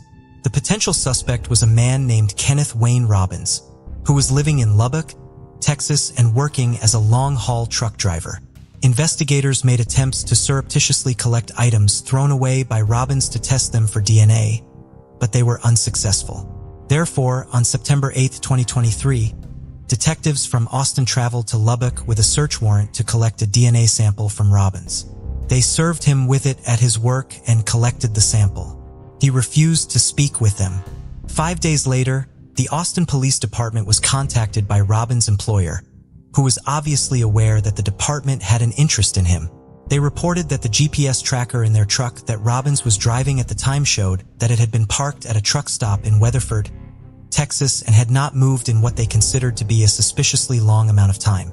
Police in Austin contacted their counterparts in Weatherford and asked them to perform a welfare check. When they arrived at the truck, they found Robbins dead inside of it. His autopsy would find that he had committed suicide. On February 8, 2024, the Austin Police Department announced that they had identified Robbins as the sole person responsible for Bert's murder. The DNA sample taken from him was a match to the DNA from the crime scene, and had he not taken his own life, he would have been charged with capital murder. Not everyone in Bert's family lived to see his alleged killer identified. His father passed away in 2019, and his mother, Virginia, died just a year before the case was closed. Bert's widow and younger sister did finally learn who took Bert from them. We don't have that big question hanging over our hearts. I had really kind of given up hope that it would happen, and I'm so grateful, his sister, Kathy May, told KVUE News. She is relieved that she does not have to go through the stress of a trial, but is upset over what Robbins's family members must be going through in light of the news of his crime and his death. Everett Delano enlisted in the Navy in 1941, with most of his service during World War II occurring in the Pacific Theater. He received training in radio and radio operations and was stationed at various bases across the United States after the war ended. He married his wife, Blanche, in 1951, and they had a son and 2 daughters. During Everett's post-war service, he was often away for months at a time on assignments to ships in the Mediterranean, and his family frequently relocated as he was transferred from base to base. By 1964, Everett and Blanche sought more stability in their lives, leading Everett to decide to retire from the Navy. Everett's extended family mostly lived in and around Orange, Massachusetts, and Blanche's family was in New Hampshire. The Delanos decided to move to Wilmot Flat, New Hampshire, to be close to Blanche's family. Everett's transition to civilian life did not go quite as he had hoped. He had a lot of specialized skills thanks to his years in the Navy, and he thought that perhaps he would be able to find a job repairing radios or even television sets. He could not find such a job in his relatively small town. Since he had left the service to spend more time with his family, he did not want to commute over an hour each way to the nearest larger towns where there may have been more opportunities for him. While he weighed his options for his civilian career, Everett took a job working security overnight at Colby Sawyer College in New London, New Hampshire, and picked up shifts as he could at Sanborn's Garage, a mechanic shop and gas station in Andover, New Hampshire, where he worked in the office and as an attendant, filling customers' cars with gas and accepting their payments. Everett was at Sanborn's Garage on September 1, 1966. The shop's owner, Kenneth Sanborn, left Everett alone there that day because he had errands to run. Kenneth left at 8:50 that morning, and the register would show that Everett processed 3 payments between that time and 9:25 a.m. At that time, a local woman who knew Everett saw him at the shop and waved to him as she drove by. Everett smiled and waved back to her. A white car pulled up to get gas a short time later, but no attendant came out to fill the tank, so the driver pulled out of the station at 9:45. She shrugged to 2 men who were arriving at the station at that time, indicating she was confused as to why no employees were there. The 2 men looked into the office. They saw a man lying on the floor and heard a sound they thought was snoring, so they believed he had passed out on the floor drunk. 3 more men arrived at 10 o'clock. When one of them looked inside the office, they saw that blood had begun to pool under the man on the floor's head. One of the men went to the Sanborn home, while the others called the state police and the nearest hospital. Whenever it was taken to New London Hospital, it was at first believed that he had been badly beaten. However, it was soon realized that he had instead been shot 3 times in the head. His autopsy would find that he had been standing when he was shot the first 2 times, but the 3rd shot had been fired at very close range once he had fallen to the floor. Everett was stabilized, but he remained in critical condition. He was transferred to a larger hospital but died there of his injuries the following day. He was 49 years old. It appeared that Everett had been killed during a robbery. The money in the cash register, approximately $100, was missing. Everett's killer had not noticed a cash box containing around $500 that was hidden nearby. The water in the sink in the men's restroom had been left running. When Kenneth Sanborn's wife arrived at the station, she luckily realized that whoever shot Everett may have been the person who last turned on the faucet. She therefore went outside to turn off the water to the building at the water pump, leaving the faucet handles undisturbed. A crime scene technician from the state police was able to pull a usable fingerprint from the chrome surface. Everett had been killed with a .22 caliber handgun. State police officers therefore looked into anyone who had registered such a firearm in the area and checked on recent sales of handguns of that caliber. Numerous firearms were collected from members of the community and subjected to ballistics testing, but none of the bullets fired during these tests were a match to the bullets from the crime scene. A nearby river was searched in case the killer had thrown the murder weapon into it, but nothing was found. 6 days after the murder, the clue that would eventually solve the case, the fingerprint lifted from the faucet at the crime scene, was submitted to the FBI to be included in their national database. However, it will be more than 50 years before the case will be closed. The New Hampshire State Police formed a cold case unit in 2009, but Everett's case was not included when they compiled a list of all the unsolved homicides in the state. In 2013, Everett's daughter, Darlene, was able to get in contact with the unit and ask why her father's case was not being investigated. When the evidence in the case was finally examined, a suspect was identified almost immediately. When the fingerprint from the crime scene had been submitted to the FBI in 1966, fingerprints had to be compared manually. By 2013, the Bureau had long since moved over to using a digital database known as AFIS. The New Hampshire State Police Forensic Laboratory had begun using AFIS in 1998, but did not run any prints from cases from before that year unless an agency specifically requested it. When the fingerprint from Everett's case was finally run through AFIS, a match was found. It belonged to a man named Thomas Cass, who'd been 20 years old in 1966. Cass had an extensive criminal record. The first of his 13 convictions was in 1966 for larceny, and the last was for manufacturing drugs inside of a federal prison in 2000. The crimes in between ranged from marijuana possession to assault to robbery. He grew up in an abusive home and recreated that environment in his own home once he grew up and got married multiple times. He has been described by multiple people who knew him as a violent person, and he was known to brag about his criminal activities. He had moved to Springfield, Massachusetts in 1966 with his wife and lived there until he went to prison for robbing a gas station in 1967. Investigators met with Cass in October of 2013. They discussed Everett Delano's murder but did not inform him that his fingerprint had tied him to the crime. Cass claimed to have no knowledge of the crime or even where the town of Andover was. He claimed to have only been to New Hampshire once when he visited Hampton. However, he also acknowledged during that same meeting that in 1971, he had stolen a car in Vermont and driven it into New Hampshire. He had been convicted of 2 counts of robbery in Grafton County, New Hampshire Superior Court in 1972 in connection to this incident. At another meeting in November of 2013, Cass willingly provided a sample of his DNA but did not agree to take a polygraph examination. On February 20, 2014, investigators arrived at Cass's home in Orleans, Vermont unannounced. It was during this interaction that they informed him that forensic evidence had tied him to the 1966 murder of Everett Delano. Cass continued to deny having ever been to Andover, New Hampshire, or Sanborn's garage. The investigators then executed a search warrant for the property in hopes of finding the murder weapon, but no weapons were found inside the home. 4 days later, the cold case unit was notified by the Vermont State Police that they had been sent to Cass's residence following a 911 call made by Cass's live-in girlfriend. He had committed suicide, shooting himself in the head with a .45 caliber handgun. According to his girlfriend, he had not acted out of character after his last meeting with investigators, but she did see him with a large amount of cash, which he may have used to purchase the gun. He never made any admissions to her about his involvement in the murder. During later meetings with investigators, she said that Cass had believed he was going to be arrested for a cold case on the day that he killed himself. He had also told her that he would not talk about something that did not have a statute of limitations and that he did not want to go back to prison. While Everett's family was then notified about the fingerprint match and the suicide, the case would remain formally open for another 5 years.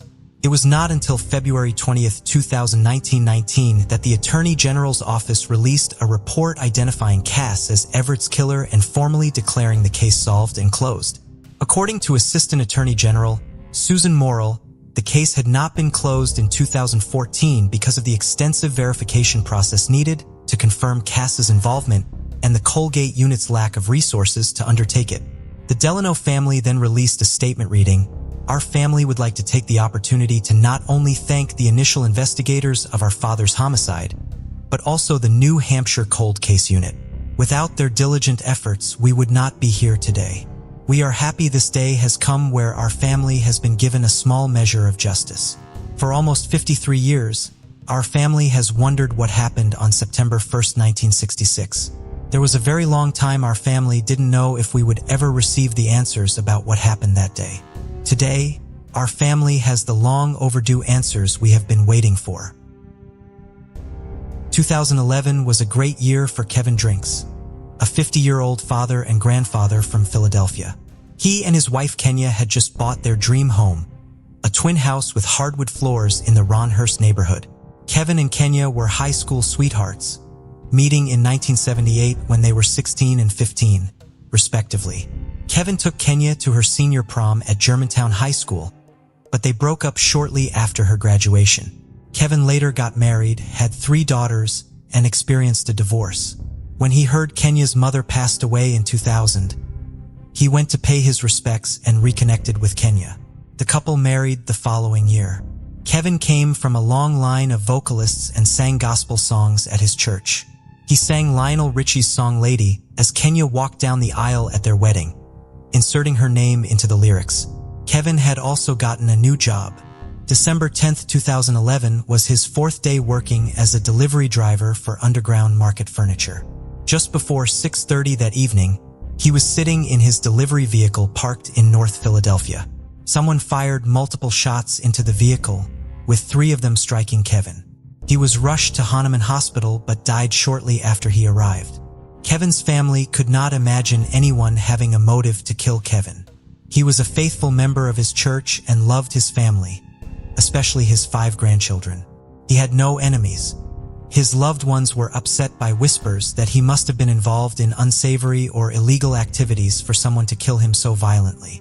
Kevin's widow Kenya took a very active role in advocating for her husband's case.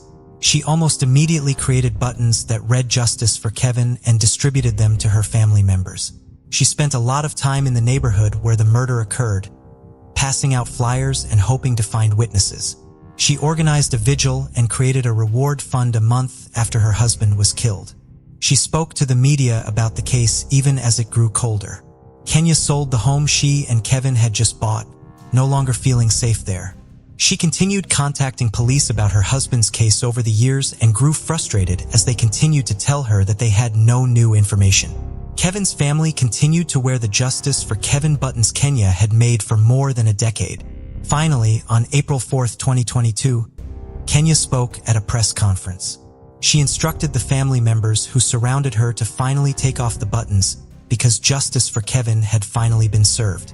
That day, for men, Chad Reynolds, Michael Blackston, Samaj Armstead, and Rayshon Combs had been convicted of various murder and conspiracy charges in connection to Kevin's murder. A jury in Philadelphia found Reynolds, Blackston, and Armstead guilty of first-degree murder, conspiracy, and several related charges. Combs had been found guilty of third-degree murder and conspiracy. Reynolds, Blackston, and Armstead were sentenced to life in prison, while Combs received 2 consecutive 15 to 40-year sentences. Kevin had been killed in a case of mistaken identity. When his family was shown a picture of the man the killers had actually been targeting, they were shocked to see how closely he physically resembled Kevin. The conspiracy that ultimately culminated in Kevin's murder had initially been discovered in 2017 when Philadelphia police detective John Verrecchio listened to recorded jailhouse phone calls from late 2011. Ronalds had made one of these phone calls, He was incarcerated at the time because he had been accused of committing a murder 2 months before Kevin was killed. The phone conversation was done in code, but Detective Verrecchio was able to tell that Ronells and his associates were trying to orchestrate the murder of the key witness against Ronells. Based on their description of the witness, the area where he worked, and his vehicle, investigators realized that when the men working with Ronells had gone out looking for their target, they had misidentified Kevin as the witness in the other case. The attorney's office was able to obtain cell phone data that showed that the killers had followed Kevin around the city for the entire day before he was killed.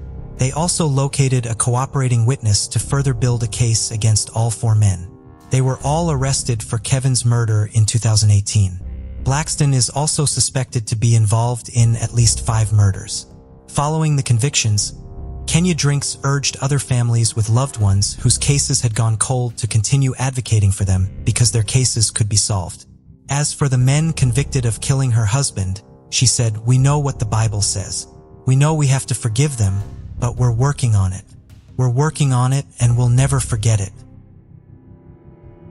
Carla Lowe was kind, generous, and dedicated to her family. She took care of her nieces and nephews while her sister was at work. She was very maternal towards them, putting on magic shows to entertain them, but also making them stand holding volumes of the encyclopedia as punishment for when they misbehaved. On the morning of November 13, 1983, Carla's body was discovered in the 1700 block of Depot Avenue in Delray Beach, Florida. Police believe she had been killed while waiting for an Amtrak train at the nearby station. Her younger sister, Jackie, was supposed to take the train with her, but had changed her mind at the last minute. Carla had been severely beaten and then run over with a truck. Her injuries were so severe that her family was unable to have her casket open at her funeral. It would be 38 years before an arrest was finally made in Carla's case. New technology from British forensic science company Foster and Freeman allowed police to extract and identify a fingerprint on a butter knife found with Carla's body. A match to that fingerprint was on file with police. In November of 2021, a grand jury found that there was sufficient evidence to charge the person whose fingerprint was found at the scene with murder. On November 29, 2021, 59-year-old Ralph Williams was arrested and charged with first-degree murder with a weapon in connection with Carla's murder. His arrest was the first made by the Delray Police Department's cold case unit following its formation in January of that year. Williams had been born just 1 day after Carla in December of 1961. He had been a suspect in her case from the very beginning. The day Carla's body was discovered, Williams had been arrested for unrelated grand theft auto and burglary charges. Other individuals in police custody with him told authorities that he had confessed to Carla's murder to them. When police searched his apartment, they did find a chunk of bloody, reddish hair. They appear to have not viewed this as conclusive evidence, and they did not charge him with Carla's murder at the time. Carla's murder had been reopened in 2005 with the hope that DNA could be found on the evidence from her case. But the effort had been unsuccessful and the case was closed again. It was opened by the new cold case unit in February of 2021 when the new technology allowed for the fingerprint to be identified and for charges to be filed. While Carla's killer was finally identified and arrested, it is hard to say that Carla and her family got justice in light of how the criminal case against Williams concluded. Williams and his lawyer negotiated a plea deal, and Carla's family came to the courthouse with some of them traveling from out of state to hear him plead guilty and receive his reduced sentence. However, once he got in front of the judge, Williams rejected the plea deal and claimed that he had not received adequate legal counsel from his public defender. He said he planned to pay for a new attorney on his own. Carla's younger sister, Jackie, said later that she was so angry at seeing the smug look on his face that she thought she was going to pass out in the courtroom.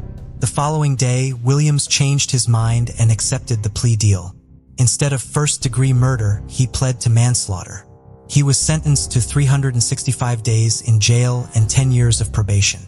He was given credit for time served since his arrest and left court as a free man that same day. Carla's family is trying to move on, but they do so with a lot of anger over her killer receiving only a slap on the wrist for her murder. In a perfect world, I would have liked him to be brought to trial in 1983 and put to death for what he did to her. But no, he lived 39 years while she didn't. Carla's sister, Jackie, told the South Florida Sun-Sentinel. In 1999, cosmetology student Susan Cox met Joshua Powell at a dinner party in Tacoma, Washington. Both were devoted followers of the Church of Jesus Christ of Latter-day Saints, and the chemistry between them was unmistakable.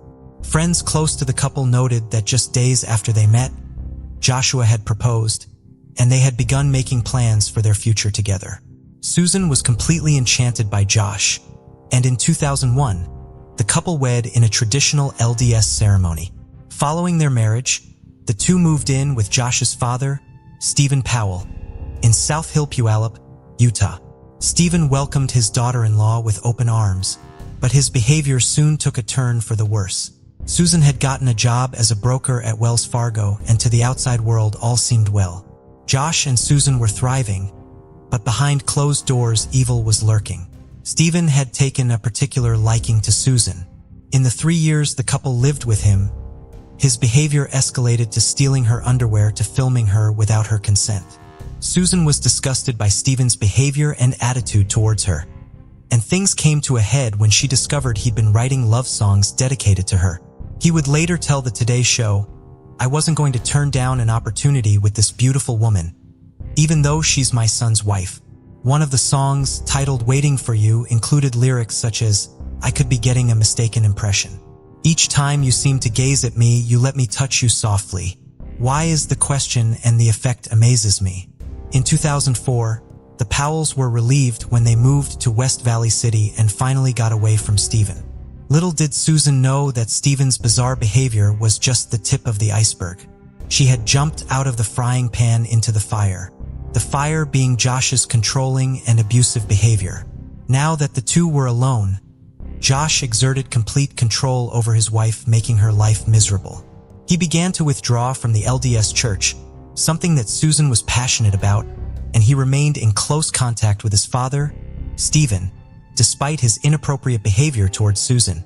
By 2007, Susan and Josh had welcomed 2 sons, Charles, born 2005, and Braden, born 2007.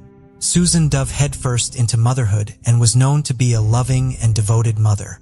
She juggled her job as a broker with her job as a parent, whilst Josh was in between jobs. It was apparent to those outside the marriage that cracks were beginning to show. Susan was the primary breadwinner and Josh was living a lifestyle well beyond their means. Josh's spending habits and withdrawal from the LDS Church began to grate on Susan, and the pair became distant. Susan recorded a disturbing video in which she said, "This is me July 29, 2008, covering all my bases, making sure that if anything happens to me or my family or all of us that our assets are documented." She banned the camera around the home, but it was clear that Susan's message had a double meaning. KOMO News reported that in June 2008, Susan had written a new will in secret. The will in part read, quote, "I want it to be documented somewhere that there is extreme turmoil in our marriage. Josh threatened that if we get a divorce, there will be no lawyers, only a church mediator, and I will ruin you." She also stated that Josh had told her, quote, "You, Susan, will be destroyed and your life would be over and the boys will not grow up with a mom and dad." Final paragraph chillingly read, quote, "If I die, it was not an accident, even if it looks like one."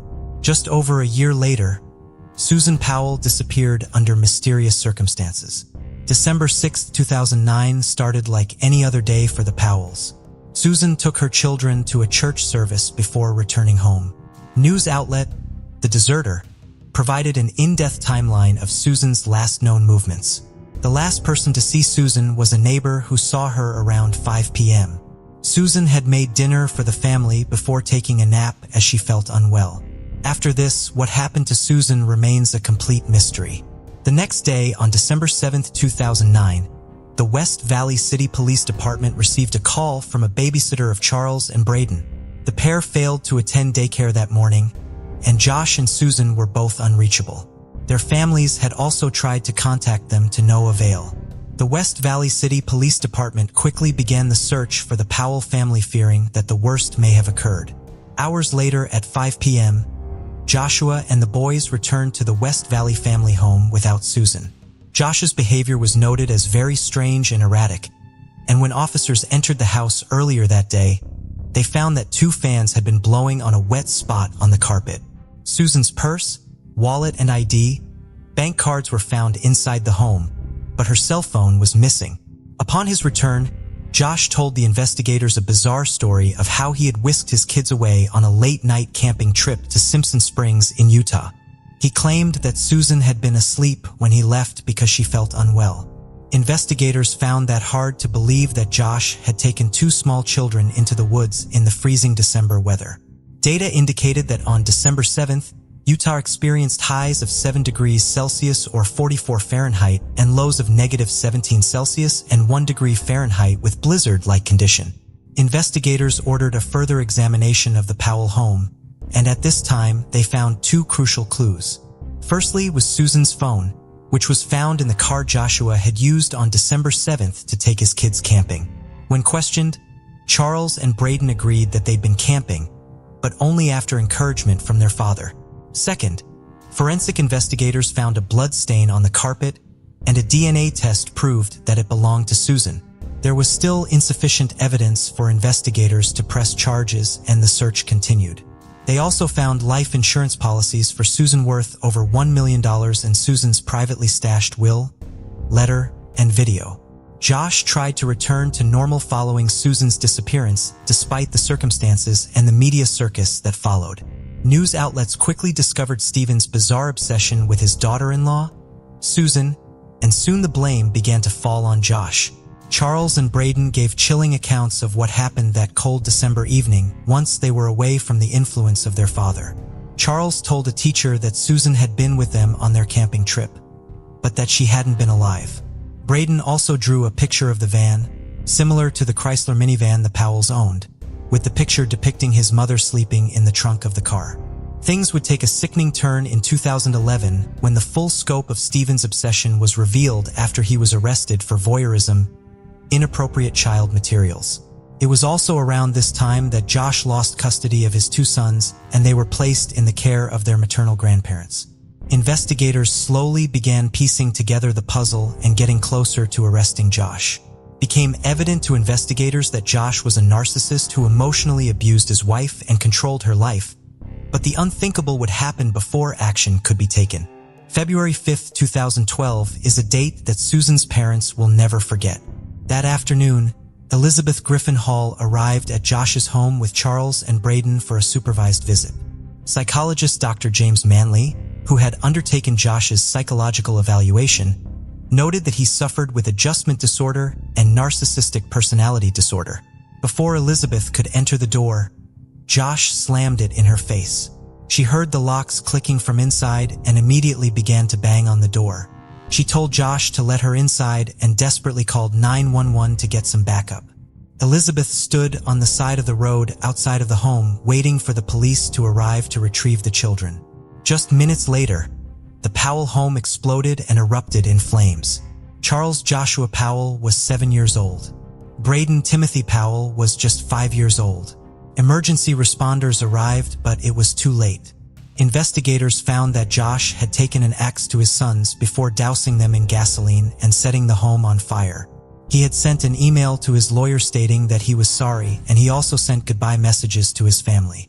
Investigators were heartbroken by the conclusion of this bizarre situation. In 2013, Michael Powell, Josh's brother, who was also believed to have some involvement, also took his own life. Almost all possible suspects and witnesses in Susan's disappearance are now gone. Stephen didn't provide the police with any valuable information, and following his release in 2017, he too would pass away due to natural causes. This investigation had led the police on a wild goose chase, and despite $1,000 in cutting-edge techniques, the West Valley City Police Department were no closer to solving this case than they were in 2009. Investigators believe Susan's body may be buried somewhere in Simpson Springs or the surrounding Utah wilderness. With all potential witnesses and suspects now deceased, investigators are holding out for new information or evidence to surface. Susan's disappearance encompasses so many bizarre tales and stories. It's hard to discern what is the truth and what is a red herring. Susan Marie Powell is described as a white female with brown highlighted hair, blue eyes, 5'4", and 130 pounds. She was last seen wearing a long-sleeve black shirt and black dress pants. Anyone with information is asked to contact Detective David Greco of the West Valley City Police Department. Thank you for joining us on this journey into the depths of unsolved mysteries. Cold cases not only challenge our understanding of the past, but also ignite our curiosity and determination for answers. Remember to subscribe to stay updated on our latest investigations. And if you have any information regarding the cases we've covered, don't hesitate to reach out. Together, we can shed light on the shadows of the past and bring closure to those who seek it. Until next time, stay vigilant, stay curious, and never stop seeking the truth.